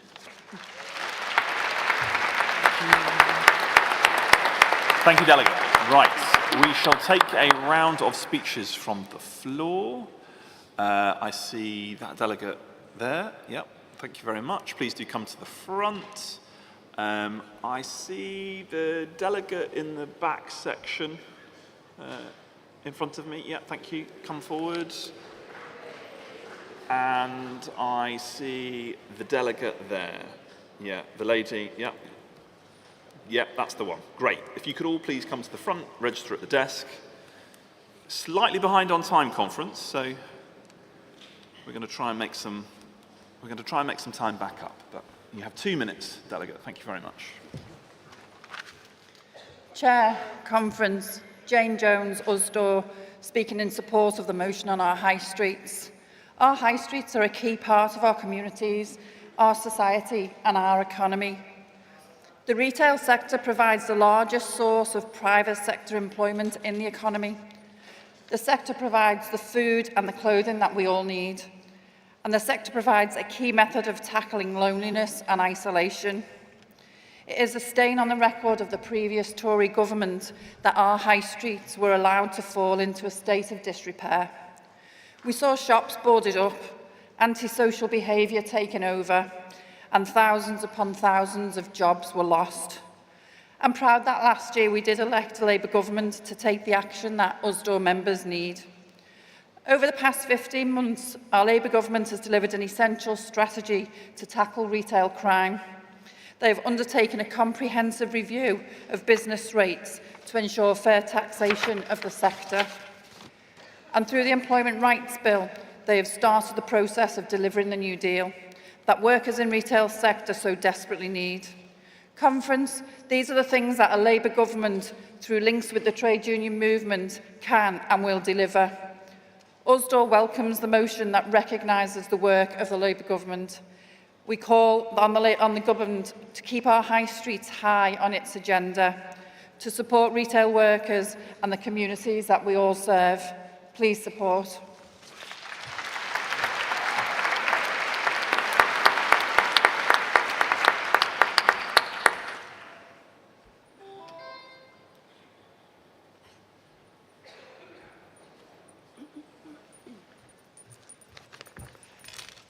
Chair, Conference, Sonia Davis, G&B National Vice President, speaking in support of Composite Motion 5, Violence Against Women and Girls, Misogyny and Domestic Abuse. Thank you to the Labour Government for what they have provided for women going through all of the above. We do need to broaden our understanding and recognise that domestic abuse is not just an issue in society, but also in our workplaces. G&B reps often play a huge role in supporting individual members experiencing domestic abuse in their workplace. People experiencing domestic abuse are often subject to disciplinary action or job losses, often through no fault of their own. However, some workers never come forward for fear of not being believed or supported because they are frightened of repercussions. We need to empower women to make their voices heard so that we can drown out the rising misogyny thanks to the rubbish spouted out by the far right. And we can hold employers to account so that they don't brush it under the carpet and make women feel frightened to speak out. G&B activists are doing just this by campaigning for our Domestic Abuse Workplace Charter. This charter calls on employers to make protection and support for workers experiencing domestic abuse more visible, more accessible, and from day one in their job. The charter also calls on employers to ensure workers will not be disadvantaged for speaking out, Workers be supported with access to services and information. Employers train staff to be able to appropriately and confidently support staff. Conference, let's support this very important motion.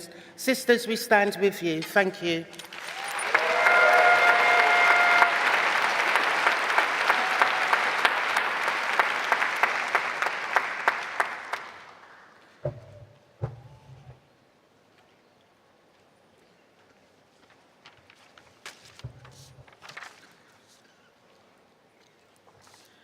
Chair, Conference, Leslie Mansell, speaking in support of the composite on behalf of Unite the Union. Over 20 years ago, I worked in a local council partnership with police, women's aid and other organisations. The major shift then was in the culture within the police service on how domestic violence is addressed. Since then, we've gathered data, shaped laws, policies and trained staff. But progress has been exacerbated by the Tory cuts and austerity. And shockingly, figures are still rising. I work in the NHS, where 1 in 7 staff face physical violence from patients, relatives or the public. 4 in 10 report harassment, bullying or abuse, and nearly 1 in 10 report sexual harassment at work. A recent Unite survey of all our female members found a quarter had been sexually assaulted, 8% subjected to sexual coercion at work. But we all have a role to play, and we need to change the culture again. We must acknowledge this behaviour is rooted in harmful masculine norms, men's attitudes and behaviours that cause fear and violence. We need education for men and boys on respect and dignity, embedding that in our school curriculum and in workplaces, and tackle violent misogyny online and on our streets. Bring back union initiatives to protect women and girls against violence and abuse. As Yvette said this morning, we need more action, as internationally, the picture's no different. Unite members and international aid charities report aid funding cuts are devastating women's services worldwide, with many vital services closing down. Conference, let's give violence against women and girls a national visibility. Let's have dedicated awareness around this, embedding issues in the school curriculum, ensure every council and community treats prevention not as optional, but as urgent. I support. Thank you, Delegate. We are now going to go to one, I think, final round. I'm going to go back over to the side. I think I see the delegate. Glasses, white top. Sorry, I can't see there's a black top. Yeah, sorry. Yes. Sorry. Papers in the way. I see the delegate, same section, blue dress at the back. Yeah.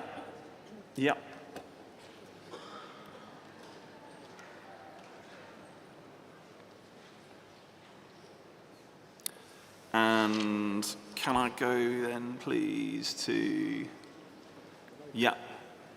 dark hair, eastern section. Yep, thank you. Please come forward if you could register at the desk.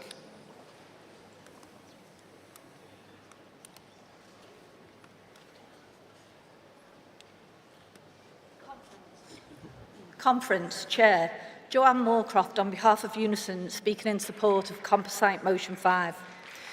As a trade union with more than 1 million women members, Unison is the largest women's movement in the UK. We are well placed to use our power to educate, empower and eradicate abuses of power. Conference, the statistics we face are stark. Millions of women experience domestic abuse, stalking, harassment and sexual assault every year. Behind every number is a woman's life. Forever changed, too often a life lost. And this violence does not stop at the home. Our members in schools, councils, social care and our blue light services see daily the devastation it causes in communities. Sadly, many of our own members are victims too. That is why Unison welcomes the steps this Labour government has already taken.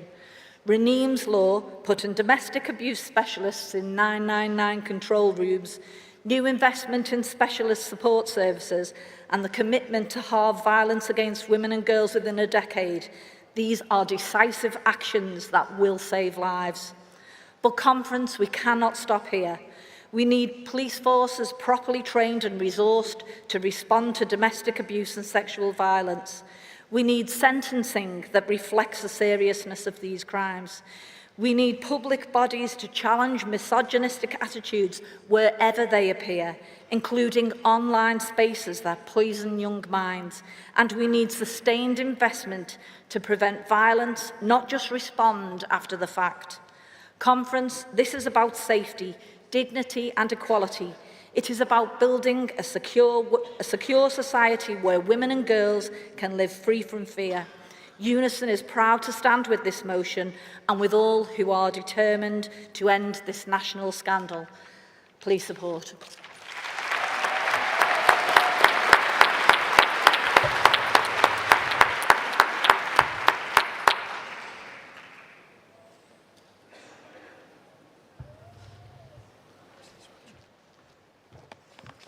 Hello, I'm Megan Murphy from Altrincham and Sale West CLP in Greater Manchester. It's my first time here at conference, my first time as a delegate and my first time speaking. Thank you. I wanted to speak on the Violence Against Women and Girls motion today because it is something that affects us all, either directly or indirectly. I am 23 years old and far too many of my friends have been assaulted or been made victims of sexual violence in some way. Every time I hear that it has happened to another friend, it feels like a dagger to my heart. Not another one, I think to myself. Not another friend that is part of the statistics. On nights out, in the workplace, on public transport, at home with a partner they thought they could trust. It doesn't have to be this way. Violence against women and girls affects us all.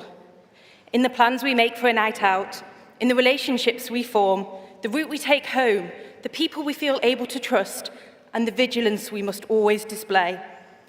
VOG is so endemic that as women, we have been forced to develop a secret language of communication when it comes to our safety.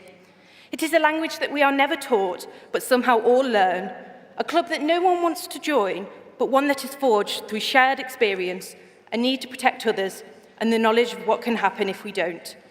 It doesn't have to be this way. Halving VOG in a decade is an ambitious but necessary target. We don't have a blueprint for what we're aiming for, because there has never been a time when VOG wasn't an issue. A future without VOG is an unknown entity. But we must start somewhere. Every life lost is a tragedy, every life changed is unacceptable, and every woman living in fear is one too many. It is only through working together and fixing the institutions the previous government tore down and reduced to shreds that we can achieve our goals. Education, health services, police, the courts, social services, all of them and more are required to ensure that women can live without fear. As a society, we have made impressive progress over the last few years, but that progress risks being eroded away with the threat of a reform government who weaponise the violence women and girls face to attack migrants and refugees, when in reality the place a woman is most at danger is in her own home. As a party of government, we have the power and duty to change this. We must not take that lightly, and that is why I support this motion. Thank you.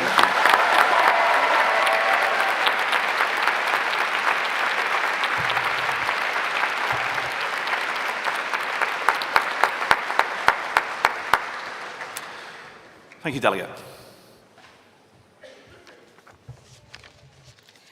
Good afternoon, conference. My name is Parveen Rani, and I'm a Hertsmere Borough Councillor from Hertsmere CLP. I'm a first-time speaker, and it's an honor.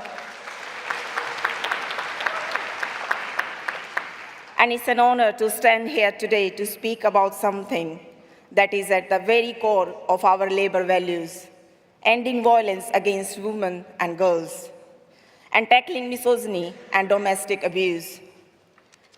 The reality is stark. Every week in the UK, on average, 2 women are killed by a partner or ex-partner. Behind those numbers are lives cut short, families broken, and children left without mothers. Conference, this Labour government is already acting.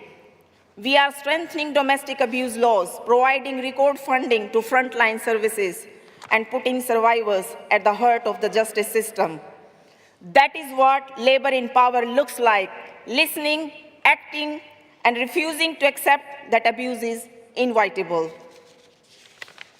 We must go further. We need prevention and education to challenge misogyny at its roots.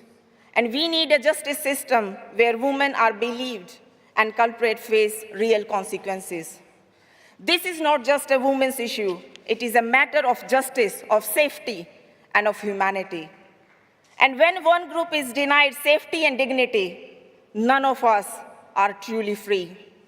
So let us leave this conference proud of the progress Labour is making and determined to go further, to stand with survivors, to challenge misogyny wherever we see it, and to build a country where women or girls live not in fear, but in freedom.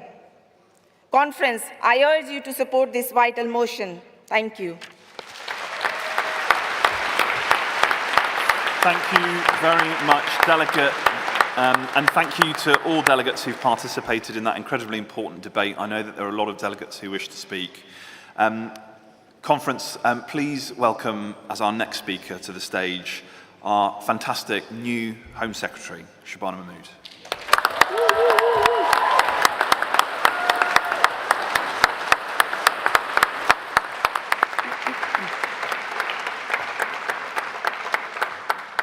Thank you, Conference.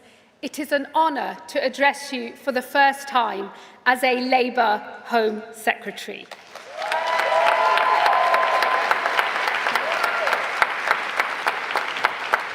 If I am honest, it is an honour I never expected, and it is one that would have been unthinkable to my parents when they first arrived here in the 1970s. But if this is a story of progress, it is a contested one. And I was reminded of that fact just days into this job. On the 13th of September, 150,000 people marched through London. They did so under the banner of a convicted criminal and a former BNP member. While not everyone was violent, some were. 26 police officers were injured as they tried to keep the peace.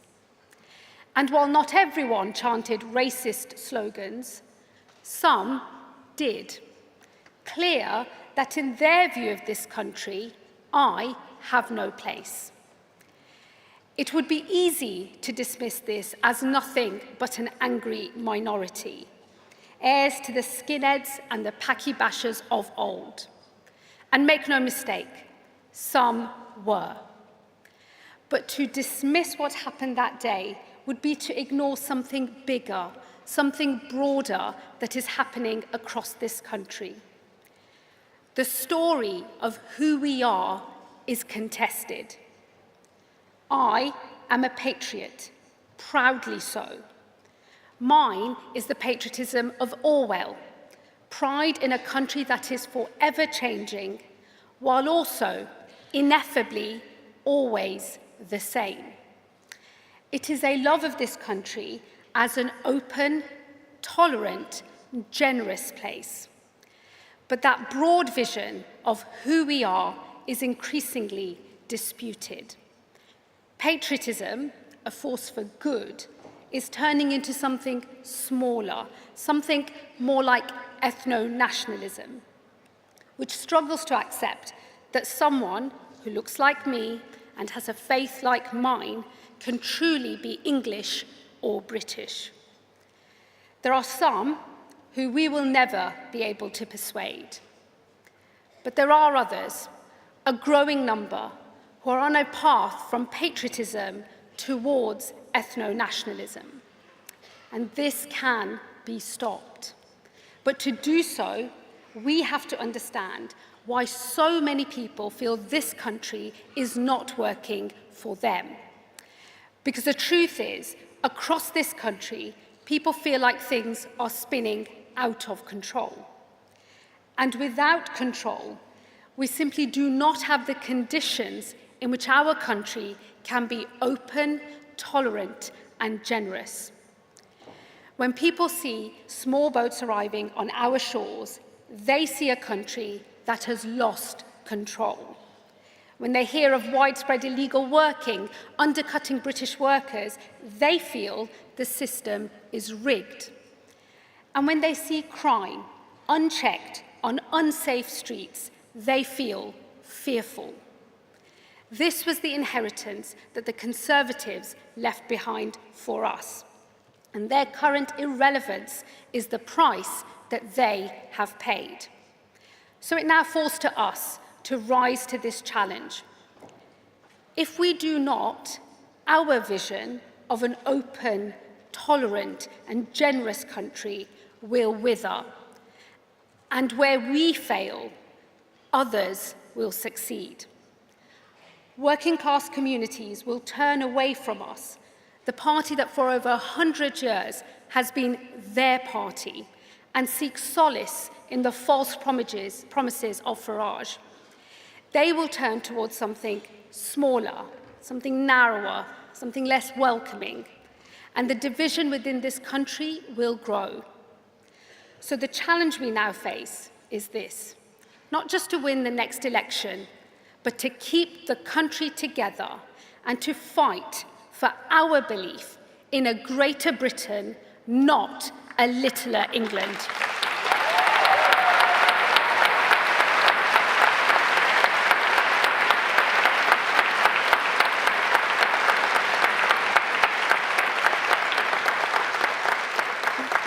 That work begins at our borders, where we must restore order and control. We will always remain a country that gives refuge to those who are fleeing peril. But we can only be open to the world if we are able to determine who comes in and who must leave. And it is clear there is more work to be done. On my second day as Home Secretary, over 1,000 people arrived by small boat. But the deal with the French, agreed by my predecessor, Yvette Cooper, marked a historic step forward. Yvette, we all owe you our thanks.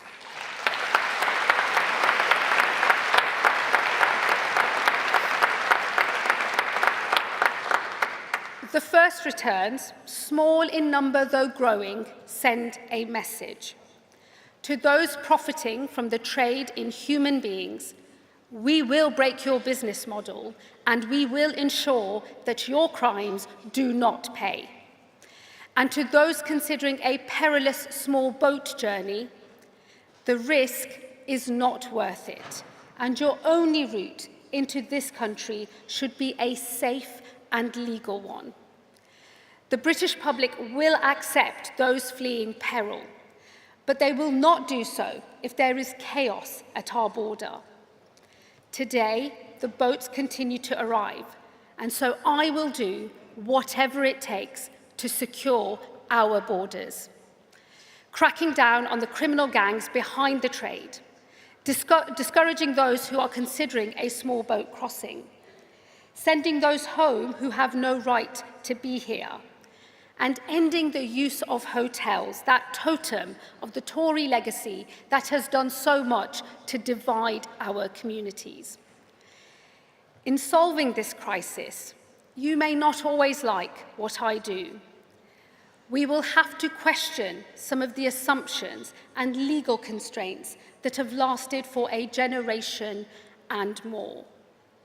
But unless we have control of our borders, and until we can decide who comes in and who must leave, we will never be the open, tolerant, and generous country that I know we all believe in.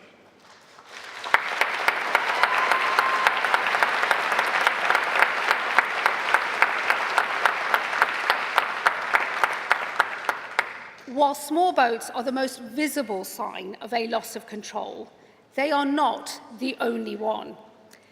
This country has always welcomed migrants, like my parents, who came here in pursuit of a better life, who worked hard, contributed to this country, and in time became a part of it. But in recent years, under the last Conservative government, the scale and the speed of change, as well as the nature of it, has frayed trust and eroded public confidence. Between 2021 and 2024, we saw over 2.6 million more people enter this country than leave it. And this included widespread abuse of Boris Johnson's health and social care visa, which saw 710,000 people arrive here. Far too many have been able to enter this country and disappear into the black economy, a rank betrayal of the Tories' old promise that they would take back control. If we are to preserve our openness to migrants like my parents, then we need a system that is fair to those who are already here. That means cracking down on illegal working that undercuts British workers. It means ensuring hiring practices are fair, forcing companies to fund training for homegrown workers if they are hiring from abroad. Crucially, it also means setting rules that ensure contribution to this country is a condition of living here. Because I know that the British people welcome those who come here and contribute, but contribution is a condition of that welcome. For that reason, we will soon increase the time in which someone must have lived in this country to earn indefinite leave to remain from 5 years to 10. And we will be consulting on this change soon, and as part of that consultation, I will be proposing a series of new tests, such as being in work, making national insurance contributions, not taking a penny in benefits, learning English to a high standard, having no criminal record, and finally, that you have truly given back to your community, such as by volunteering your time to a local cause. Without meeting these conditions, I do not believe your ability to stay in this country should be automatic. Some will be able to earn an earlier settlement than 10 years based on their contribution, while others will be forced to wait longer if they are not contributing enough. In some cases, they will be barred from indefinite leave to remain entirely. The British people have always welcomed those who come here, who work hard, and who give back. Time spent in this country alone is not enough. Just like my parents, you must earn the right to live in this country for good. If you do, I know this country will welcome you. Order at our borders, a fair migration system. These are necessary conditions for an open, tolerant, generous country. But they are not the only ones. Where a nation is fearful, it turns inwards. When we feel safe, we can look outwards. So safer streets make for stronger communities. And that's why we must focus policing on the issues that matter, like knife crime, which tears so many lives apart, and the scourge of violence against women and girls. In some areas, we are making real progress. The levels of violent crime in this country are a fraction of what they once were. But I know it does not feel like things are getting better in many communities across our country, where crimes like shoplifting and antisocial behaviour, which tear at the fabric of a local community, seem to be committed without consequence. So it is right that we focus on neighbourhood policing, with 3,000 more neighbourhood officers by 2026. We must reform policing to ensure that forces are able to focus their efforts on the crimes the public care about the most. And to rebuild confidence in our forces, we must prove the impact that good policing can have on a local area. This year, forces across the country led a summer of action tackling street-level crime in 600 locations. This saw more visible police patrols, more undercover operations, more fines, more protective orders, and more arrests. On the back of that success, this year, we will launch a new winter of action. Forces across the country, in partnership with local businesses, will target shoplifters and antisocial behaviour during the busiest weeks for all retailers.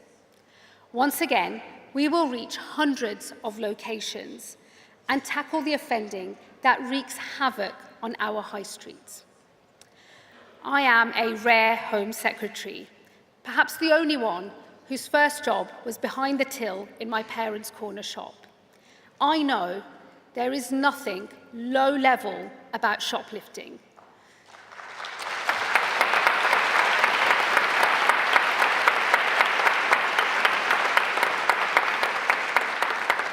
I know what it feels like to keep a cricket bat behind the counter just in case. And so I know better than most that when we get tough and tackle crime like this, we bring communities together. Safety is a precondition of the open, tolerant, generous country that we want to be. While that starts at our streets, it extends to the nation itself. Far from the public eye, threats against our country are constant, from those who scorn our values and who seek to divide us. I will, as a Labour Home Secretary, always put the security of this nation above all else. And I pay tribute to those whose work keeps us safe.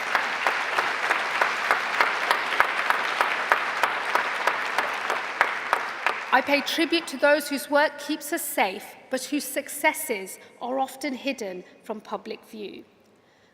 I know what it feels like to be a Muslim in this country in the wake of the devastating terror attacks of 9/11 and 7/7. I know that we are a stronger and more united country when we tackle those who seek to destroy our way of life, no matter who they may be. Conference, I know we share a vision. It is of an open, tolerant, generous country. It is a patriotism that speaks but does not feel the need to shout. It is one that embraces those who trace their roots back in this country over 1,000 years, and also those who look like me. It is a patriotism that accepts that some things in this country will change, but that there is something essential that will always endure. I believe we are in a moment where a patriotism like this is at risk, turning instead towards a smaller, more divisive ethno-nationalism. Our challenge now is to fight for our vision of this country, and in doing so, to hold it together. That is what I will do as Home Secretary. With order at our borders, fair migration, safe streets, and a secure nation. Some may describe me in the coming months as a tough Home Secretary. Perhaps that is true. But let it never be forgotten that I will be a tough Labour Home Secretary.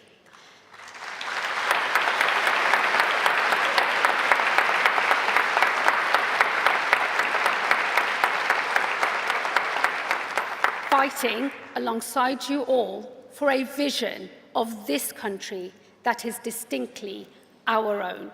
Thank you, Conference.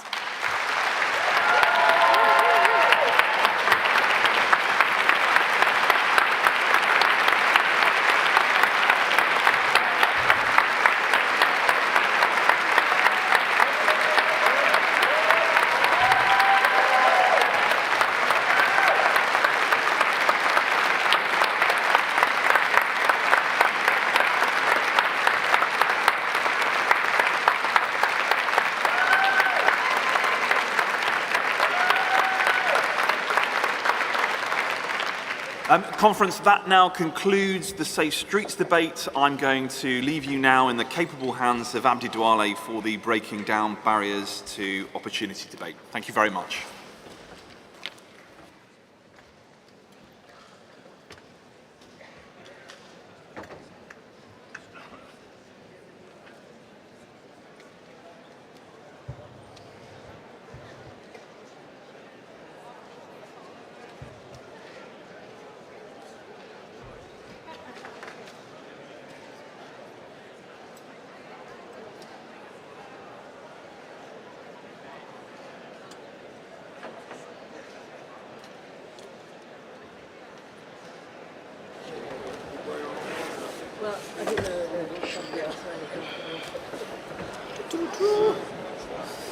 Good afternoon, Conference. It seems there's another walkout as I start to chair. Good afternoon, Conference. We will now... Could the delegates leaving please leave quietly? Thank you, Conference. We will now move to the Kickstart Economic Growth debate. And to start that debate, we are going to hear from our Secretary of State for Science, Innovation and Technology, Liz Kendall.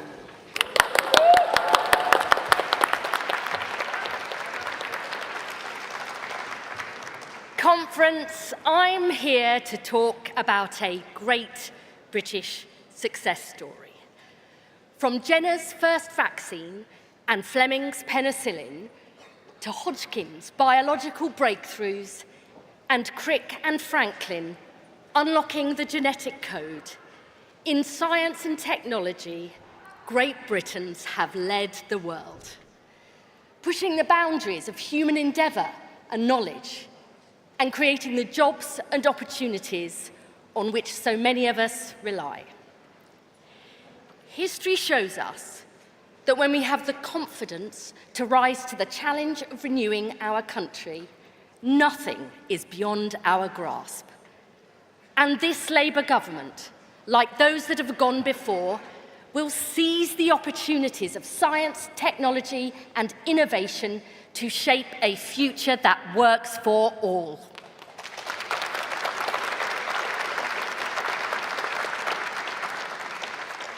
This starts with growing the economy and creating good jobs in every part of the country. Today, our science and tech sectors support 2.5 million jobs and contribute over £160 billion to our economy. But the potential for future growth and job creation is even greater still. That is why we are investing a record £86 billion in research and development, backing our brilliant universities and companies in life sciences, quantum, space and AI so they continue to lead the world.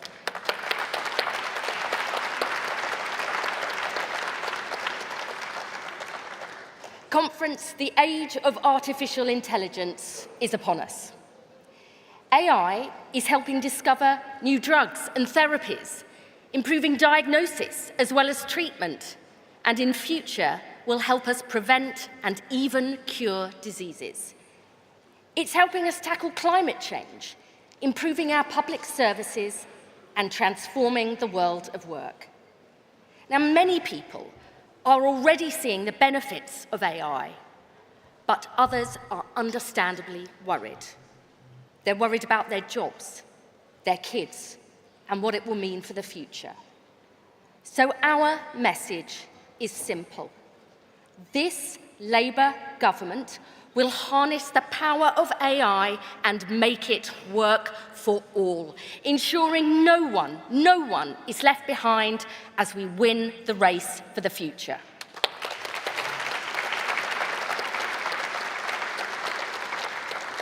In the last month alone, we've secured £30 billion of investment through the UK-US tech deal, creating good jobs and boosting local economies from Lanarkshire to Northamptonshire and Essex. Our new AI growth zones, like the one I launched in the North East with our fantastic Mayor Kim McGuinness, will not only build new data centres, but new economies too, bringing together businesses, universities, scientists and entrepreneurs, regenerating former industrial sites and creating more than 5,000 good quality jobs. So the region that led the Industrial Revolution will now lead the technological revolution.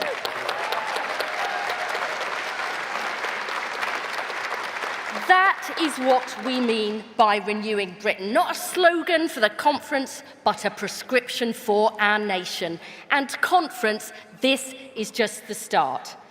My brilliant ministerial team, Ian Murray, Kanishka Narayan, Patrick Vallance and Liz Lloyd are determined to ensure people feel confident about the future and the changes it inevitably brings. That is why we are spreading skills and opportunity to every corner of our country. We're giving 1 million secondary school children new digital skills. We're creating new tech scholarships and apprenticeships. And we are upskilling 7.5 million workers in AI by 2030.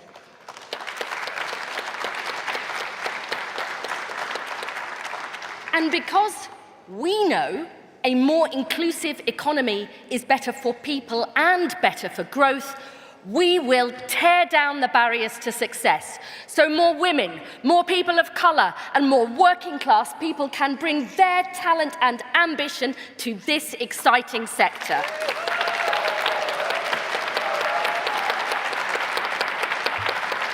That is why I am announcing today a new Women's Tech Task Force with experts from across industry to smash those glass ceilings, because Britain's future shouldn't just be shaped by the tech bros in Silicon Valley, but our tech sisters right here in the UK.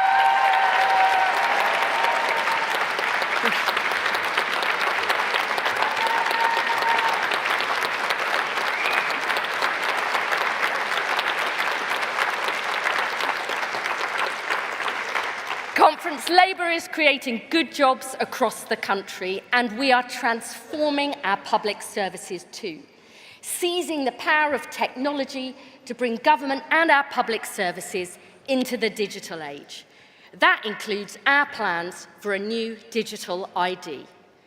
Countless other countries are already using digital ID to make people's lives easier, more convenient and more secure. No more endless form filling and producing countless bits of paper just to prove who you are.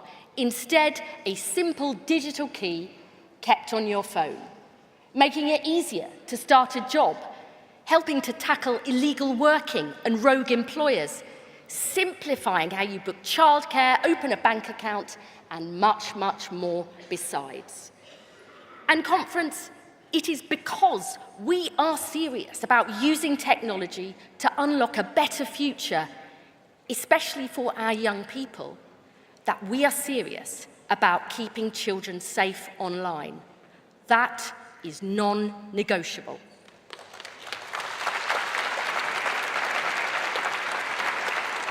It's why my first act as Secretary of State was to force social media companies to find and remove content that promotes suicide and self-harm.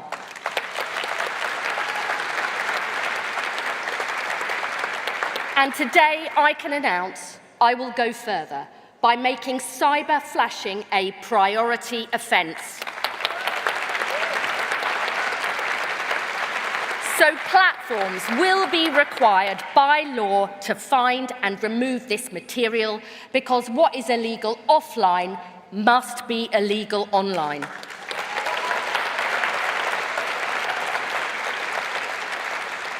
When it comes to keeping children safe online, I will not hesitate to act. What a contrast to Mr. Farage and Reform, who claim they champion family values, but want the Online Safety Act scrapped, allowing those who spread horrific images and vile abuse to go unchecked, with all the online stranger dangers this brings. So when it comes to British families and British values, be in no doubt, It is Labour who's on your side.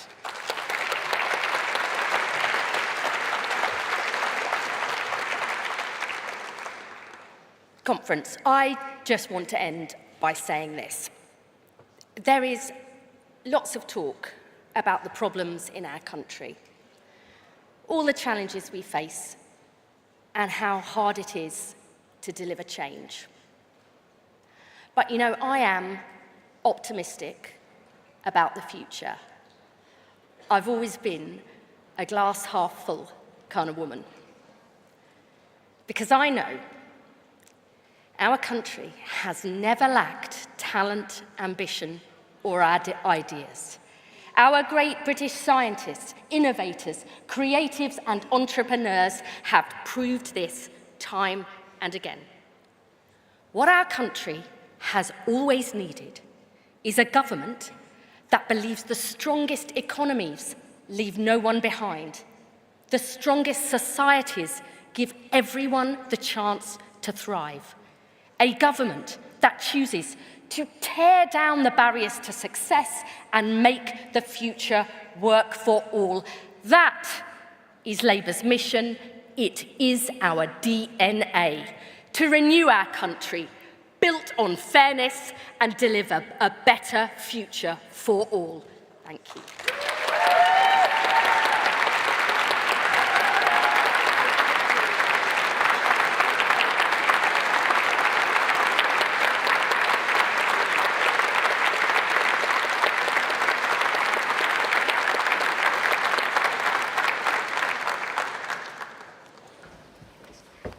Thank you very much, Liz. Delegates, please join me in welcoming our next speaker, our Secretary of State for Culture, Media and Sports, Lisa Nandy.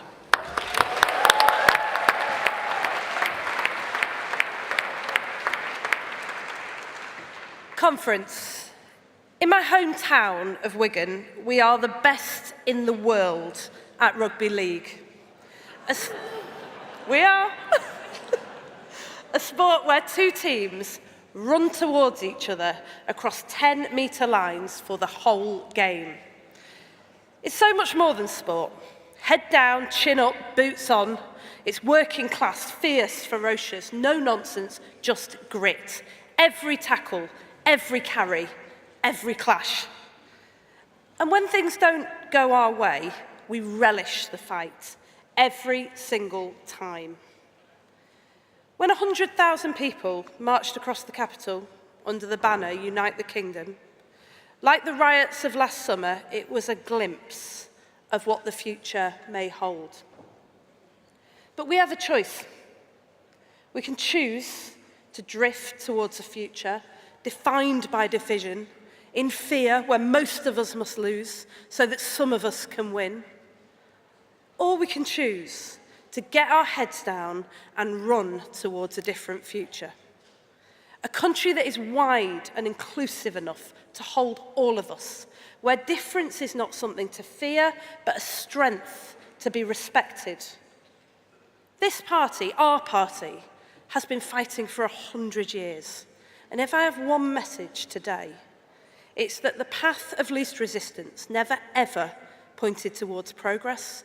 And now is not the moment to turn inwards, but to run towards the fight. That's why every day as your Culture Secretary, I promise you that I will get up and fight for our country to tilt the balance of power in favour of working class people. That's why your honours list has finally recognised a black working class man from Cardiff and Wigan, rugby league's greatest, Sir Billy Boston. Because, Conference, too many of us have been ignored for too long. We are righting these wrongs because we respect and recognise the contribution of all of our people, not just some. And we're putting our money where our mouth is, with nearly £1 billion invested in major events and grassroots sport, from boxing in Blackpool to football in Belfast. You know, 10 years ago, people would have said you could never fill Twickenham for a women's rugby match. The red roses proved them wrong.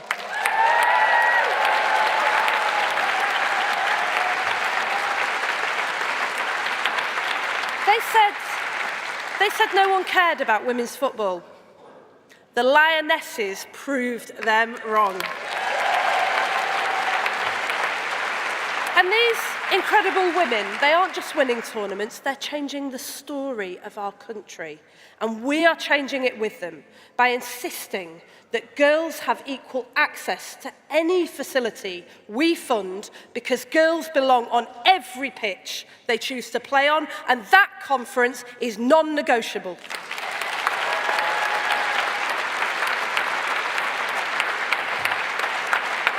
It's time for us to write a new national story that recognises and includes us all. The story of our culture is as much Northern soul and brass bands as it is Royal Opera and ballet. And our government sees it, we value it, and we respect it. I'm proud that the last Labour government launched City of Culture, celebrating the enormous contribution that cities from Bradford to Birmingham have made to our cultural life. But every town across Britain has its own story to tell of the working class men and women that have shaped our country and shape it still.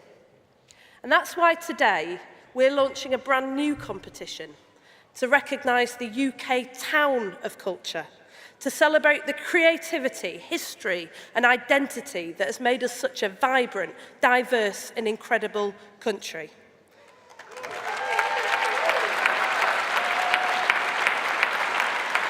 And conference, while we know that talent and imagination is everywhere, opportunity is not. And that's why today I'm proud to announce that we're backing our regions and handing money and power back to our people, with a £150 million Creative Places Growth Fund to unleash the incredible potential of film, music, media, TV and fashion. That's £25 million for Greater Manchester, £25 million for the North East, £25 million for the West Midlands, £25 million for the West of England, £25 million for West Yorkshire and £25 million here in the Liverpool City region as well.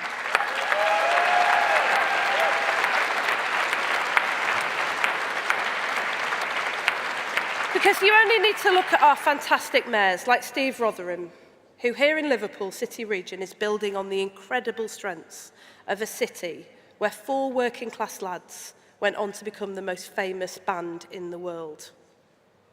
That's why we say no more distant decisions handed down from desks in Whitehall, because real change doesn't come from the top down, it comes from the ground up. And finally, conference. Through the first National Youth Strategy in decades, we are putting young people back in the driving seat. The Tories turned their backs on our young people. They left families without support, communities without hope, children without opportunity. Well, today we say no more.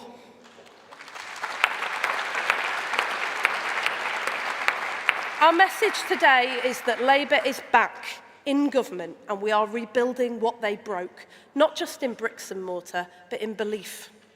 The Wilson government gave us arts everywhere. The Blair government gave us Sure Start, and today I am delighted to announce a bold, unapologetic investment in our young people, backed by £132 million. Every child can.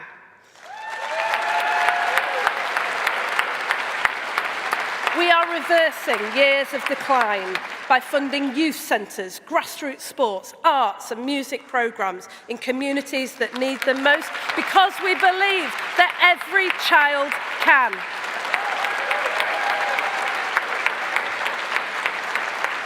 Every child can draw. Every child can dance. Every child can dream. That is the difference a Labour government makes.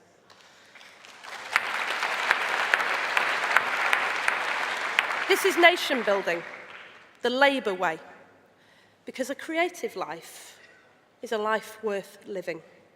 It's how self-belief is built, how confidence is formed, how futures are changed. We're talking about the dignity of every child in every community to live a full life. So today we say, no child shut out, no postcode written off, no potential untapped, because every child can, and under a Labour government, every child will.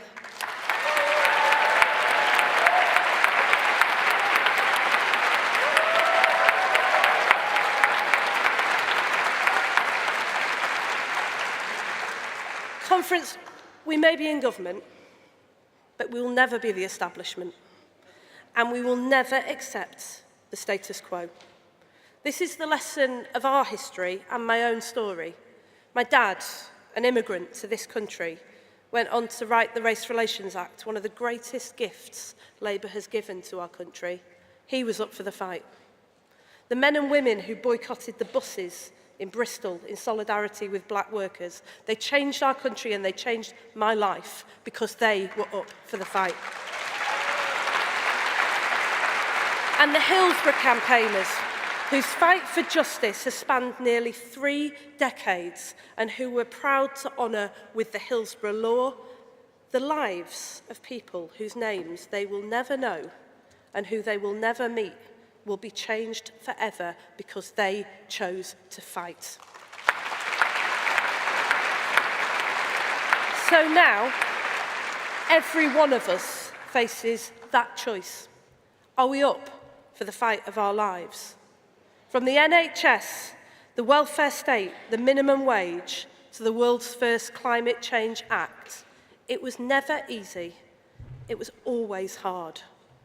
But we changed the course of our country and now we fight again so that every child can play their part in a broad, inclusive, self-confident country. We are the 4th ever Labour government in history, and we will go out with courage and conviction and fight for the country we believe in, and make no mistake, we will win.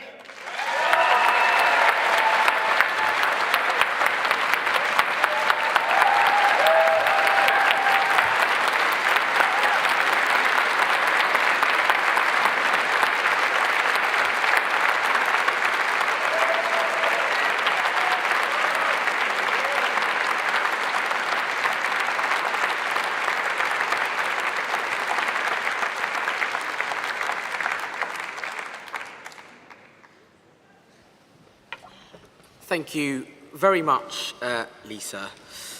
We now move on to the composite motion on AI and our rights, moved by CW and seconded by USDOR. Can those delegates please come to the front and register with the desk? Can I also call on delegates from Unite and CW, who will be moving and seconding the composite motion 14 on public spending, to also come to the front? And finally, composite motion 9, public sector workers, which will be moved by Unite and FBU.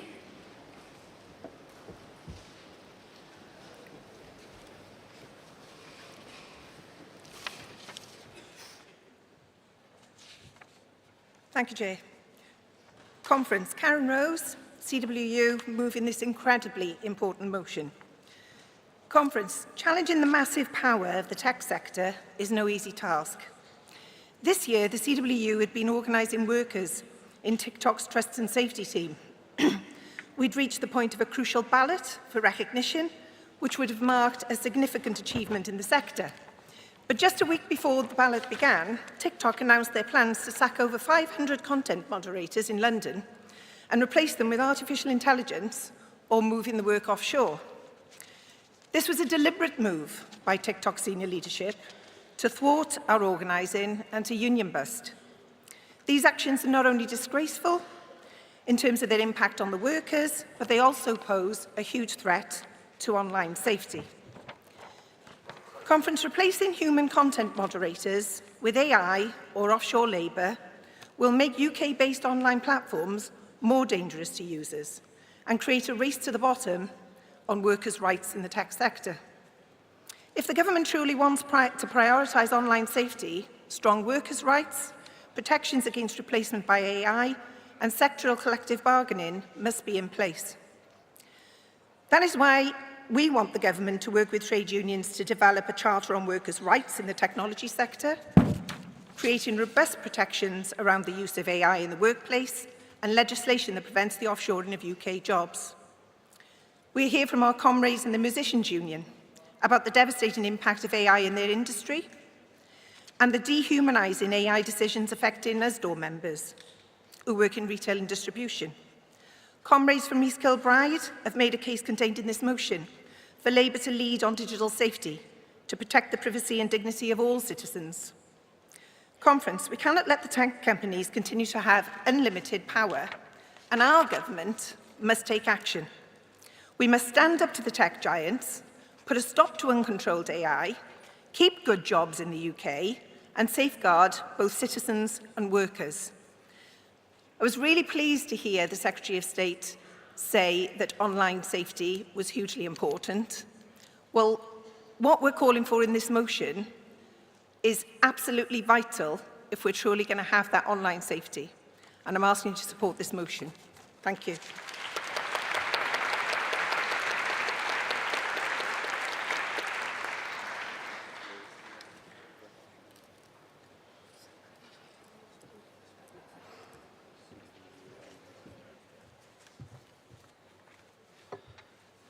Chair, Conference, Rab Donnelly Osdo, seconded in composite on AI and our rights.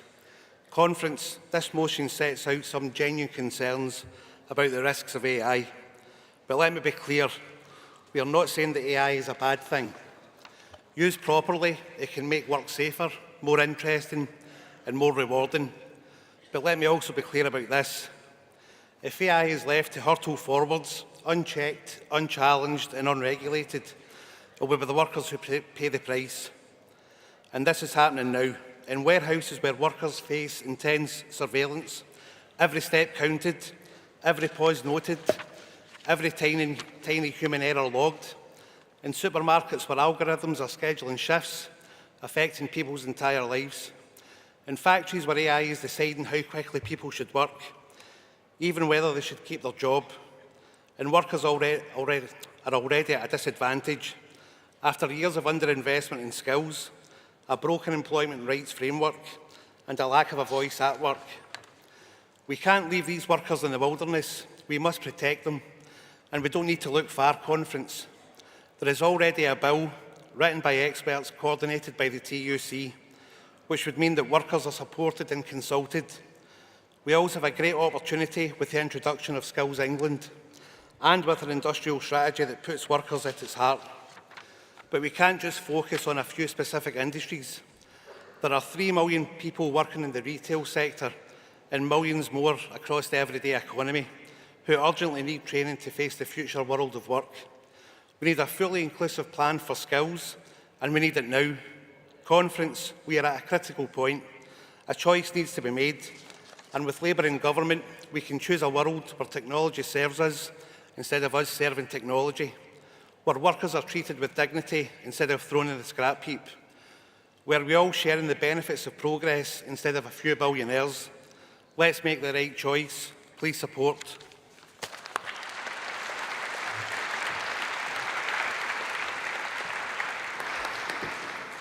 Thank you, Delegate.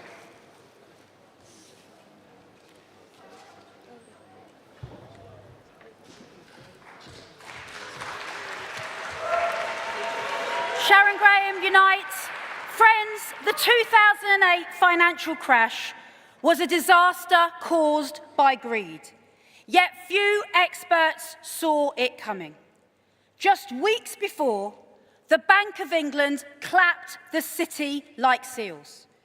And without any serious questions being asked, let alone any criminal conviction being sought, the bankers were bailed out using taxpayers' money, and how the champagne must have flowed. 10 years of austerity followed. Jobs, homes, pay, services, all lost, decimated. Workers and communities paying the price. Then another crisis dawns. COVID, a once-in-a-100-year event. While the rich sat at home with parcels arriving by the hour, everyday people went out to deal with the crisis in PPE that did not work. Nurses, supermarket workers, bus workers, and again, workers and communities paid the price. And now we have a different crisis, a black hole that must be filled. 22 billion, 50 billion, take your pick. The solution this time? Workers pitted against pensioners, communities pitted against the disabled. Different government, same decisions. We have no choice. That's what we've been told. We are stuck in the cycle of a broken system where everyday people always pay. Friends, why? Why? Why is this inevitable? Of course there is a choice. Look at this room. We are the Labour movement. We are the stake in the ground. This is supposed to be a Labour government. Instead of picking the pockets of pensioners, tax the rich. Instead of letting energy prices spiral out of control, renationalise our energy. Friends, what is wrong with these choices? Friends, look, I don't understand, and people do not understand what is going on here. Bankers given back their bonuses. Food prices are up by 38% and rising, while Tesco has profits in 1 year of £3.1 billion. It is obscene.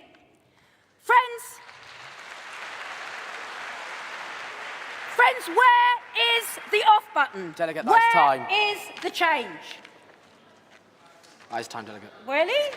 Yeah, it is. Okay. Sorry. I'll get to the last bit then, Sorry. shall I? Friends, it can be done. It must be done. People are crying out for us to redefine our story, rediscover our hinterland. We get one shot. Let's put our arms around the working class. Okay, and that's time, Labour. Delegate. Solidarity. That is time, Delegate.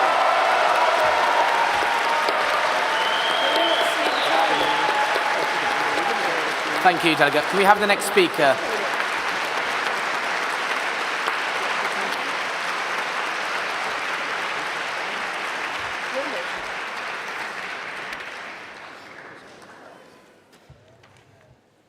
Yeah, Chair, Conference, Dave Ward, CWU, to second Comp 14, which goes to the heart of how Labour can win back the support of working class people.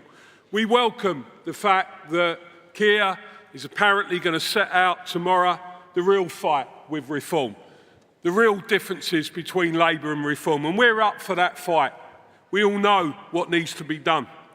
And nobody is in denial of the scale of the challenges that this government faces as a result of the Tories deliberately creating an economy that is founded on low pay, insecure work and grotesque levels of inequality.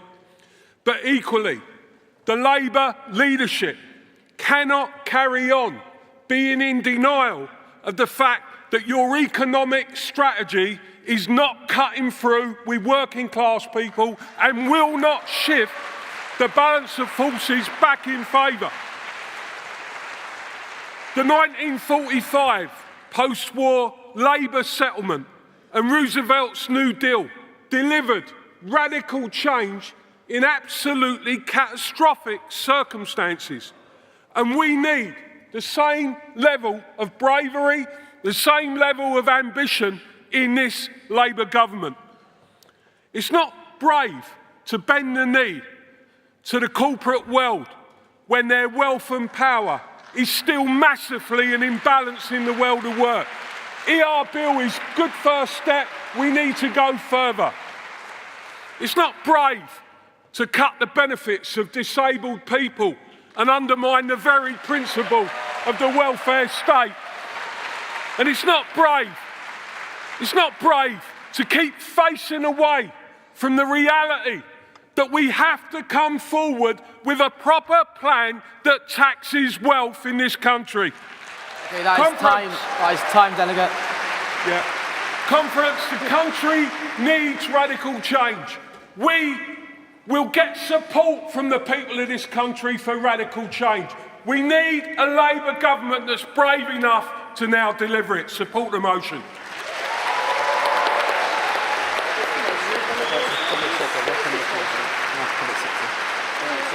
Thank you, delegates.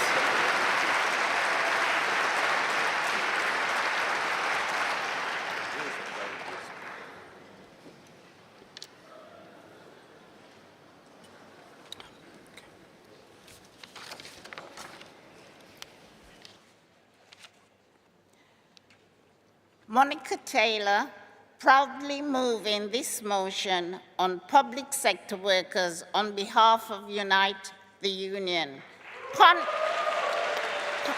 Conference, like many here, I have seen firsthand the impact and legacy of years of Tory cuts and mismanagement.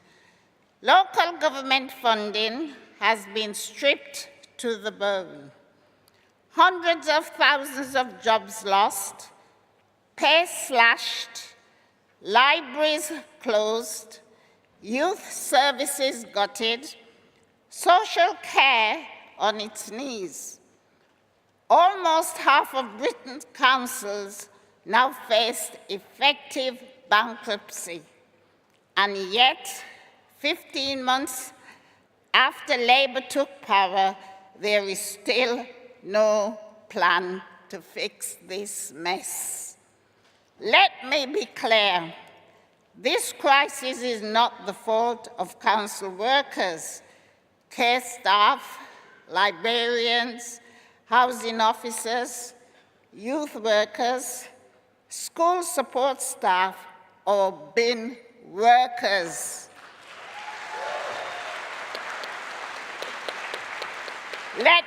Let's be clear again. Birmingham bin workers and other council workers should not be paying for the council debt. Conference, those workers have now been on strike for over 6 months against imposed contract changes that mean pay cuts of up to £8,000 a quarter of their pay. This will mean their homes, their mortgages, their rent cannot be paid. These workers are out there fighting for their families' very existence and being told by Labour that the council cannot afford to solve this dispute.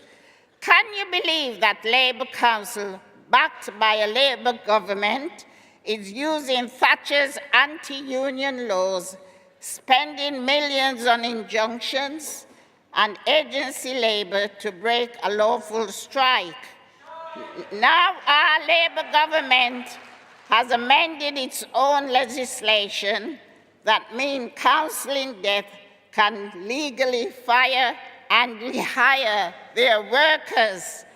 Conference, this is simply unacceptable. Our members are standing firm. Just 2 weeks ago, they voted 99% to keep striking. And our General Secretary has said, that is time, Unite will not allow these workers to be starved back to work. That is time, Our Delegate. demands are simple. Honour the deal scoped out at ACAS. Don't allow council to use debt to attack staff. Scrap every loophole that permits fire and rehire. And commissioners must protect jobs, not just balance their books. Okay. Workers have carried communities that is time, Delegate. Sorry, we have to stop you there. That is time. Doing more that with less. That is time, it's Delegate. time to change. So Unite says to this sorry, Delegate, that is time. That is time. That is time. Victory to Birmingham. Sorry, bin workers. we are not going to have that, I'm sorry. We all have 3 minutes to move motions. It is not fair on everyone else in this room for you to have more than 3 minutes. It is not fair.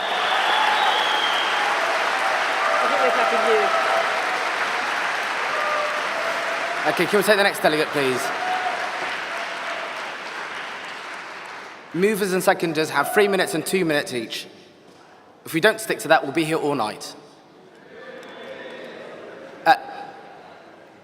And if you keep jeering, you'll have to leave the room as well, so please quiet down.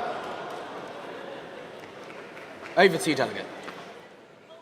Chair, conference from one tailor to another. Adam Taylor, National Officer for the Fire Brigades Union. Well done, Monica. Second in the motion. Second in the motion, protecting public sector workers. Look, workers in key, vital frontline services, supporters in the good times and the bad. Whether they're teachers educating our young, whether they're nurses delivering babies, whether they're firefighters rescuing us in our time of need. But those workers and those services are vital for ensuring that our communities are thriving and safe. But under 14 years of shameful Tory rule, we've seen £25 billion cut to local authority spending, 600,000 jobs lost from those vital frontline services. This decline cannot continue under a Labour government. It harms both workers and the public who rely on those services. Labour must live up to its values. Fire and rehire must be sacked.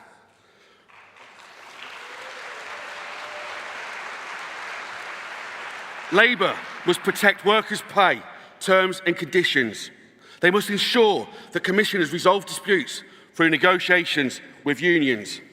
The demands in this motion reflect Labour's founding principles and values. With large local elections coming next year, Labour should show it stands with workers who deliver vital services. And to the Birmingham bin workers, the FBU have always stood with you from the very start to the very end. In 2019, the bosses came to firefighters with a pay offer that would have meant, if we had accepted it, we'd have been breaking the strikes in Birmingham today. Well, that is unacceptable to us. We will never break any strikes. Solidarity with the Birmingham bin workers. Support this motion. Thank you, delegate.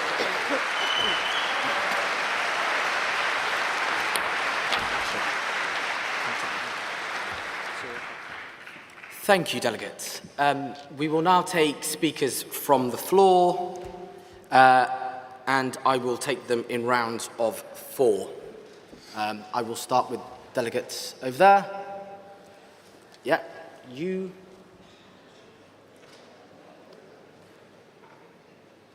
Okay. I'll take the delegate over there, and I'll take the delegate over there.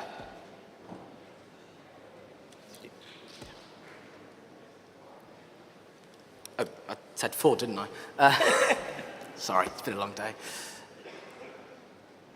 And I'll take the delegate over there.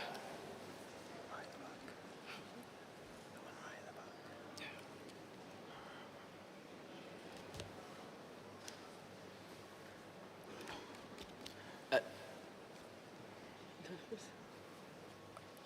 don't know.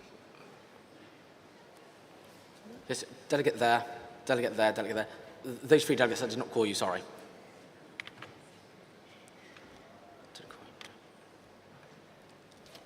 Yeah. And then delegate in the white shirt, yes. Sorry, delegate, over to you. Conference. I'm Luke Simcock, Wickham CLP, first-time speaker, first-time delegate. Cheers. I'm speaking in support of Composite Motion 10. 500 TikTok workers were sacked, replaced by machines. Bosses say AI will replace our jobs. Strange it never replaces their bonuses. Tech giants make billions while workers are thrown on the scrap heap. Musicians have their creativity stolen and they're paid pennies or sometimes nothing at all. Job losses rip through the heart of our communities. AI now threatens not just our jobs, but also our democracy with bots online. Tony Benn told us the trade union movement is the greatest force for progress in human history. Conference, with the rise of AI, we have to prove him right. Thank you. Rosa Luxemburg said that the only true wealth is human labour. The machines are ours, not the other way round. So let's be clear. AI serves the workers, not replaces them.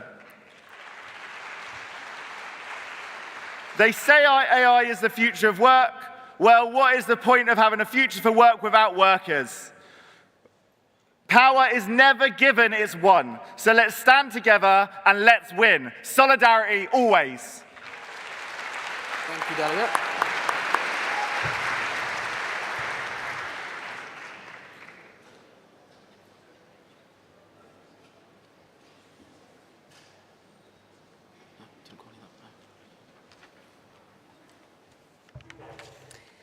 Wendy Nichols from Unison. Not a first-time delegate. Not a first-time delegate. I think it's my 29th conference. But first time speaking from this rostrum after serving 14 years on the NEC, leaving in February.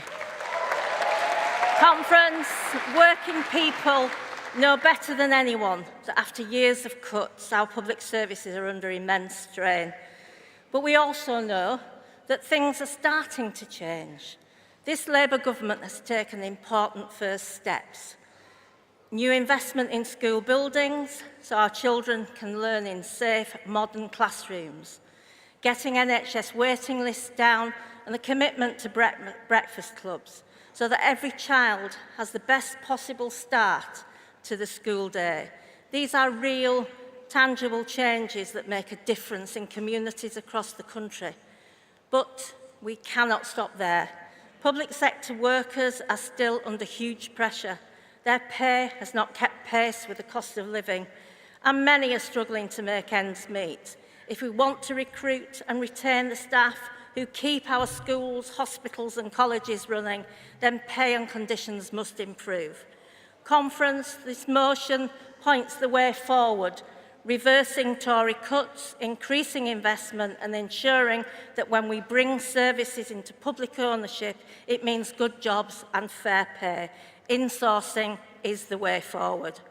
Labour has already begun to turn things around, but to truly fix our economy, the government must go further.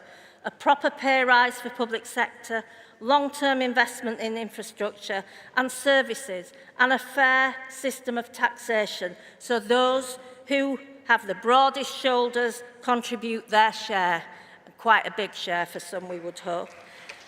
That is how we deliver growth, fairness and public services. I want to support Composite 14. Thank you, Delegate. Wendy Nichols, everyone.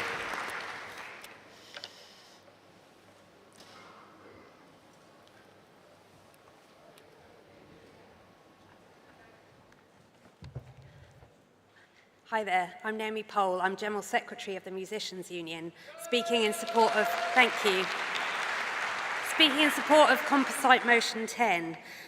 If I want to feel patriotic, then what I do is I go to a live music event. Give me Glastonbury, give me the Proms, give me the Cavern Club, give me the Brits, the Mercuries, the Mobos, give me the Ivor Novello Awards. Give me any of our wonderful grassroots music venues and independent festivals or record shops. And give me the fantastic orchestras and choirs that we have throughout this country.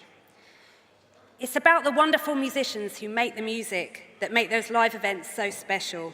And the thing that makes British music something we can be so proud of is its diversity. So if we want to protect this, then we need to make sure, just kind of moving on from some of my fellow union leaders and what they've spoken about wealth redistribution, that's what we need to make sure happens in music as well. There is money in music, but a lot of it leaves the country for major corporations, big tech companies who make billions of pounds of profit at our members' expense. Musicians earn on average £20,000 a year from music, and that's the same that they earned in 2013. So we really need this change desperately. We need a change in copyright law to make sure that money that is generated by music actually goes into the pockets of working musicians. Thank you.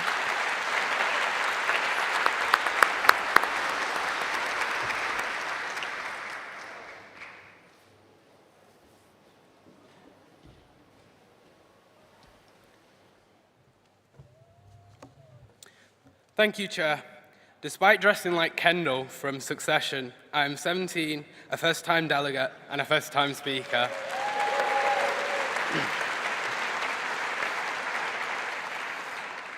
As a proud union backer, I call in support of Motion 14 and hope you support it too. As a young man, all I've ever known is Tory austerity. Wrongful cuts after, well, you get the gist. It's our job as a Labour government to put the working people in our best interest and give them the public services they deserve. In summary, Conference, this motion will be one step closer to reversing the damage 14 years of Tory failure has dealt.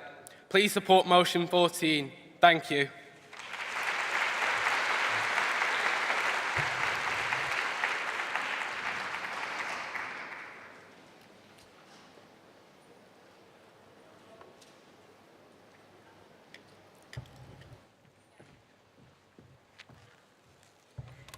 Chair, Conference, Mariam Aslamdoush, General Secretary to Transport Salaried Staffs Association.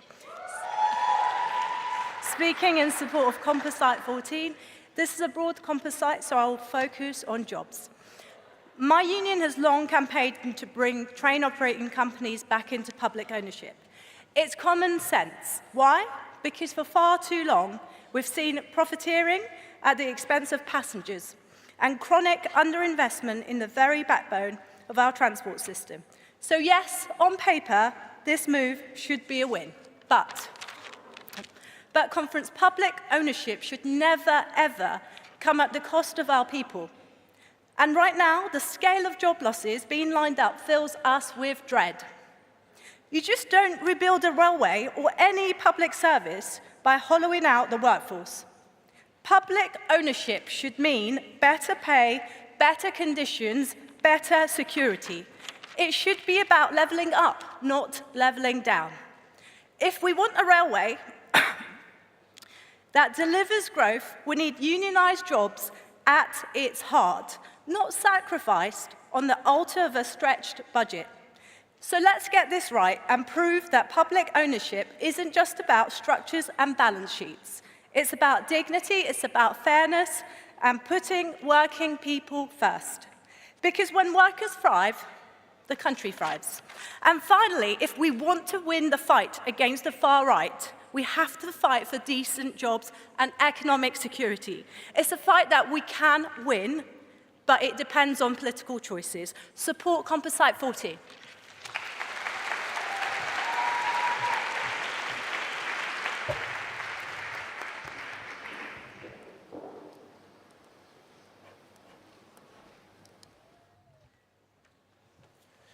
Conference, Steve Wright, Fire Brigades Union. I stand here not just as the proud General Secretary of the Fire Brigades Union, I stand here as a proud firefighter for the past 25 years.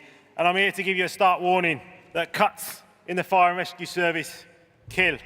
And we know they kill because the rates of fire deaths are going up in every part of the country.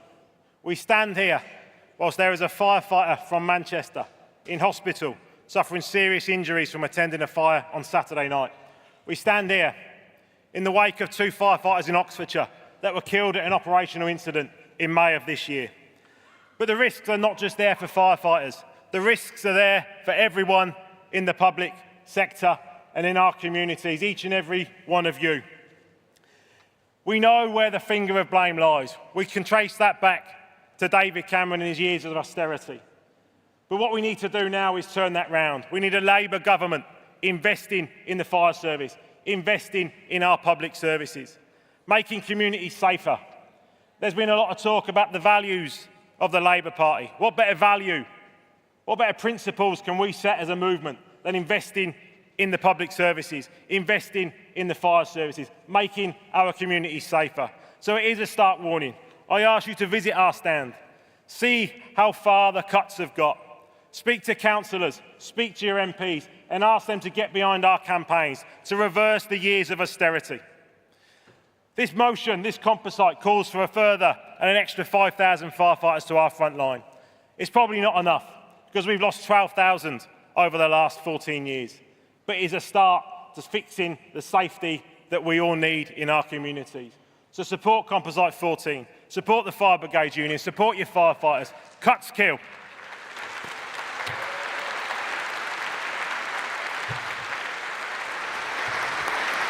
Thank you, Steve.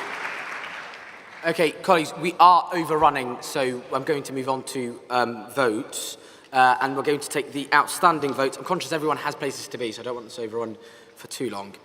We will now take the outstanding votes from today. We will take them in the order they were proposed and seconded. Votes on motions will be by a show of hands. Okay? If colleagues could settle down, that would be helpful. Okay. Let me start with emergency motion, peace in the Middle East 1. Can I see those for and the... Sorry, let me try that again. Can I see all those for?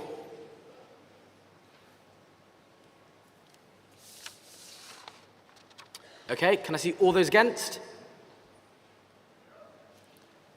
Okay, that falls. And let me explain why. Okay, the colleague shouting from that corner, we will remove from the conference hall if you shout again. Let me explain why that falls. Okay, I'm going to explain why it falls. It falls because due to the weight of the affiliated votes. That's why it falls. We will now move on to the next motion. Emergency motion, peace in the Middle East 2. Can I see all those in favour?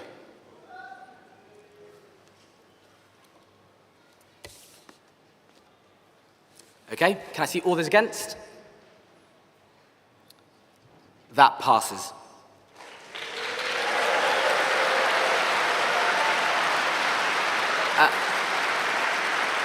And again, I will explain why that passes. Again, it's due to the weight of affiliated votes.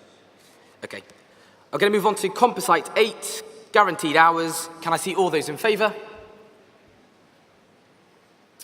Okay, all those against? That passes. Thank you, Conference. We're going to move on to emergency motion, JLR, emergency support for automotive supply chain workers. Can I see all those in favour? And all those against?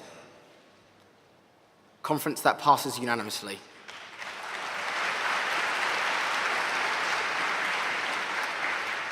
Okay, I'll move on to Composite 12, industrial energy prices. Can I see all those in favour? All those against? That passes, Conference, thank you. Can I see, okay, Composite 7, skills. Can I see all those in favour? All those against? That passes, thank you, Conference. Composite 5, violence against women and girls, misogyny and domestic abuse. Please, can I see all those in favour? All those against? That passes unanimously as well. Thank you, Conference.